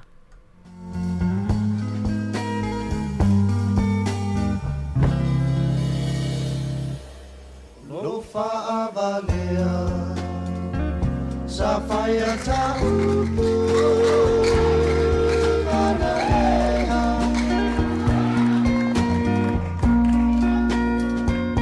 wana oloi mata sa osu e inai sa uwhiwhianga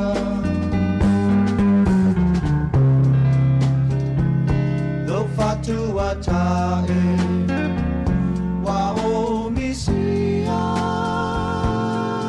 la suafa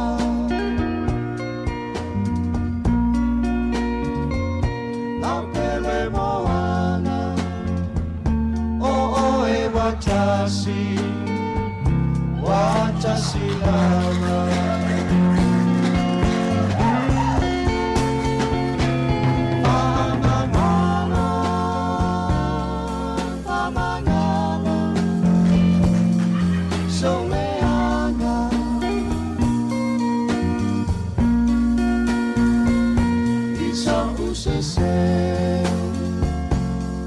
sa o fire ave masala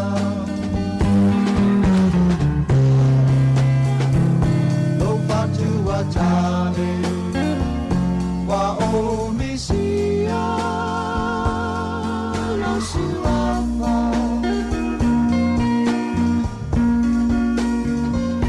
apele moana o e watasi Watasi lama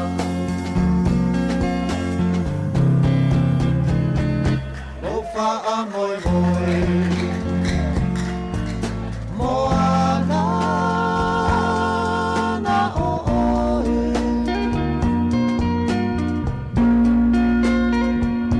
Whai mai a sautali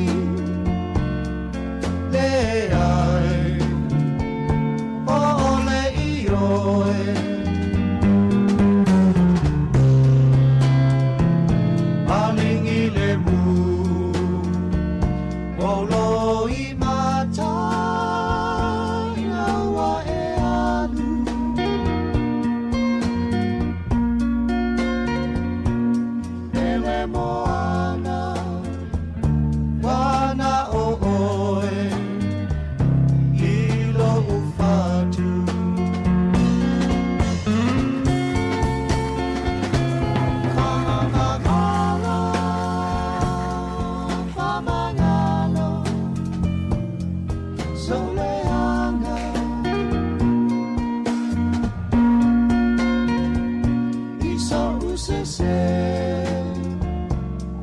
Sa o fire ave masala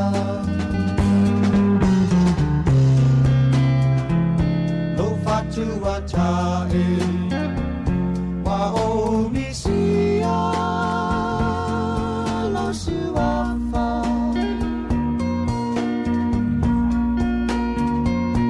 apele moana o e watasi Watasi lama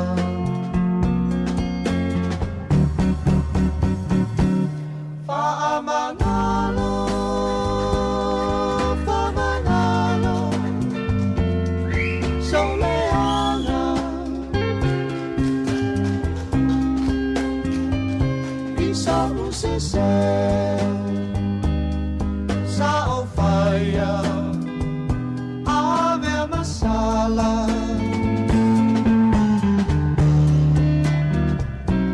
Fatu atae wa o misia lo suafa la pele moana o e watasi lama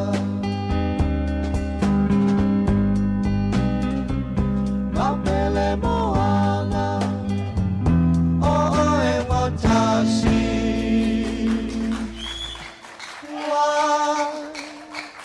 watasi,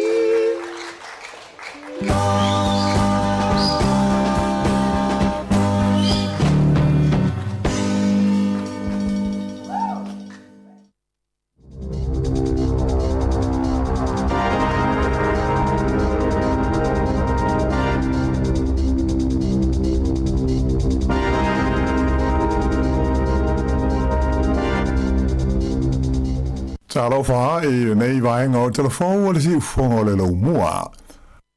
E le o fia tala noa le li palmia ia tu isi nave maunu mato tua Christopher Laxton e winga i le li fai au Maori o Brian Tamaki le taitai o le tapo inga o le Destiny Church.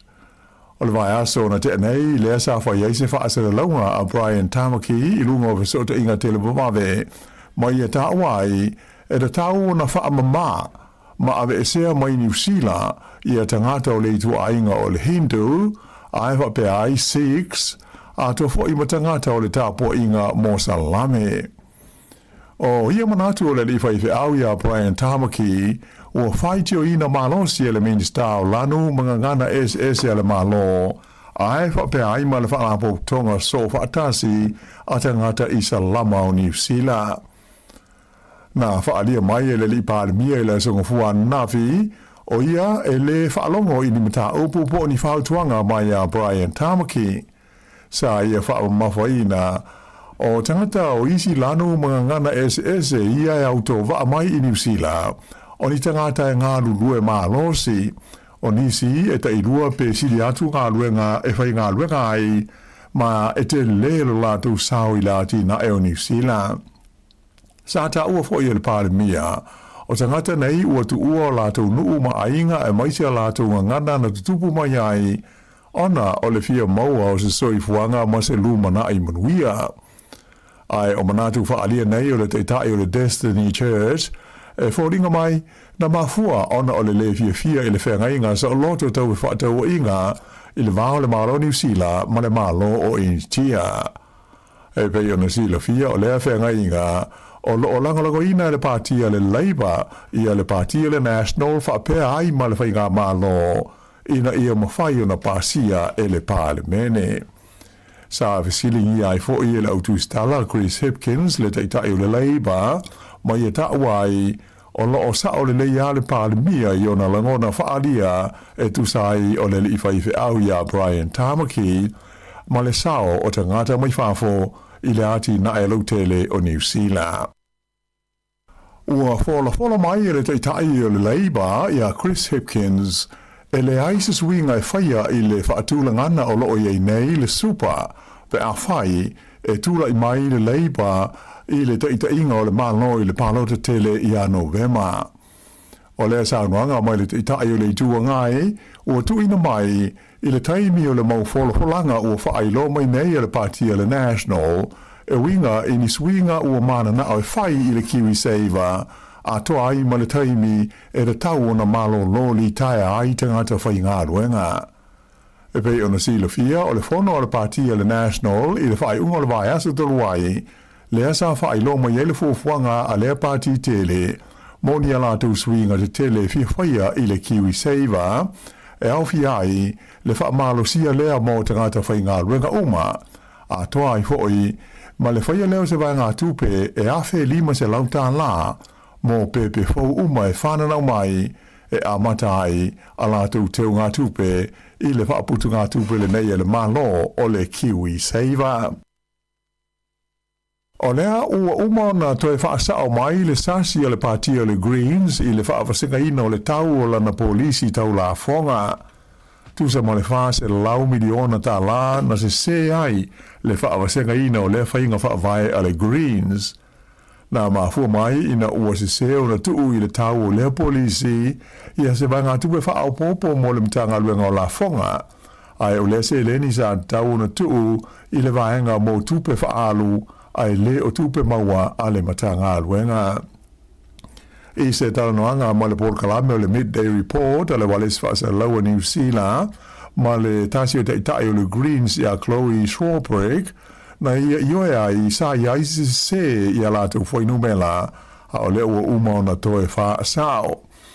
O le polisi le nei tau la fonga a le Greens o le o wha nganga ma wha moe moe e tau wha atutu sa ai le fua o la fonga tu tongi mo ta ngata uma o le tunuu e awala lei le mautinoa o lo o sao o la fonga tu tongi e le au mau mea. O lo o au fia ai se la fonga e rua ma le afu pasene e le tau o na tu tongi moni a seta e o le se furu miliona ta la le tau a whai ai tolu sful tolu persene le fu o le la fonga mo me alo fa tupe e o atu i le tasi le miliona tala fa pe ai ma se la fonga mo company e uma le tausanga ua o i le tolu se fulu miliona tala ala tau tupe maua fa ilo mai fo i le Greens o le la tau whainga fa vaile nei pe a whai e a fia i la tau i le pulenga o le isi whainga malo New Zealand o le a whaatulanga ina ai se fua e tu sau noa ai le aini la fonga i te tongia a tangata e i lalo ifo le se fulu afe ta la a la tau tupe maua i le tau sanga ai o le a fast fu 5% le fua mo la fonga a tangata e siri atu i le se lau ono se fulu afe ta la a la tau tupe maua i le tau sanga o lona winga o tangata uma e i lalo ifo le se lau ono se fulu afe ta la i o la tau tu tongi a whai e maua se pau mai a la tau la fonga tu tongi. O le fua wha tau o le parti o le Greens o le tau o le la tau whainga wha maile nei e tu sa mo le lua te si tolu piliona ta la i le tau sanga lua o lua fitu lua malu ai o le asi i lua te si fitu piliona ta la i le tau sanga i lua o tolu tasi.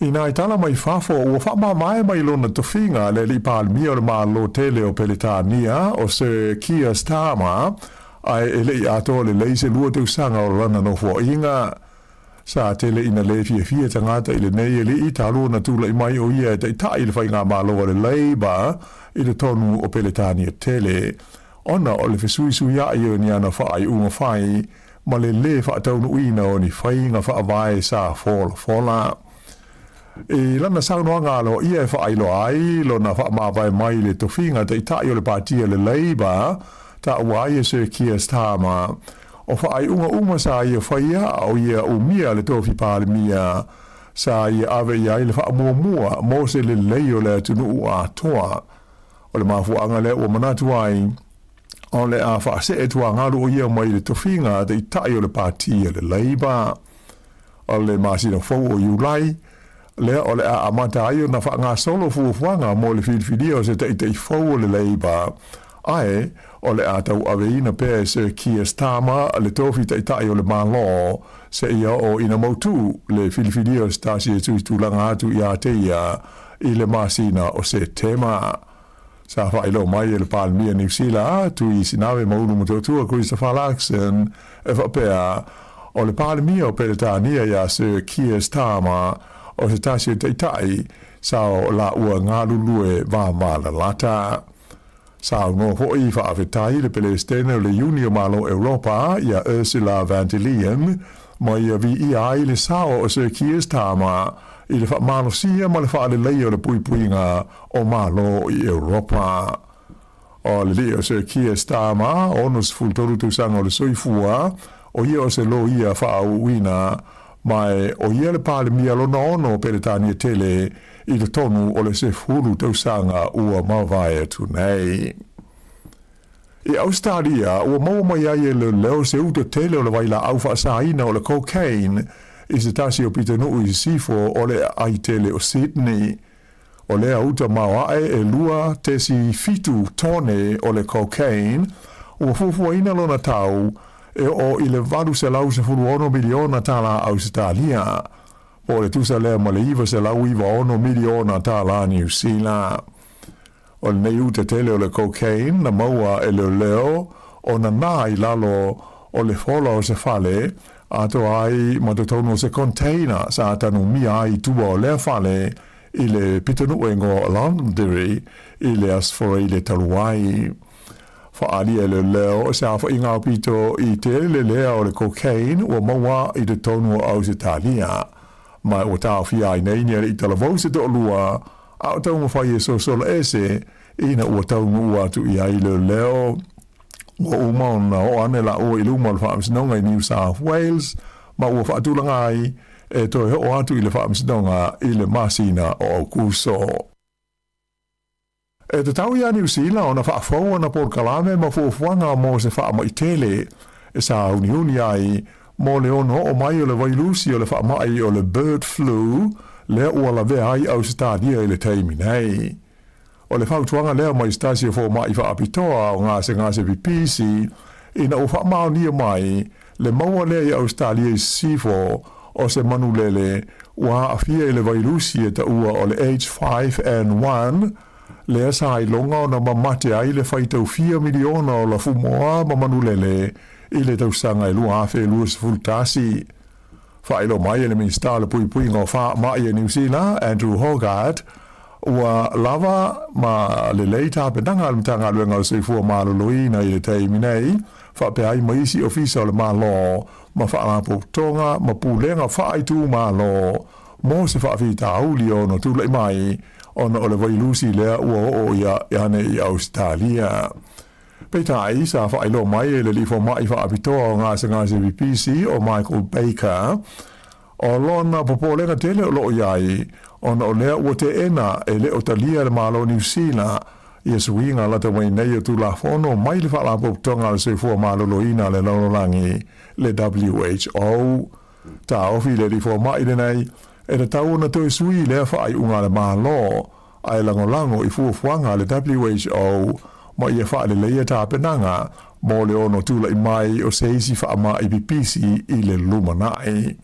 Peita ilana wha ilo mai e le ministaia Andrew Hogarth, o le vailusi o le age 5 le e mahuai le bird flu, e le ititi ia le tūlanga e awhi ai, ia le tangata soifua, ma e le lamati ai foi pe a whaina ai ia mea tau mawha. Lipo te mai le maliu o se ali ina manua ti ngā ina ua la mea se skuta e alu i le wila na ti e ai i le onga de tonu ne ai o Christchurch i le vaveao le sā. Whaalia le leo e whapesa au inatu le nei te ngāte i le whale mai mo te ngoftinga ai na muli ane umai lo nola i le whale mai te leo kalai stete. E te tonu leo e le iai i e seisi ta vale na afi ai le whana velave i le mga ala sota iai le Antigua Street, ma le Burke Street, mai olofa awo pe iai suenga a leo. Ua whaino mai e le kapi Sāmoa, le filifili ai o rana tūtai te i whono le tō whāna mulau ulu papali i le ota Sami le ota, e whai masui e Sāmoa i le tono le pūlenga o le kapi e le laurangi, le World Rugby Council. Ta uwais whaasa launga, whala wai tele mai le kapi Sāmoa, o le neitu whinga, ua atangi ai le tūlanga mana ia ma le whaatua ina e le kapi e le laurangi, o le tūlanga mai e inga wha le whaavae, o le o iai le kapi Sāmoa. O le pūlenga po o le council o le kapi nei e le laurangi, e whaia whaai unga i mata upu umaya a fi ai le whaafoina o le tālonga le kapi, e le ngata i mea tau pūlenga, ai whapea ai tau wanga mata amisanga SS e maise o le lelei ma le manuia o tamata alo por kalame whaale awa onga ma le ati na elu tele o le tālonga i tu SS o le larolangi. Whaelo mai e le litai te whono i ana uno ulu pari i le ota sa mi le ota o le nei tuwhinga e le o se tuwhinga o stangata e totasi ai o le tuwhinga e mautino ai le wha pea ona iai o se leo o Sāmoa i le tonu o le whono e whai ai whai unga tāua e a awhi ai le kapi wha le vāo mālo. Tāua ai e nā mula ulu lo nā nganga fia e ave ai o ia o masui o Sāmoa ma ona tangata i le tonu o whai ngā tonu a le pulenga o le kapi e le larolangi e le ngata o mō se le lei ma se manuia mō alo ma tama whanau tā alo le tunu ai whapea ai fo i maisi a tunu o le Pasifika. O le nei te mali o tele tu sanga o afia i mea tau le kapi le tonu o Sāmoa mai o stasi fo i tele tu sanga o ngalue mo le malo o Sāmoa a o le ise ane e avea o mapule sidi o le company insua e ingo o le Federal Pacific Insurance mo le lua se fulu ono o te usanga. Na mua i ulfale o ia i le palemene i se palota le titi i le te usanga luafe se fulvalu mai o le teminei o lo o tula i mai i nā mula ulu o ia o le whaipule o lona i tū mālo whaasa le anga numere tolu i le tonu o le paia inga lona se fulu valu o le palemene o Sāmoa. O le filifili ai o le li o Addis Abeba e vea makapeteni o le olo peleki ua to alua i ai alo o matama whanau o Sāmoa wala au sia le tūlanga i le tala whaasolopito o le aulaka pia New Zealand. E pe ona sila fia o whaalongo tāna umanga le ana mua a o le ua soa atu iai adi savea o la ua uma o ni tāma whanau o le lau mua i Wellington. E pe ona sila iai le TV o le asongofua le ana whaailoma iai e le whaia o ngaulu ia Dave Rennie ia le au o Filifidia le Olopeleki mo ana taalonga i tolu le masina fau. Sa whaailomo iai ma le o Filifidia le tofi kapiteni o le au i le neidusanga mai na whaari ai le leo ari sa vea i se talnoanga ma le au whaasana lau o le neidufinga o se whaaia e au pito i mau runga lea e mea tau taalonga New Zealand. Mai sa ia tau tino ai o le ai e tau mwhai malosi e ngā lurue whaatasi mai nā tau uma lo o au fia i le au ua Filifidia nei a e whaapea ai maisi na mua atu ina ia whaawawai pēr ma whaamalusia le tūlanga le lei o le Olopeleki a New Zealand. O isi alo Sāmoa ma le Pasifika lo au fia ai le au o le Olopeleki pe ona whaai lo mai o Asafo au mua o Patrick Tuipulotu o Wallace Stiti Anton Leonard Brown o George Bauer, Basilio Tosi, Tupou Va'ai, Xavier Numia o Fehi Wheneanga North o McQueen Tupaia. O le aso whao iulai le ta'alonga mua le All Blacks i le neidu sanga le o le ata aloai ma le aua whalani i kalais tete. O le asto na is fultasio iulai le ta'alonga lua le o le awhitau iai ma le aua Italia ma o le ta'alonga e whaia mai i le malai o le Henry Stadium i Wellington. O na whai wai le ta'alonga ma Aialani e whaia i le Eden Park i le astona i se fulma le valu o Iulai. Ai o le masina o Novema le o le amaranga i le Olopeleki Europa mai o le latu ta'alonga o mua e ta'aloai ma le aua Sikotilani i le malai Murrayfield i le aso valu lea o Novema. E to fitu le au si ua mea mo mafa New Zealand ua Filifilia mo ta'alonga a malo le taupulenga e whaia i Glasgow i Sikotilani a mata i le masina fau o Iulai. O lo au fiai le tonga o David Leety le ua whaalua o na tauwai le Olimpeka i le panga mafa mai sa pine aulo i ta'alonga le taupulenga le ana whaia le Gold Coast i Australia le luaves furvalu ai pine sidiva i Birmingham i le luafe lua se furulua. I le tupato ma i tai o Olivia Selemaia mai le pitanu o Papatoe le o le atau vai mo le teimi mua i se ta'alonga amalo o le taupulenga. O le nei ma i tai na pine sidiva i le suanga siampini mo le vaenga laiti po le Junior World Championships i le tausanga na tenei ai tūlanga valu i le aupanga i e hono iwa kilo i le tawanga le sa whaia i Norway i a o ke topa. O isi o le awa New Zealand au fia ilta mai tai o li tia anangi levu le ana tūlanga iwa i sua ngā fusi le laulangi la tamai nei ai e whaatu ina i se matatia mo tawanga malo le taupulenga ma ta'alonga le Oceania. O Marco Molo, Georgia Theron ma tui alofa patolo ua maua o lātou awanoa i malanga i Skotilani ona o le leiro lātou tau mawhaina iai i ta'alonga le Oceania i e sa whaia i le rua māsina taruai i Sāmoa. Whailo mai e Simon Kent, le pelestene o le Societe si ua mea mafa New Zealand.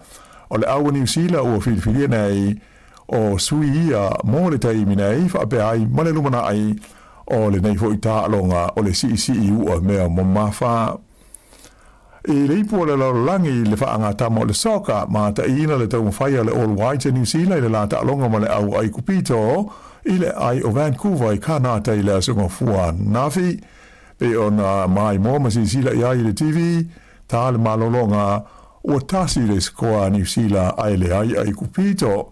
Ma sa ilonga na malosi le la tu osa whai mo le pui i le ulua i awha o le ta'alonga. O lona se fululimo minute ta luona amata le ana whaate i ai kupito ina uoso mawalunga le li o Finn Sermon ma whaongalo na ulu e mawai i a lana si koa. O le toru i leo ni si koa ua mawai le nei li o Sermon o le aule a New Zealand taluana ta alo soka o ia whaaleva o malo. Ua tula i mai lai teimi nei o ai kupito lea ua numele tasi le group chi lea o lo o tau vai le All Whites New Zealand. O na e paule o le au ua maua sa lātou malo taluana a mata le ta amilasanga. Ai o le All Whites o le ua tasi lana whaia ina tasi ma le tutusa i le ta alonga muamua. Ai to tasi le ta alonga o lo o tutoe. Le o le aftau iai ma le au le tunu o Pelisauma po Belgium i le astona ai a sau nei. I taalonga hoki e le tupau tama i ta i mo le ipu e whaingoina o le FIH, Women's Nations Cup, na malona awa initia i le lasu ngā fusi ma le awa New Zealand i auki lani ano po. O ai o le taalonga i le malai hoki i North Harbour, e lua initia ai le ai New Zealand, le asa umia le ipu le nei o le Nations Cup. O le malo ai o initia i le final, ua toi mawai maro lātu wawanoa i le taamisanga Hockey Pro League mo le lua ono lua fitu. O le taalonga mo le pine a pomemea, na malo ai le awa le United States o Amerika i le la taalonga ma le awa Chile e tolu i le lua. Whaai unga le nao telefou.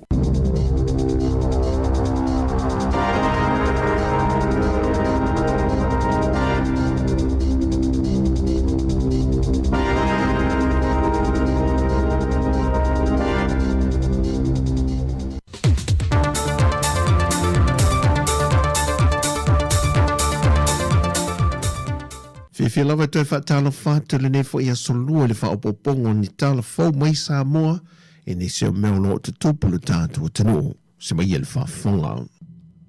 Le ua whaelo mai se pepo whaamtalanga le mtanga luenga o leo le whaawawa i peo na whaio viso ta inga whaavao malo ma le malo Vietnam e tālo sanga i nai se whainga i tāla whiangai e mawhaiun toi whaafo i mei alu e to lua o Sāmoa o lo tāo fia i lalo le waava inga leo le antunu e tuli ai o la whaasalanga i Sāmoa nei.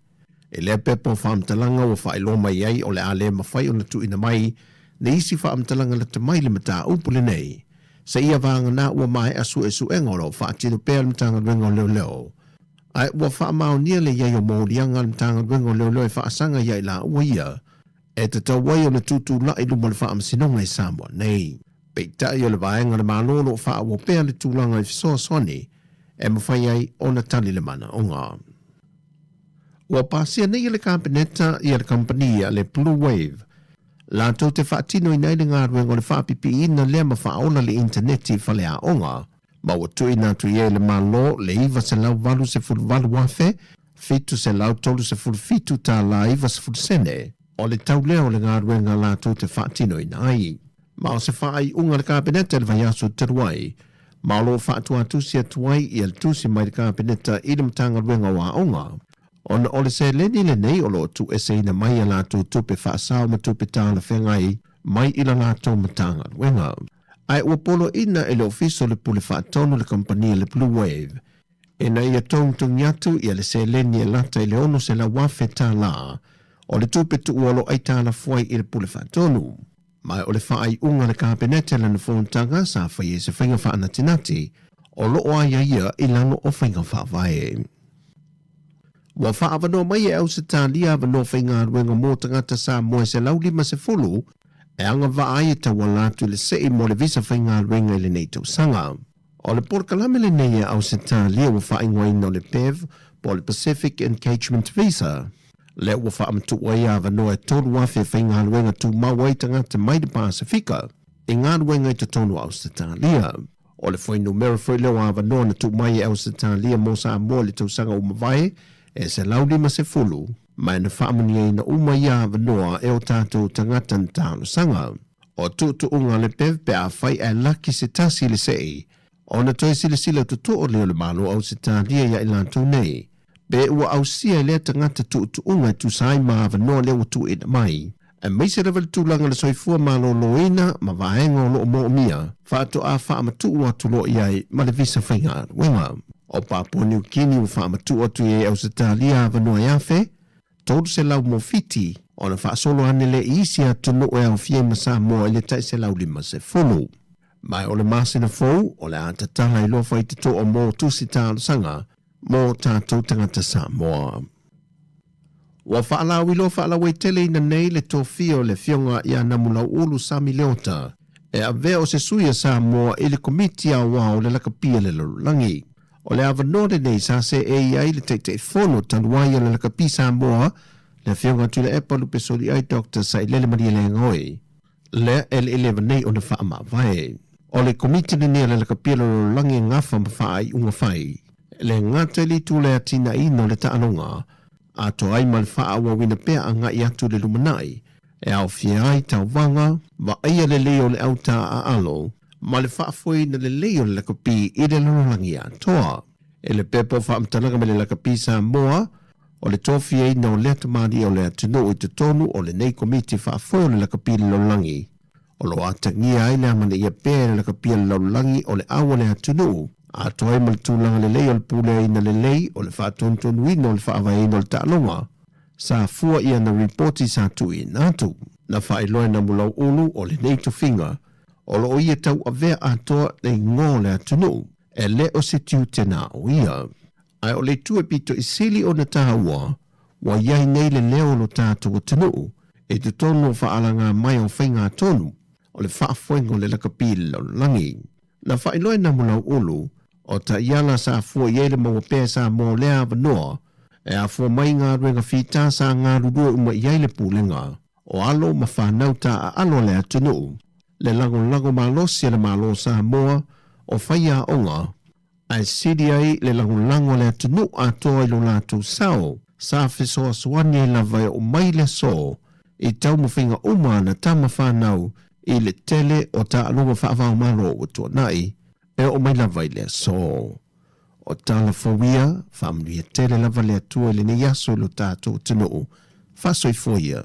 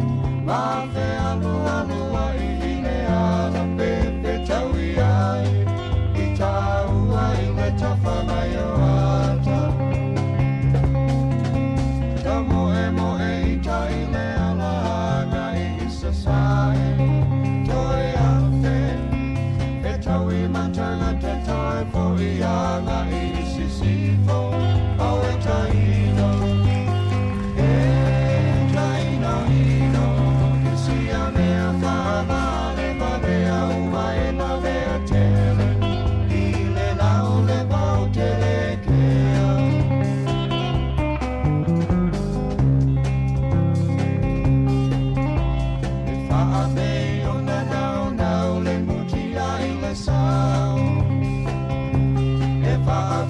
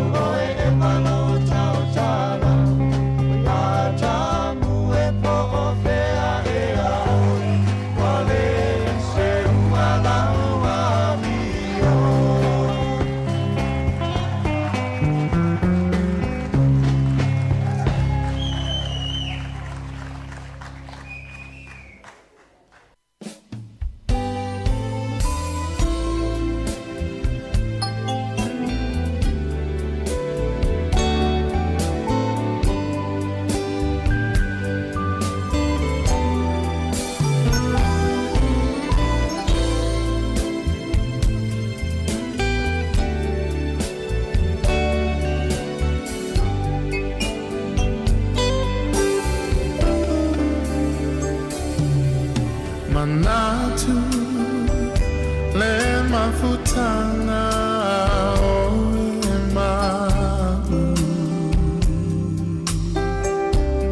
o emana tua maita o tu mawita ilo fatu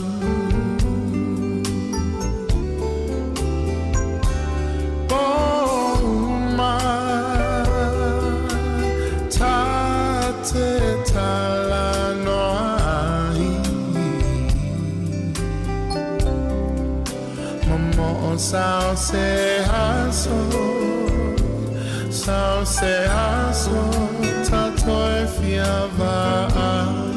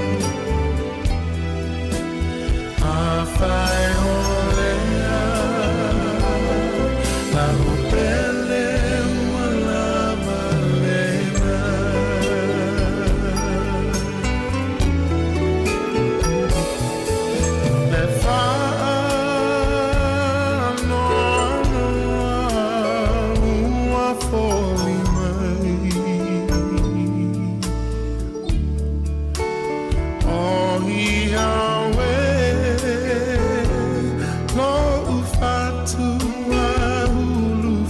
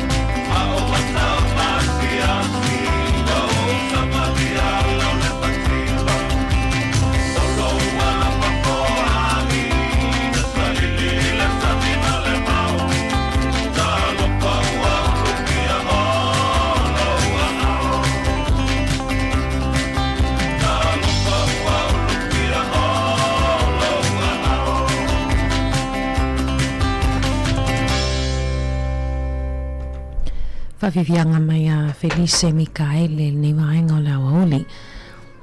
O loo ia New Zealand I nisio vaenga o nisio pitunu o New Zealand I la pata inga o savili malolosi mtimunga. Tatou Wellington e leo loo valo ia savili matangi malolosi. Le vai aso nei ia aile o la so tofi. Lona winga o la so atae au po la whiawhiana nei wha solo atu la so atae au. Ia o nisina o tūlanga I le tau e whapena fui I Coromandel ma Bay of Plenty o Aukilani whapeletu sa o Northland ia leolo o ia la pata inga o ti munga mamafa. Nisina o talalata mai le tau ia e fua fui e nga ia au fuafuanga o le nei vai aso. Tau 12 minute o na tale o litu lai loa tau mate ma ona tuangani ia malepese whaafitai I mātua.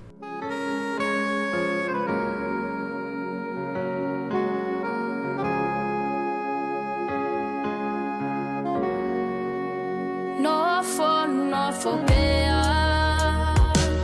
maloi mata bea manatu I whaingata o leo langa ai o se mafua anga e ta umai po o ai e fisa so ani mai taimi au te vai taimi au tinga ai o te mafana fana bea o te vai e ma o fatau va ai e te tupe o au tafa ma fetai te le matua fa fetai ia o lua le tau singa ia uola fia ai awalei polona fa fetai te le matua fa fetai ia o lua talo sia umi pea le mafutanga matou le whanau ia whaau pea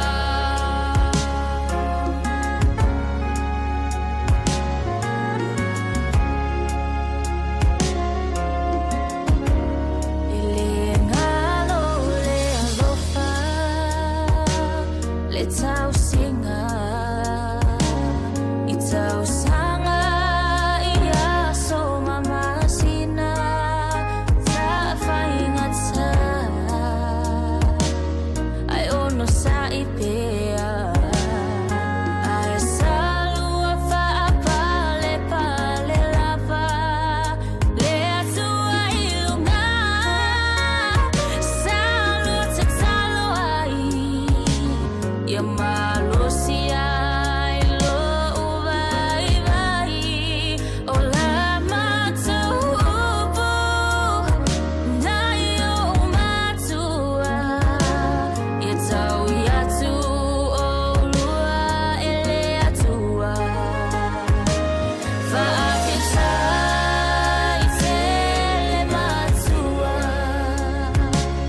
whaafetai ia o lua le tau singa ia ola fia ai awane I polonga whaafetai te le matua whaafetai ia o lua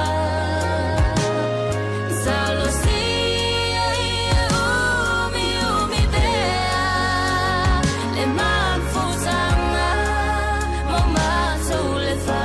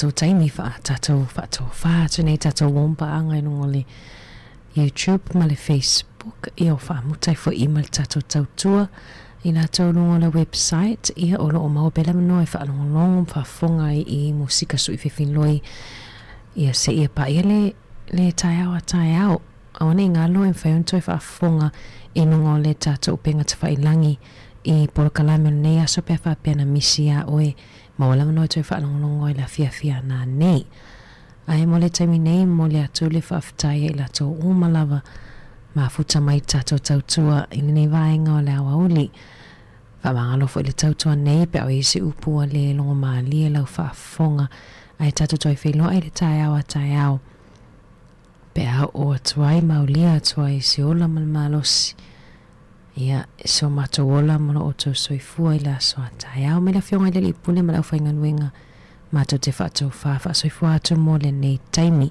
tāwanunga atu i le pese ma le poni a lava a ma le sena le a vele.